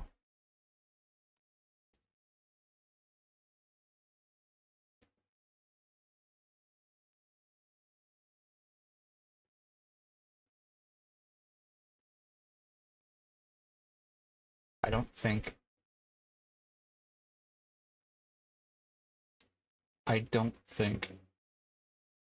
in any way in the Bible you will be told it's all the devil. What's up, Pineapple? You're joining at a super great time. We're almost done this video. We are 48 minutes into a 59-minute video, and we've been live for 4 hours. It's all the devil. I mean, you've seen him, and he uses these kids, and he uses all of us as the adults, the parents that don't hold the kids accountable. Pineapple?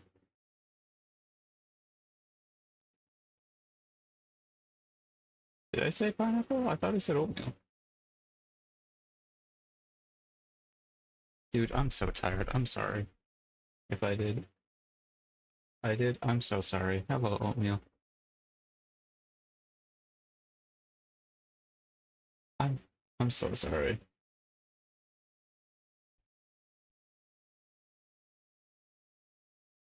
Dude, I went to the big mall we have in the city here. We have new... Oh, Jonah, we never showed off the new 7TV emotes.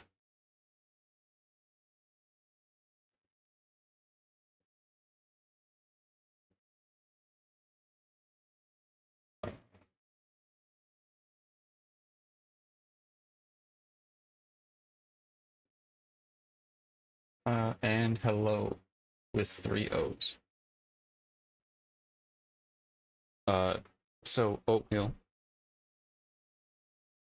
You know how we look at Douyin and stuff in the Discord?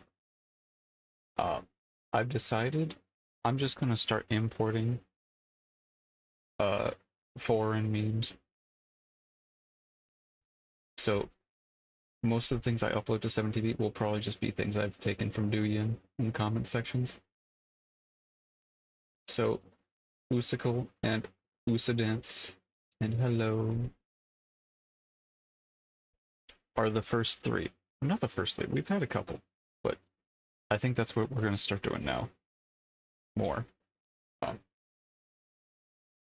For the video we're watching though, currently we're watching the Ruby Frankie, Jody Hildebrand stuff. So it's sensitive content, but they're horrible people, so they're delusional. So now it's Welcome on in. I hope you're having a wonderful. We'll probably be done after this video. The other body cam or the JCS we can watch another time. So abusive to make a kid sleep on the floor. It's abusive, or it's abusive to, that's ridiculous. You can't even raise your kids anymore. This was the sort of stance Jody put forth through her program, Connections. At its peak, her Instagram had over 10,000 followers, leaving the police to wonder just how many other children might have suffered the ramifications of her influence. Later, in the midst of the Donda, what do you think of me pulling an all-nighter for the new GTA update? Don't do it. Go sleep. The update will be there in the morning.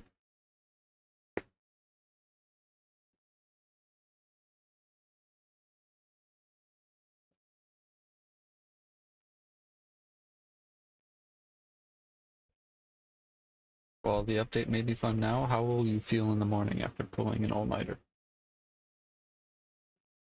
I would say go sleep.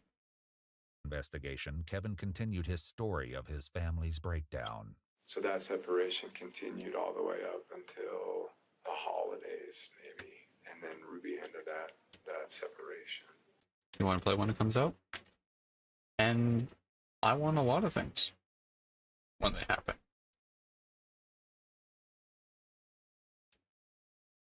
But just because you want something doesn't mean it's good to have it right at that moment.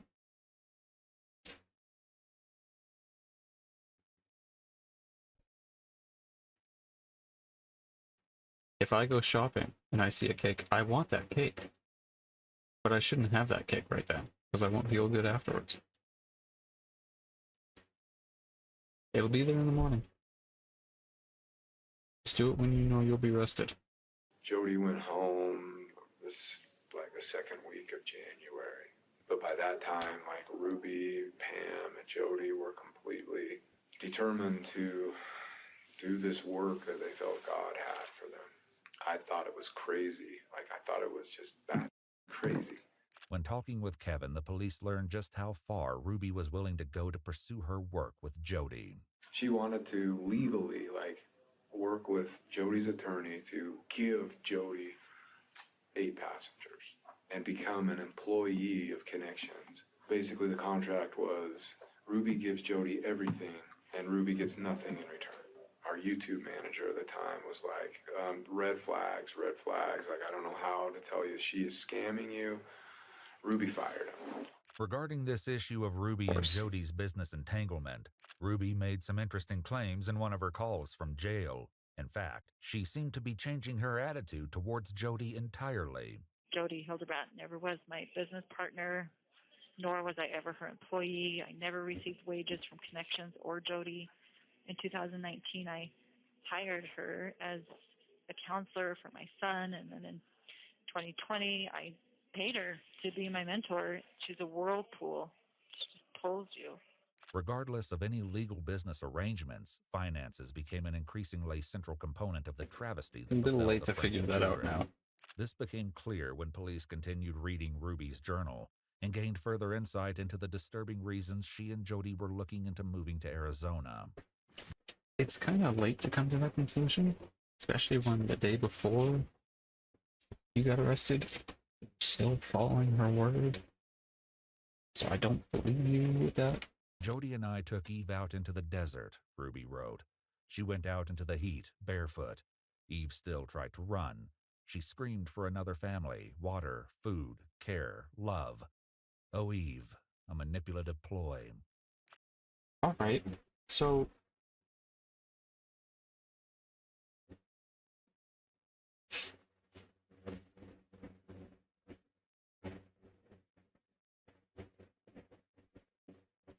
at this point, uh, so in medieval dungeons, right? These dungeons used to have a cell where it was just a hole in the ground, and all the sewage would just drain into that as it would drain out. But first, it would go down to your pit. We should bring those back. Thoughts?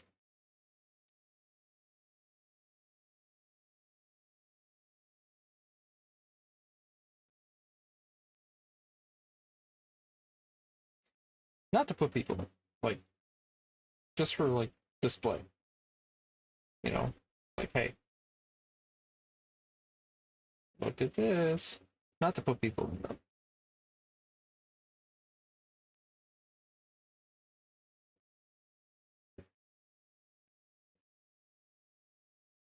I would never think eye for an eye, but, you know, it's... I don't know how you can be a parent and talk like this. Like, even if you're deep in, how you can think like this.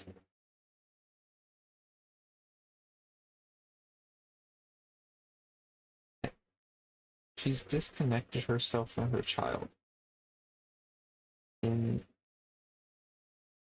such a callous way. Ruby's journal entry about taking Eve to the desert became even more heartbreaking. Apparently, it was only after Eve collapsed on the road exhausted that Ruby took her home, but not for long.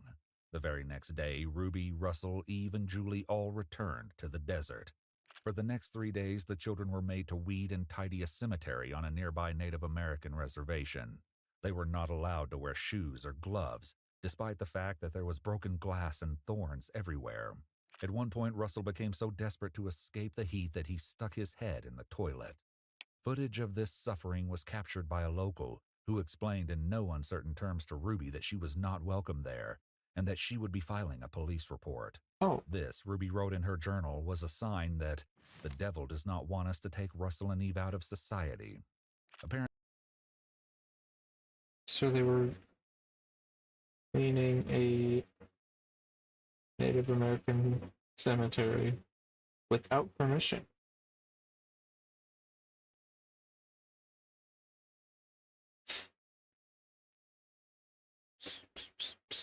Man. Oh my goodness, man.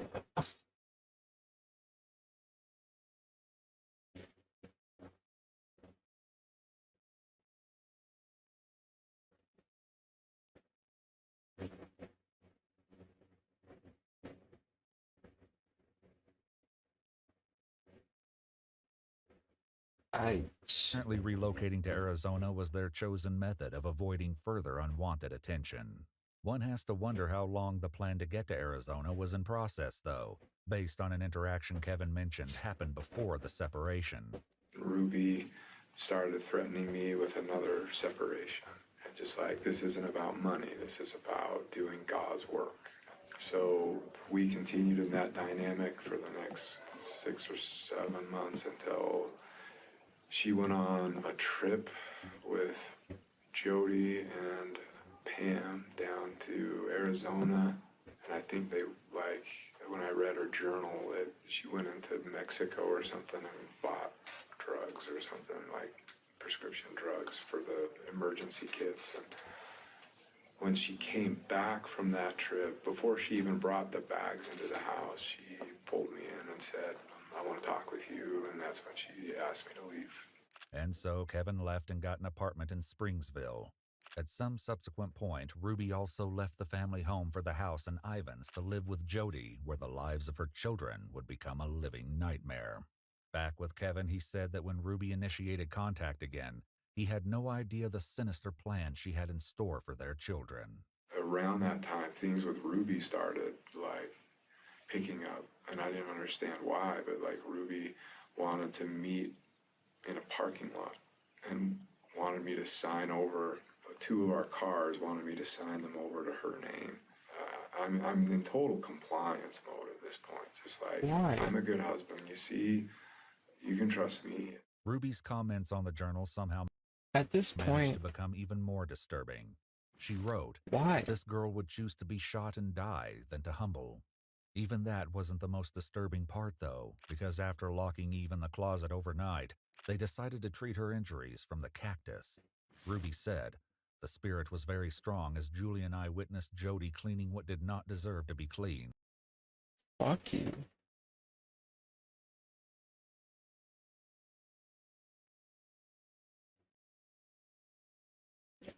Why are you in compliance mode?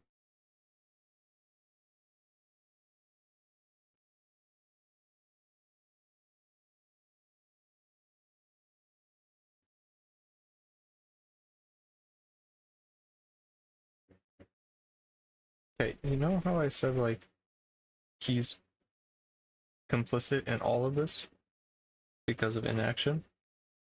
He has done nothing to try and see his kids for over a year. And he's just will do everything. For what reason? Hey, you want to sign over 2 of the cars to me? Sure. No hesitation, no, like, why, no question, no how. Hey, how are the kids? Like, what's going on? Fucking in compliance mode. Kevin continued his story, discussing the moment he found that his family had disappeared to live in Ivan's, leaving their own house empty. But when I returned to the house, everything was packed up, and a neighbor came over and said she asked for the HOA rules and mentioned to him that she wanted to rent the house out, which I was like, are you kidding me? And apparently she wanted to sell the house, but couldn't because my name was on the mortgage. In another jail call, Ruby revealed that the Arizona scheme had gotten further along than anyone yet knew. One shudders to think what could have happened if Russell hadn't escaped before the move. I pulled the money and I have it in a bag. With you? Do the police have it? Well, I don't know what the police took. But the bag was at Jody's house? They can't just take people's money. I mean, that's not right. In a stunning twist, Oh, the that's person not on right. the other end of the phone was none other than Kevin himself. In the days following Ruby's arrest, the pair made several phone calls where Kevin tried to ensure he received custody of the children and secured the money that Ruby had pulled out. Kevin's demeanor towards Ruby in these calls might be unexpected. I am committed to our family. I'm committed to you and our marriage, no matter what happens. What do you mean? Why?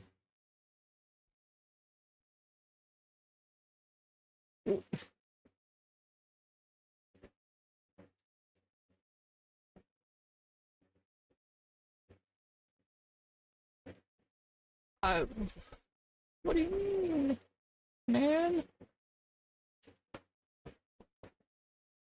My ear. Oh. I will be here to support you in any way that I can. Well, thank you for stepping up. During this, I want to punch both of them.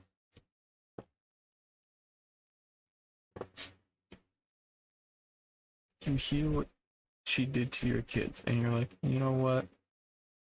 I still love you.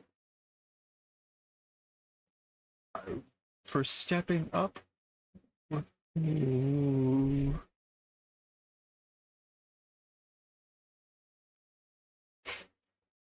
You ever just hear something, you gotta like sit for a second? Just be mad. If I go quiet during these videos, that's what I'm doing.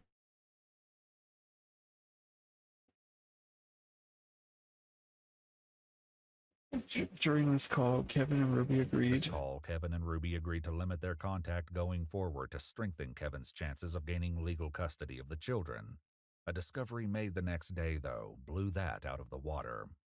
The bag's gone. What? The bag is gone. What? What? There's no bag. The only thing more shocking than the bag's disappearance was where Ruby had gotten the funds in the first place. Kevin and his lawyer revealed the source of the missing $85,000 while speaking with police. Wow. That money, she cleaned out their bank accounts. The kids' savings accounts. Yeah, and yours too, your joint account. Yeah. That's where that money came from. Mm-hmm. So I don't know if you can have, or if I need to have a discussion with the county attorney. Kevin would kind of like his kids' money back.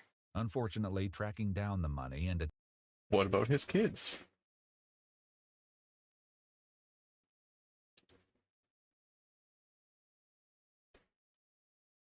Is the kids not, like, more important than the money?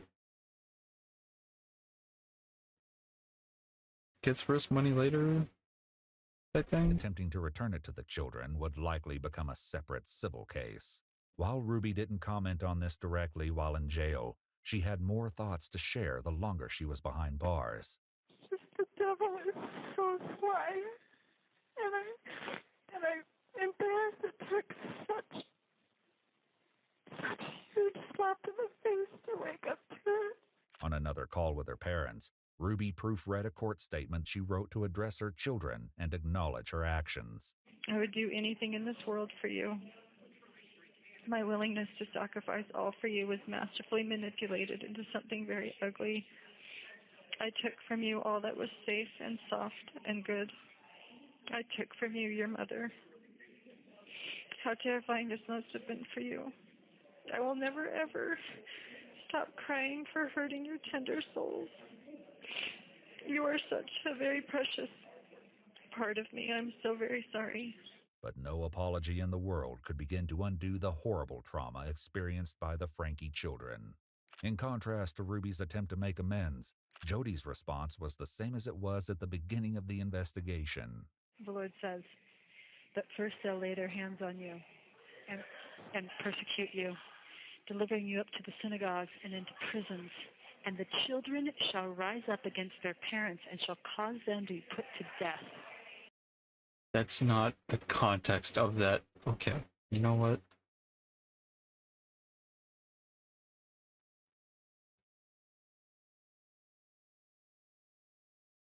It's not how... Okay. That statement right there is what's going on with me. Oh. The children shall rise up and put their parents to death.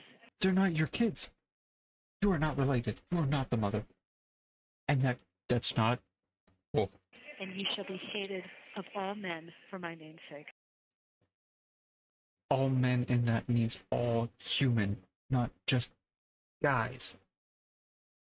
Oh. Oh. Oh. Ultimately, Ruby and Jody were charged with 6 felony counts of child abuse and neglect each. Rather than go to trial, Ruby and Jody pleaded guilty to 4 counts of child abuse. Though their cases were adjudicated separately, they received the same sentences. On each count, Jody and Ruby were sentenced to serve between 1 and 15 years in prison. I'm sorry? Sentences were to be consecutive, meaning both women could be behind bars for up to 60 years, which could be the rest of their lives. So they could spend anywhere between 4 and 60 years.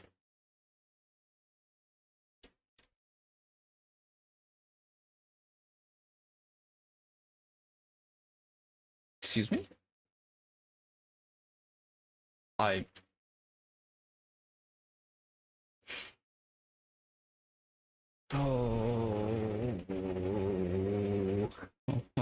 Oh, man. Kevin continues to lobby for custody of his children, who were taken by DCFS and placed in foster care. The Frankie's oldest daughter, Sherry, is writing a book about her upbringing and has requested the public respect the privacy of her younger siblings as they attempt to recover. While their current status is unknown, we can only hope that the Frankie children are at long last experiencing the kindness and gentleness that they deserve. Oh.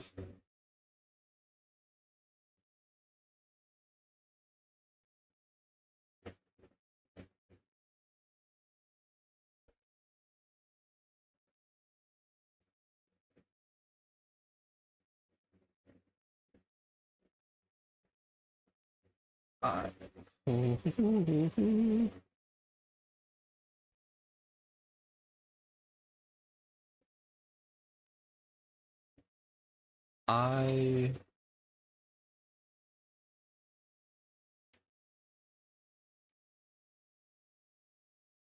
I don't know what to say about that.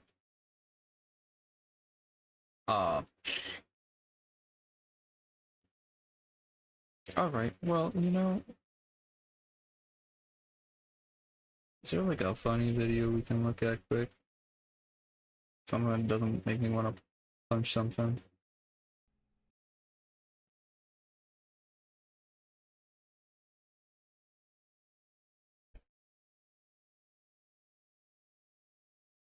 Adam22 calling CoffeeZilla a grifter. Oh, that's... Alright, well...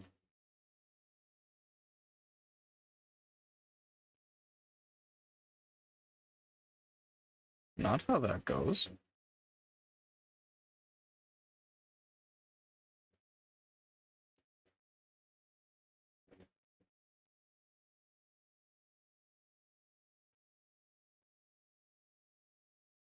You know what? Do we just end it? I think we just end it. What do we think? Were they in the wrong? I think I know the answer, but...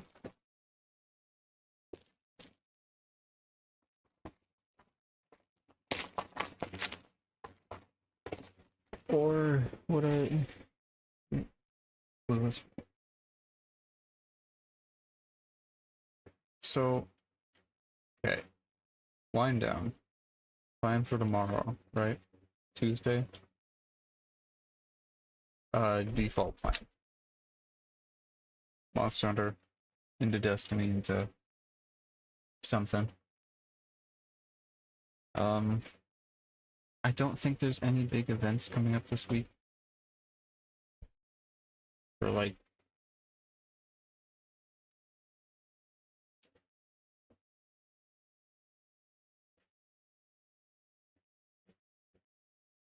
I don't think there's anything this week.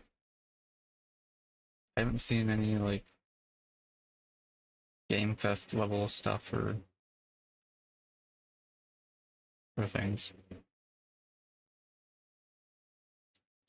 Jonah, I have a question for you. I have two questions for you.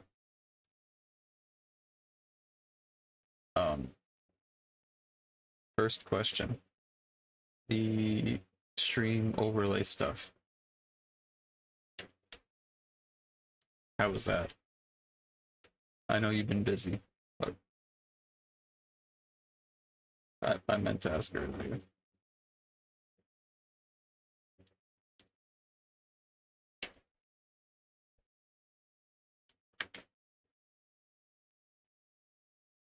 If you haven't started, no worries.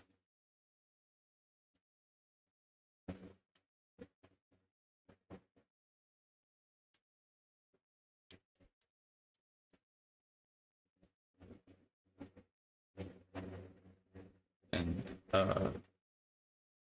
second question. I feel like you're typing right now. Second question. I have but a concept. I'll try to get you some update. That's okay. Take your time. Second question. What do we do about the voice acting stuff? Do we just put... I was thinking of putting out a thing at like end of the month. I don't know what else would beat people up. I don't want to just constantly be like, hey, can you send me stuff?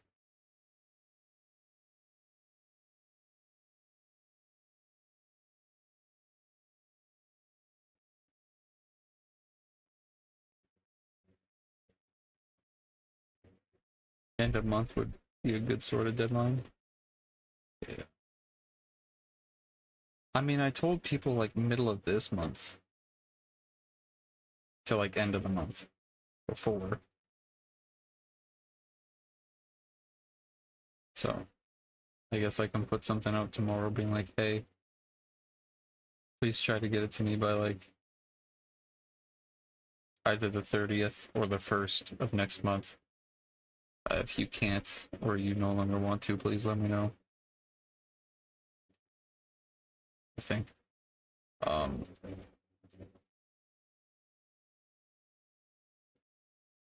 Ads are about to start in like 4 minutes. I'm gonna let the ads play through and then we'll end stream. So we'll try to get a little more of that ad rev.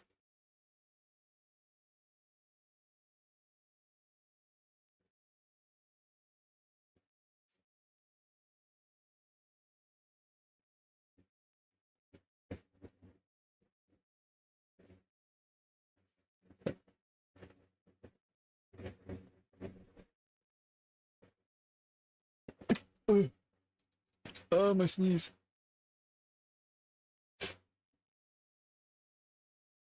And tomorrow should be good.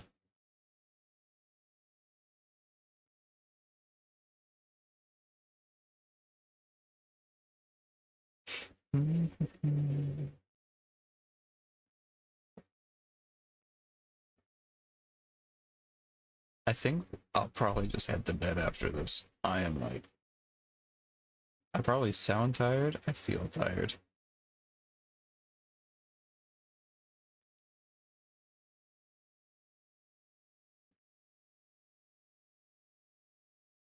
I'm also going to bed after this, yeah. So like, it was a tiring day. It was a good day, right?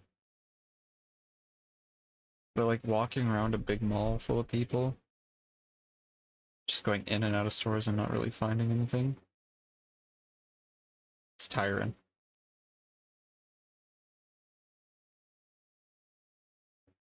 You know?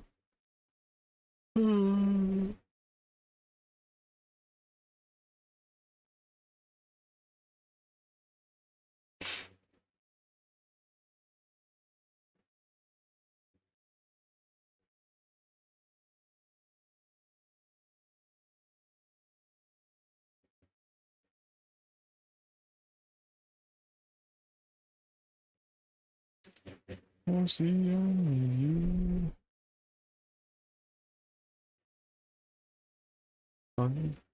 Yeah.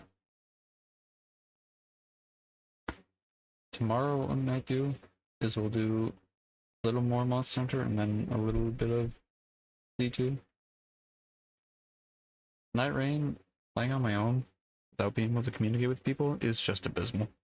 It's no fun for me. So we'll probably just do that when we have someone to do it with. So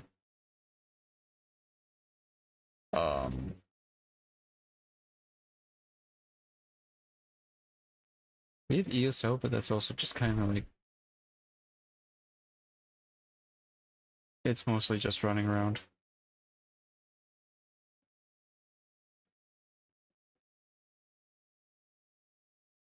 And I don't know what they did. They did some update to ESO. It runs poorly now. So once that's fixed, we'll get back into it, but right now. So chat, I will see you tomorrow. Go eat, go rest, go drink something. Go have fun. Go be nice to people. It's so easy to be nice. Just be nice. Don't be weird. Don't be like Twisty. Don't be like Ruby. Oh, I'll see you all tomorrow. Have a wonderful night.